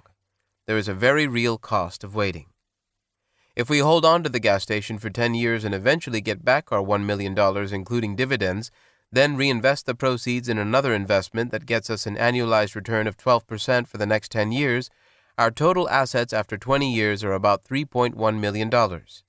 Alternately, if we sell the gas station for $700,000 after 2 years, then invest the proceeds at a 12% annualized return for the next 18 years, we'd have nearly $5.4 million. In fact, if we sold the gas station at anything over $400,000 after 2 years, we do better than holding it for 10 years and selling it for $1 million. It is very hard to make up the lost non-compounding years. We must be patient, but not wait endlessly. My conclusion is that 2 to 3 years is just about the right amount of patience for losers to fix themselves. One of the best books on value investing I've read recently is The Little Book That Beats the Market by Joel Greenblatt. I will presume that the reader or listener of this book has already read Greenblatt's book. His magic formula calls for all stocks to be held for exactly a year. Whether a stock declines or appreciates, once you buy a magic formula stock, per the algorithm, it cannot be sold for a year. Magic formula stocks are, in general, deep value stocks. They are mostly stocks where the lion has already roared and the stock has plummeted. The magic formula works because most of the roaring, if not all, ends over the course of the year, and rationality prevails, eventually leading to, on average, a significantly above-market annualized return. 1 year is a very good holding time frame. But if you understand the business well before buying it, I believe a longer time frame is fully warranted and justified. The magic formula suggests that you buy stocks that you know nothing about and hold for 12 months. It makes logical sense that you'd want to allow a longer holding period on businesses you actually understand well. If you have a very high degree of conviction or underlying intrinsic value, feel free to hold on to losers for longer than 2 to 3 years, but always be cognizant of the time value of money. It is very hard to make up the lost non-compounding years. The 2 to 3 year rule prevents us from running when the lion roars. It helps avoid distressed sales at points of maximum pessimism. A wonderful example of a loudly roaring lion is my roller coaster ride with Universal Stainless and Alloy Products over the past 4 years. Universal Stainless and Alloy Products. Universal Stainless and Alloy Products, Inc., USAP, was founded in 1994. Since its inception, it is focused on manufacturing specialty steel products used in niche applications like power generation, aerospace, and heavy equipment manufacturing. The company has 3 manufacturing facilities. All 3 plants were mothballed facilities and were acquired by the company for next to nothing. The company spent a total of $10 million to acquire the 3 facilities. Over the years, it has spent a total of $68 million in capital expenditures to enhance them. I was attracted to the business right after they acquired their 3rd facility in Dunkirk, New York. All 3 facilities had some common characteristics when acquired. 1. There were flexible labor agreements. 2. There were no legacy costs, pensions and health care, or environmental liabilities. 3. Acquisition price was 0 or pretty close to it. Dunkirk was bought for $4 million, but it included inventory and excess assets worth $4 million. In addition, Universal Stainless only paid $1 million in cash, and the rest in the form of a 10-year note bearing 5% interest. The company effectively got the plant for free. Prior to the Dunkirk acquisition, the company had earned $1.26 per share in 2001 and had a severely understated tangible book value of $9.28 per share. Clarence "Mac" McAninch, the CEO of Universal Stainless, was in senior management at Armco Steel when it developed the Dunkirk facility. He was personally very familiar with Dunkirk. Dunkirk, at one point, produced $100 million in revenue and could be scaled up to produce $150 million in revenue. At $100 to $150 million in sales, earnings, just from Dunkirk, were likely to be north of $1.50 and possibly up to $2.50 per USAP share. Mac's Dhandho approach to buying mothballed steel mills for pennies on the dollar reminded me of our hero Lakshmi Mittal. As we saw in Chapter 4, Mittal Dhandho, Mittal ended up one of the wealthiest men in the world with the same scruffy Dhandho approach to acquisitions: get them for nothing or next to nothing. Mac and Mittal must have some commonality in their ancestral gene pool. Mac's Dhandho ways further seduced me to load up on USAP. With the Dunkirk acquisition, Universal Stainless could easily earn around $2.75 to $3.75 per share in a few years. Such a business, even with no excess capital, was likely worth well over $30 per share. If they did get Dunkirk to $150 million and developed economies of scale, earnings could well approach $4 per share, and the company's intrinsic value could get to be as much as $40 to $50 per share. Here was a business that had successfully acquired some pretty valuable assets for next to nothing. They were conservatively financed and had excellent management. In addition, specialty steel, unlike commodity-rolled steel, gets premium pricing and is manufactured by a limited set of mills. Finally, with the acquisition of Dunkirk, the company had the ability to further process the output of its other two mills at Dunkirk, and they delivered finished products to the marketplace, compared to the significant amount of semi-finished products they delivered before the acquisition of Dunkirk. These were all the positives. The negatives were that this was still the steel business. It was cyclical and subject to all the gyrating vagaries of supply and demand. In addition, Dunkirk would require some capital to get it operational again, and they would lose money until it got to at least $25 to $30 million in annual sales. Earnings of USAP were likely to go down in the near future before rising eventually. In aggregate, I considered it a bet very much worth making. Pabrai funds first invested in Universal Stainless stock in April 2002. We bought our initial stake in the $14 to $15 per share range, putting 10% of assets under management into USAP. How could I miss on this sure shot? Fast forward a year. The stock is trading at $5 per share, down some 60+% from our buy price. Ouch. The company was losing about $2 to $3 million on an annualized basis. Dunkirk was responsible for virtually all of the losses. It was operating at a run rate of just $20 million a year. The bottom had fallen out of the power generation and aerospace markets, and USAP's other plants were barely breaking even on reduced sales. Excluding Dunkirk, the company's annualized revenue run rate was just $40 million, down from over $70 million a year ago. What was I supposed to do? Buy more, sell, or hold? Clearly the lion had roared loudly. At this point, we were deeply inside the Chakravyuh, and the enemy appeared to be winning and closing in on us for the kill. To survive, let alone emerge victorious, we have to stay calm and follow the Chakravyuh's ring traversal algorithm. The answer, based on the algorithm, was self-evident. The entire steel industry was in the doldrums. This wasn't a USAP-specific problem, it was an industry-wide downturn. Intrinsic value was very murky at this time, pretty much indeterminate. Given the cyclical nature of the business, the odds were decent that things might get better as demand came back. We had a significant unrealized loss, less than 2 years had passed, and intrinsic value was tough to figure out. These are classic signs of being engaged in a furious battle in the heart of the Chakravyuh. To have a shot at coming out alive, the answer was obvious. Do nothing. Just hold. As my mom always said, time is the best healer. Fast forward another year. It's now April 2004. The stock is trading at $10 to $11 per share. Dunkirk is at a revenue run rate of $27 million and profitable. The rest of the business is at a $60 million run rate. Profitable, but still not back at 2001 levels. The company-wide sales run rate is $85 million, and the company gave guidance that the next quarter's sales were expected to be as high as $29 million. They've always sandbagged their guidance. This implied a run rate of nearly $120 million. This was a significant improvement. Part of the company's confidence stemmed from its growing backlog. The question again was, what should I do? 2 years had passed, we were still underwater.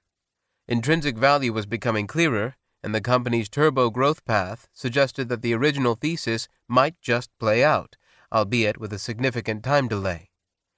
I estimated that intrinsic value was likely well over $11 per share. It looked like the market was unwilling to reward USAP for its brighter future today. It was taking a wait-and-see attitude. Many of the clouds over USAP had dissipated. However, we were still looking at an unrealized loss. The future for USAP looked very good. I am very reticent to take permanent losses of capital. Buffett's rule number 1 and rule number 2 are worth keeping front and center at all times. I decided to take a wait-and-see approach and let a few more quarters roll by. We still had another year to go before 3 years were up. In early 2005, USAP stock crossed $15 per share. Finally, after a very tough battle spanning nearly 3 years, we were in positive territory. Now we had a few good choices ahead of us. Sell at a small profit, buy more, or do nothing. In January 2005, USAP's revenue run rate was about $150 million per year, and the net income was about $10.5 million per year. Backlog was about $72 million, the highest ever in the company's history. All their plants were running full out. They were routinely putting through price increases and surcharges to their customers with minimal resistance. Dunkirk was at a run rate of $42 million. It still had a wide-open runway to increase sales 2 to 3-fold in the coming years. The original investment thesis was finally playing out for us after nearly 3 years of intense Chakravyu battles. In May 2005, the company decided to spend $2.5 million in capital expenditures to install a 6th vacuum arc remelt furnace. I have a vague idea, at best, of what such a furnace is. What I did understand from Mac on a conference call is that it would raise EPS by about 50 cents per share annually. Wow! And he'd have the furnace paid for in well under a year.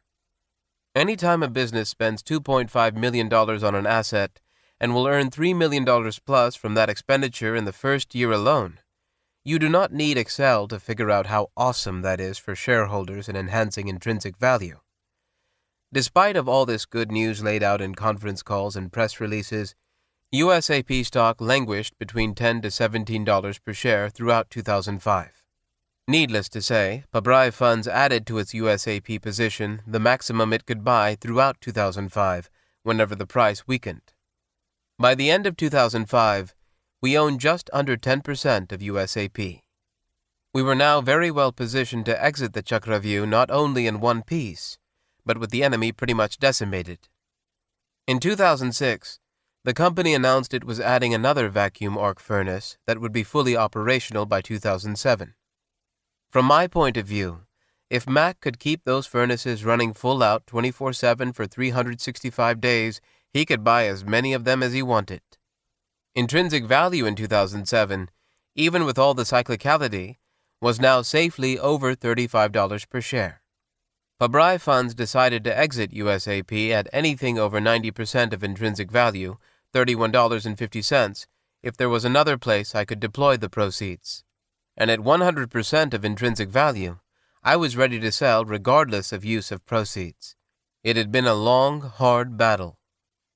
In April 2006, the stock hit $31.50 for the first time. and I began unloading our large position. In May, the stock went over $35 per share, and we were unloading as aggressively as we could without being over 20% to 30% of daily average volume or affecting the price. Our traders at Smith Barney did a wonderful job of letting the shares out without tipping our hand. Around mid-May, as equity markets around the world dropped significantly, USAP dropped from $36 to $23 per share. Once the stock went under $31.50 per share, Pabrai funds stopped selling. As I write this, we've unloaded about 60% of our USAP holdings at an average gain of over 100%, and the remaining shares will be sold as the price rises to at least 90% of USAP's conservative intrinsic value. Some of the USAP shares were held for around 4 years, yielding an annualized gain of approximately 19%. Others were held for just a year, and the annualized gain was 100%. All in all, it wasn't a home run, but a very acceptable result. I will continue to monitor the business on a quarterly basis and make any necessary adjustments to intrinsic value if there are significant developments. As I am penning this paragraph on June 19, 2006, USAP stock trades at $25.65 per share. The market is concerned about weakening fundamentals for steel companies.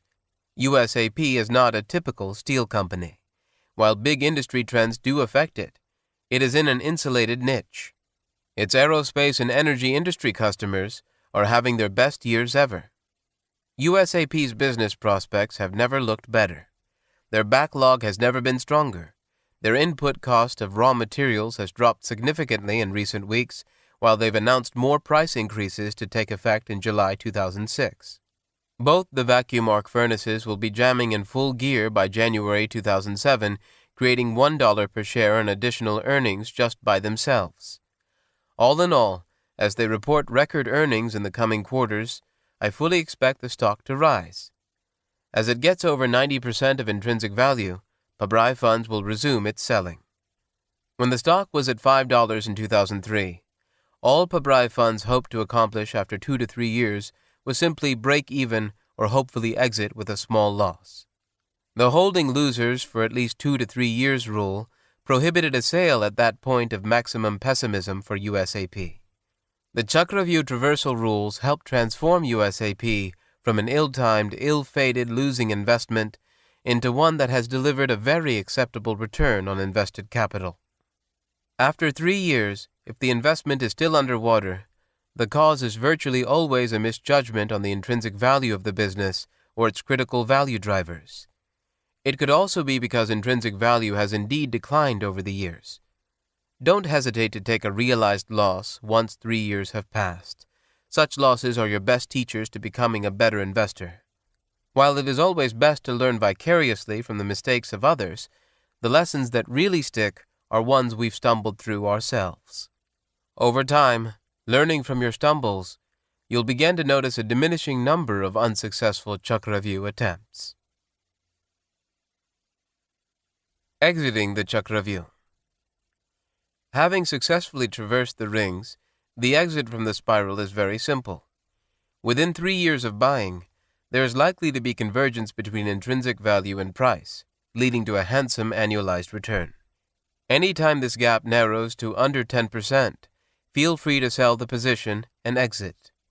You must sell once the market price exceeds intrinsic value. The only exception is tax considerations.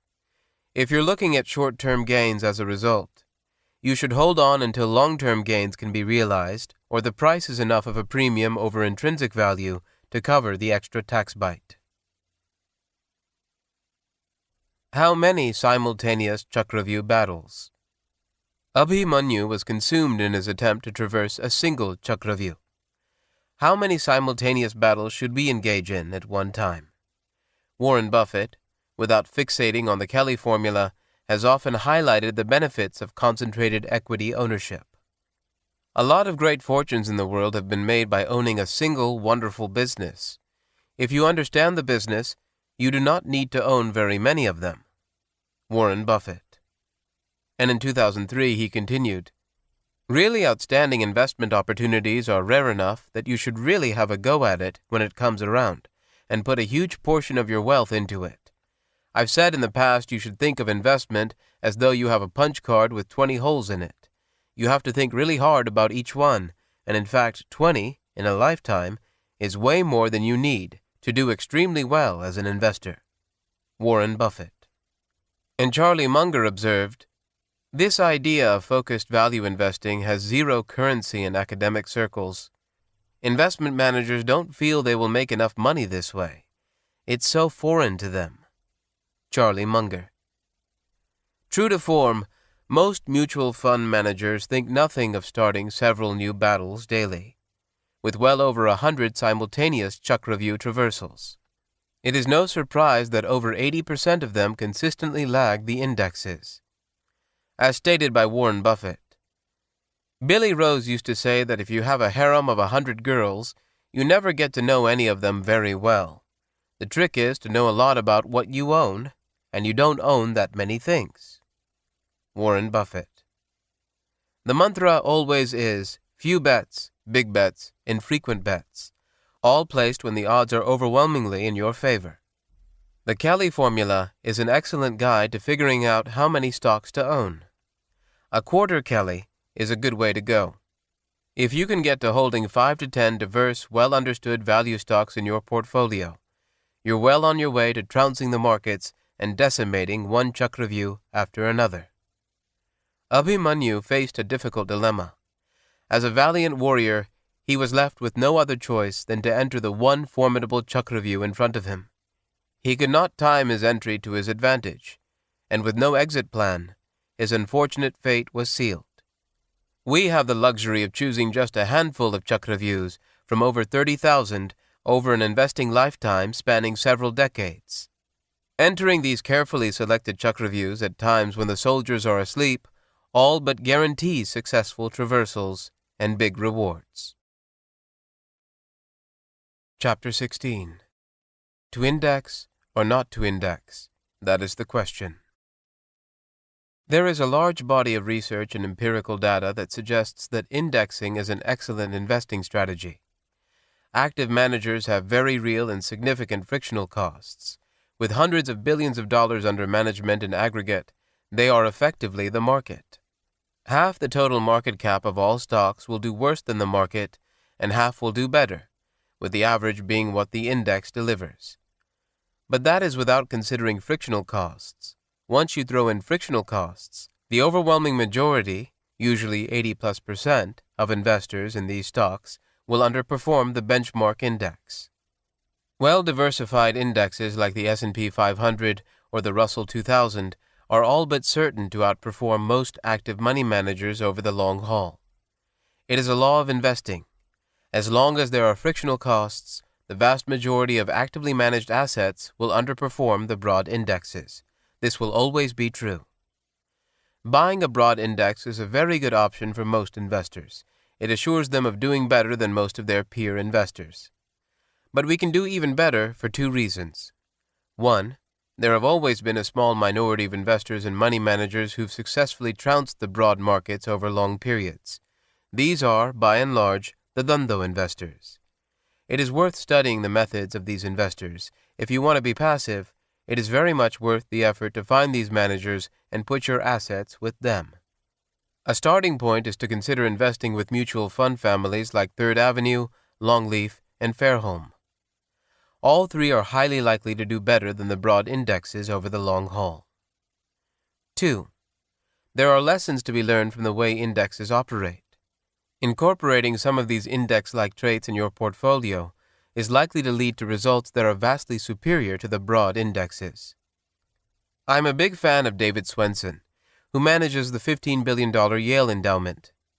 He's been at Yale for 2 decades and has delivered an annualized return of 16.1% over that period, compared to 12.3% for the S&P 500 index. Using a very atypical approach to asset allocation, he moved Yale almost entirely out of bonds 20 years ago and mainly into private equity, venture capital, hedge funds, and concentrated value funds like Chieftain.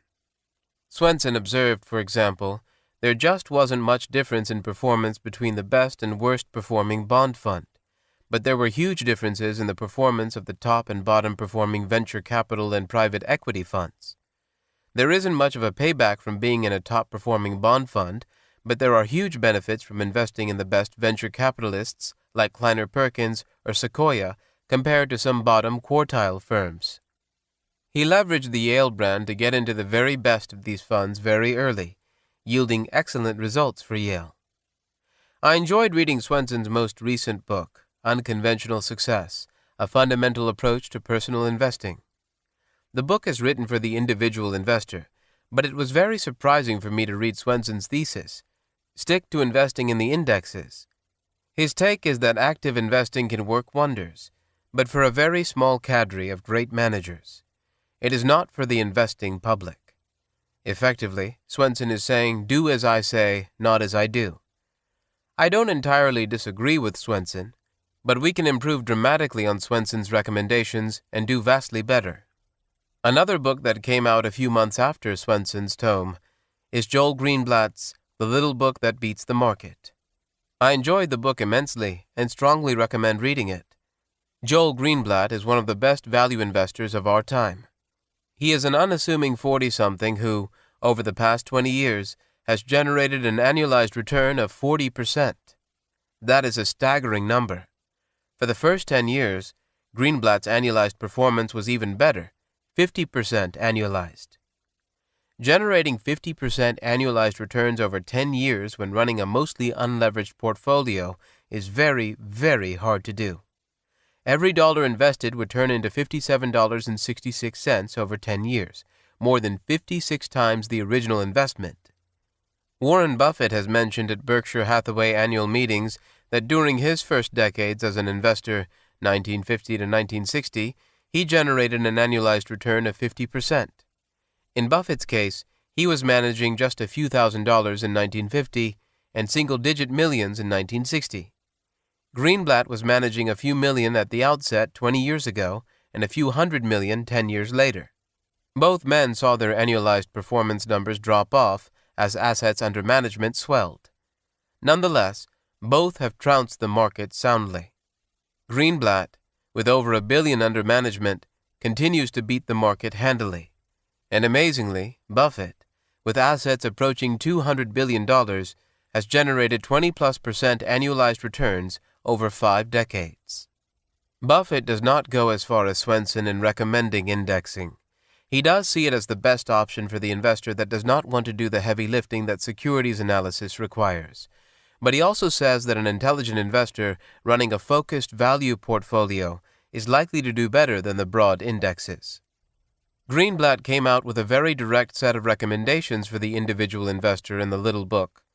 Greenblatt has done the individual investor a huge favor by writing the book and setting up the free website www.magicformulainvesting.com. The book's thesis is that buying good businesses when they are cheap is likely to generate vastly better returns than any broad index. Greenblatt's magic formula works as follows. All U.S. publicly held stocks are sorted in descending order based on the return on invested capital they generate. If there are 3,000 stocks in this universe, some stock like Google might get a very low number, ranked near the top, and some state-owned steel company might be at the bottom of the list. He then generates another list based on the price-to-earnings, P/E ratio. The lowest P/E stock is ranked as 1, and the highest would be ranked as 3,000. Finally, he adds the two numbers for each stock. The businesses with the lowest resulting numbers show up as magic formula stocks. A company like Google might get a rank close to 1 for return on invested capital and close to 3,000 for P/E ratio, yielding a total number around 3,001. It is thus unlikely to be a magic formula pick.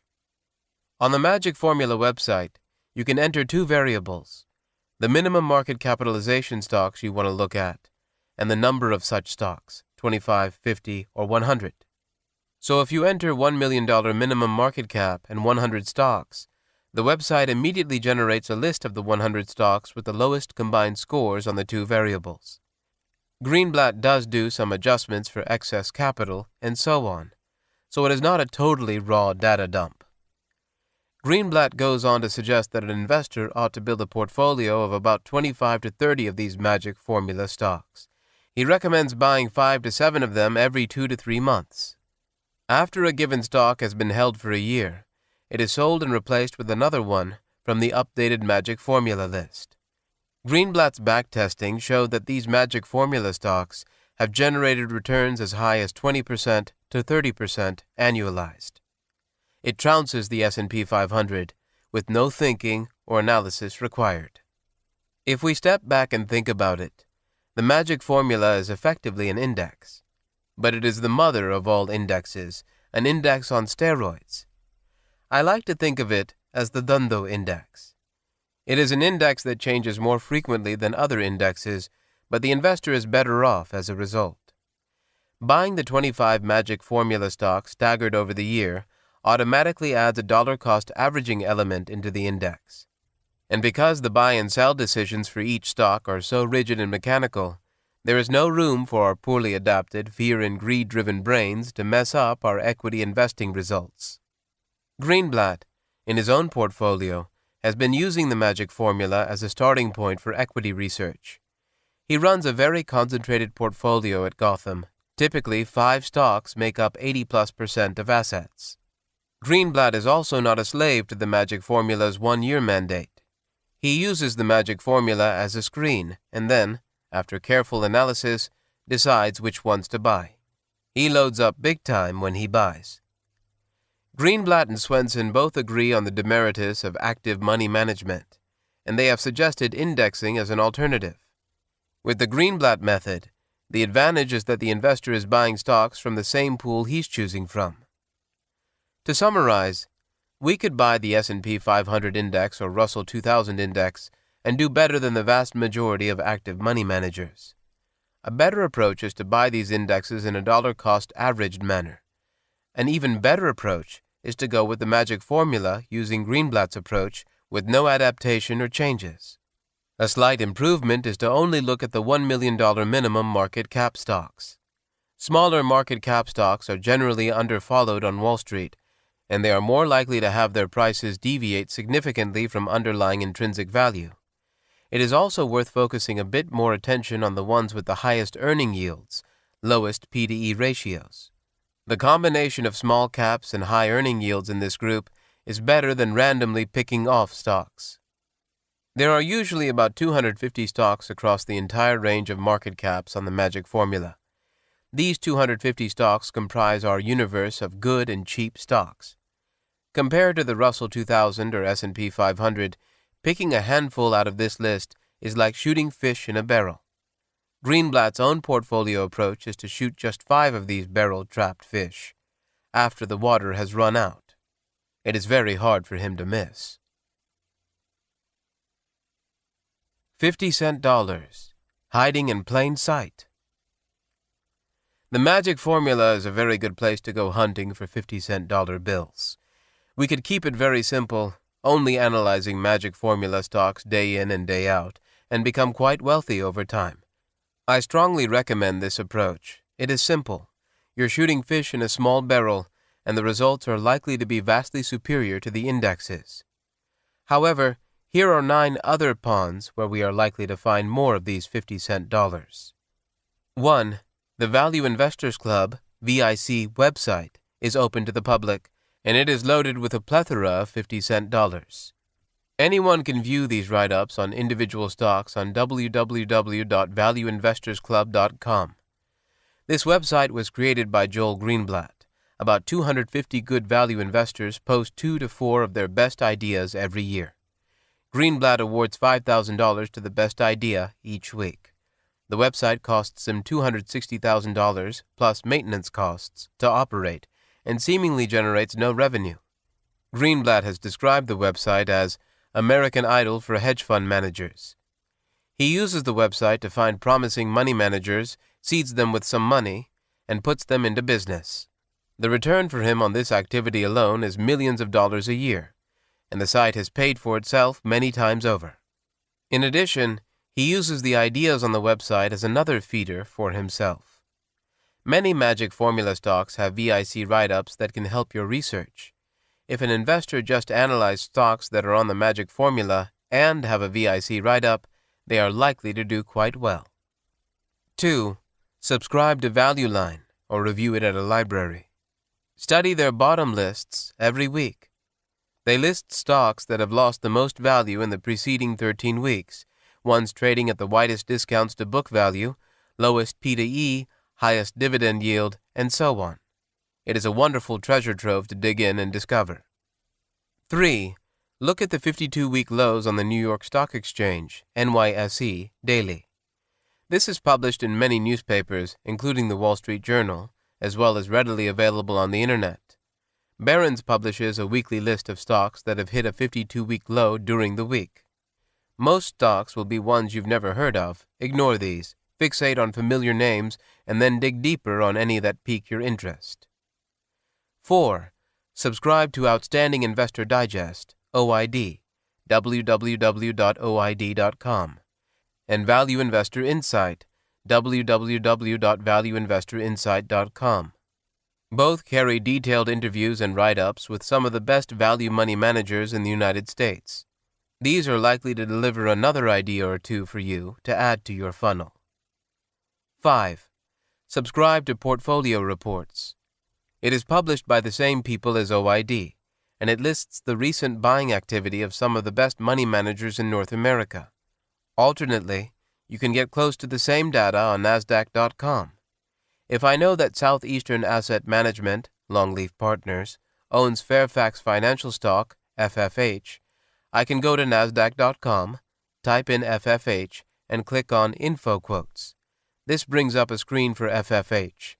Click on Holdings/Insiders, and then Total Number of Holders. Finally, click on Southeastern Asset Management, and you'll see all that they own. 6. Another website that is free and can partly replace portfolio reports is Guru Focus, www.gurufocus.com. This is a free website that tracks the buying and selling activity of the leading value investors in North America. It is another wonderful place to go treasure hunting. 7. A sister publication of Value Investor Insight is Super Investor Insight.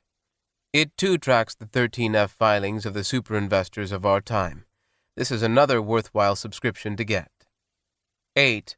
Subscribe to the major business publications: Fortune, Forbes, the Wall Street Journal, Barron's, and Business Week, at a minimum. A tremendous amount of research and brainpower goes into every page of content in these publications. It is presented in an easy-to-digest format at a super value price. The more you read up on the different companies, people, and industries in these publications, the better you'll get at securities analysis. That's the long-term benefit. The short-term reward is that, once in a while, things jump out at you, eventually leading to an investment. As an example, my interest in Level 3 bonds was piqued by an article in Barron's. 9.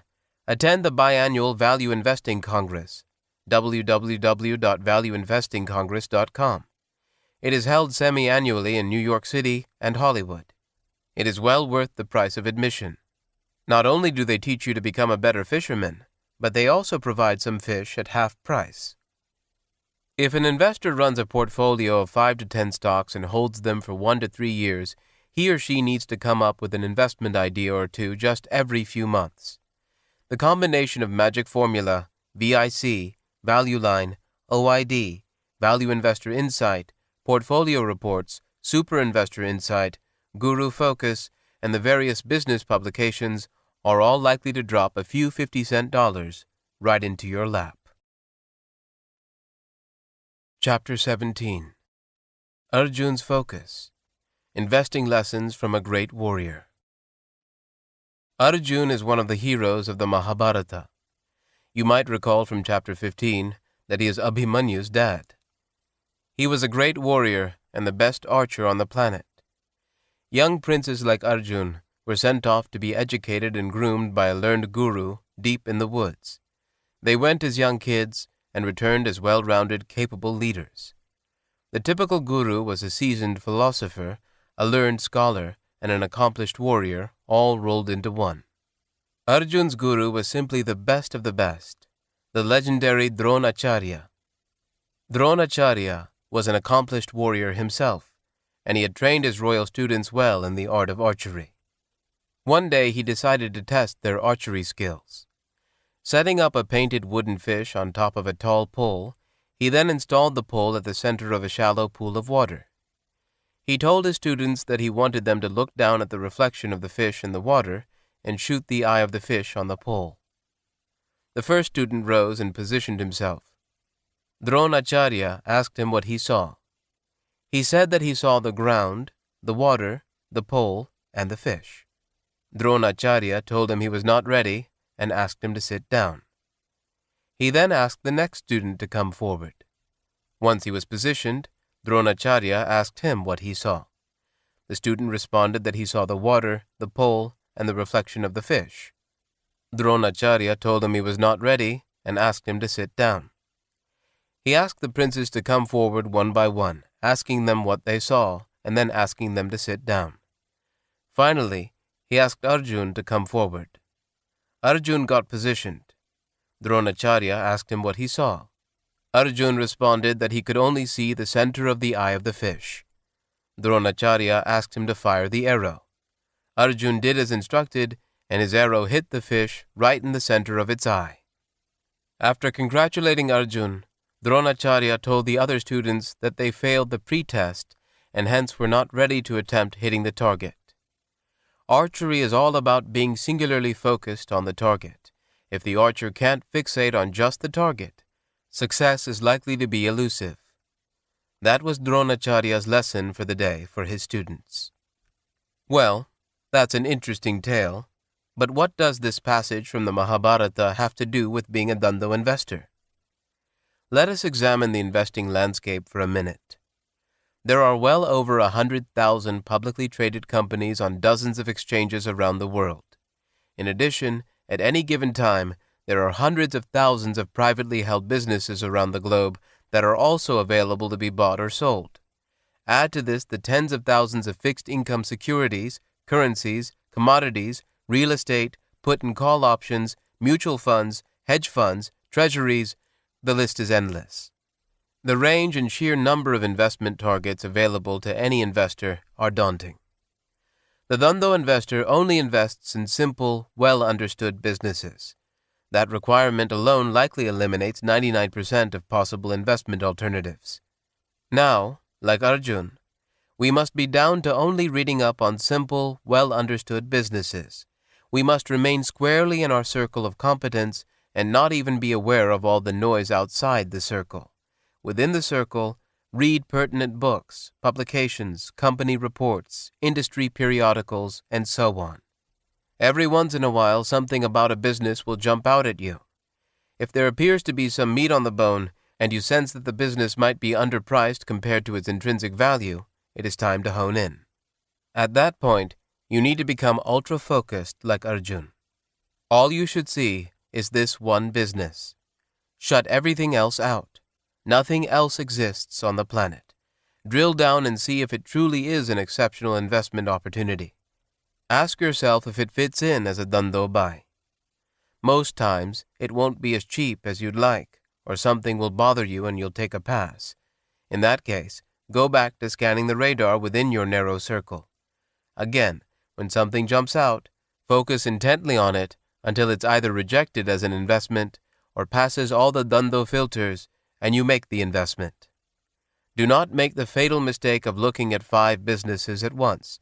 Learn all you can about the business that jumps out for whatever reason and fixate solely on it. Once you're at the finish line with your analysis, only then look at the broader circle of competence. To conclude, I'd like to share a few final thoughts. The best way to learn is to teach, and writing this book has served as a tremendous learning experience for me. I likely wouldn't have written it if the people at John Wiley & Sons hadn't encouraged me. I'm grateful for the opportunity and the experience. This entire book focuses purely on ways to maximize your wealth. My dear father passed away in 1997. He always said that we come to this world naked and we leave the world naked. No one has succeeded in taking even a pin with them. He said that we need to fill in the blanks between birth and death. To that, I like to add that a life focused purely on the maximization of wealth or creature comforts for self and family is a suboptimal approach to living. Abraham George hails from Kerala in India, and I'm proud to call him a friend. He came to the United States a few decades ago and did very well as an entrepreneur, ending up with several $1 million when he sold his business a few years ago. He's chosen to plow most of it back through the George Foundation, www.tgfworld.org, and they have done some remarkable projects in India, helping the very poorest of the poor. Recently, an impoverished person who had been helped by his foundation asked him, "Why do you help me?" George brushed off the question with a non-answer, saying, "I like you, that's why." The man persisted and asked him, "Why do you help all of us?" George could see that the man wanted a real answer. He gave him a very real answer. He said, "Helping you makes me happy." I suspect that the happiness George derives from these endeavors is vastly more satisfying than having a fleet of Gulfstreams or palatial homes around the planet. I hope you'll seek out the same happiness that Abraham George and countless others have found. Khalil Gibran had some amazing perspectives on life to share in his little book, The Prophet. There are no wasted words or pages in that beautiful book. It is indeed very hard to live up to Gibran's high standards, but simply being aware of them is likely to make us into better humans. I was touched by these lines. You give but little when you give of your possessions. It is when you give of yourself that you truly give. For what are your possessions but things you keep and guard for fear you may need them tomorrow?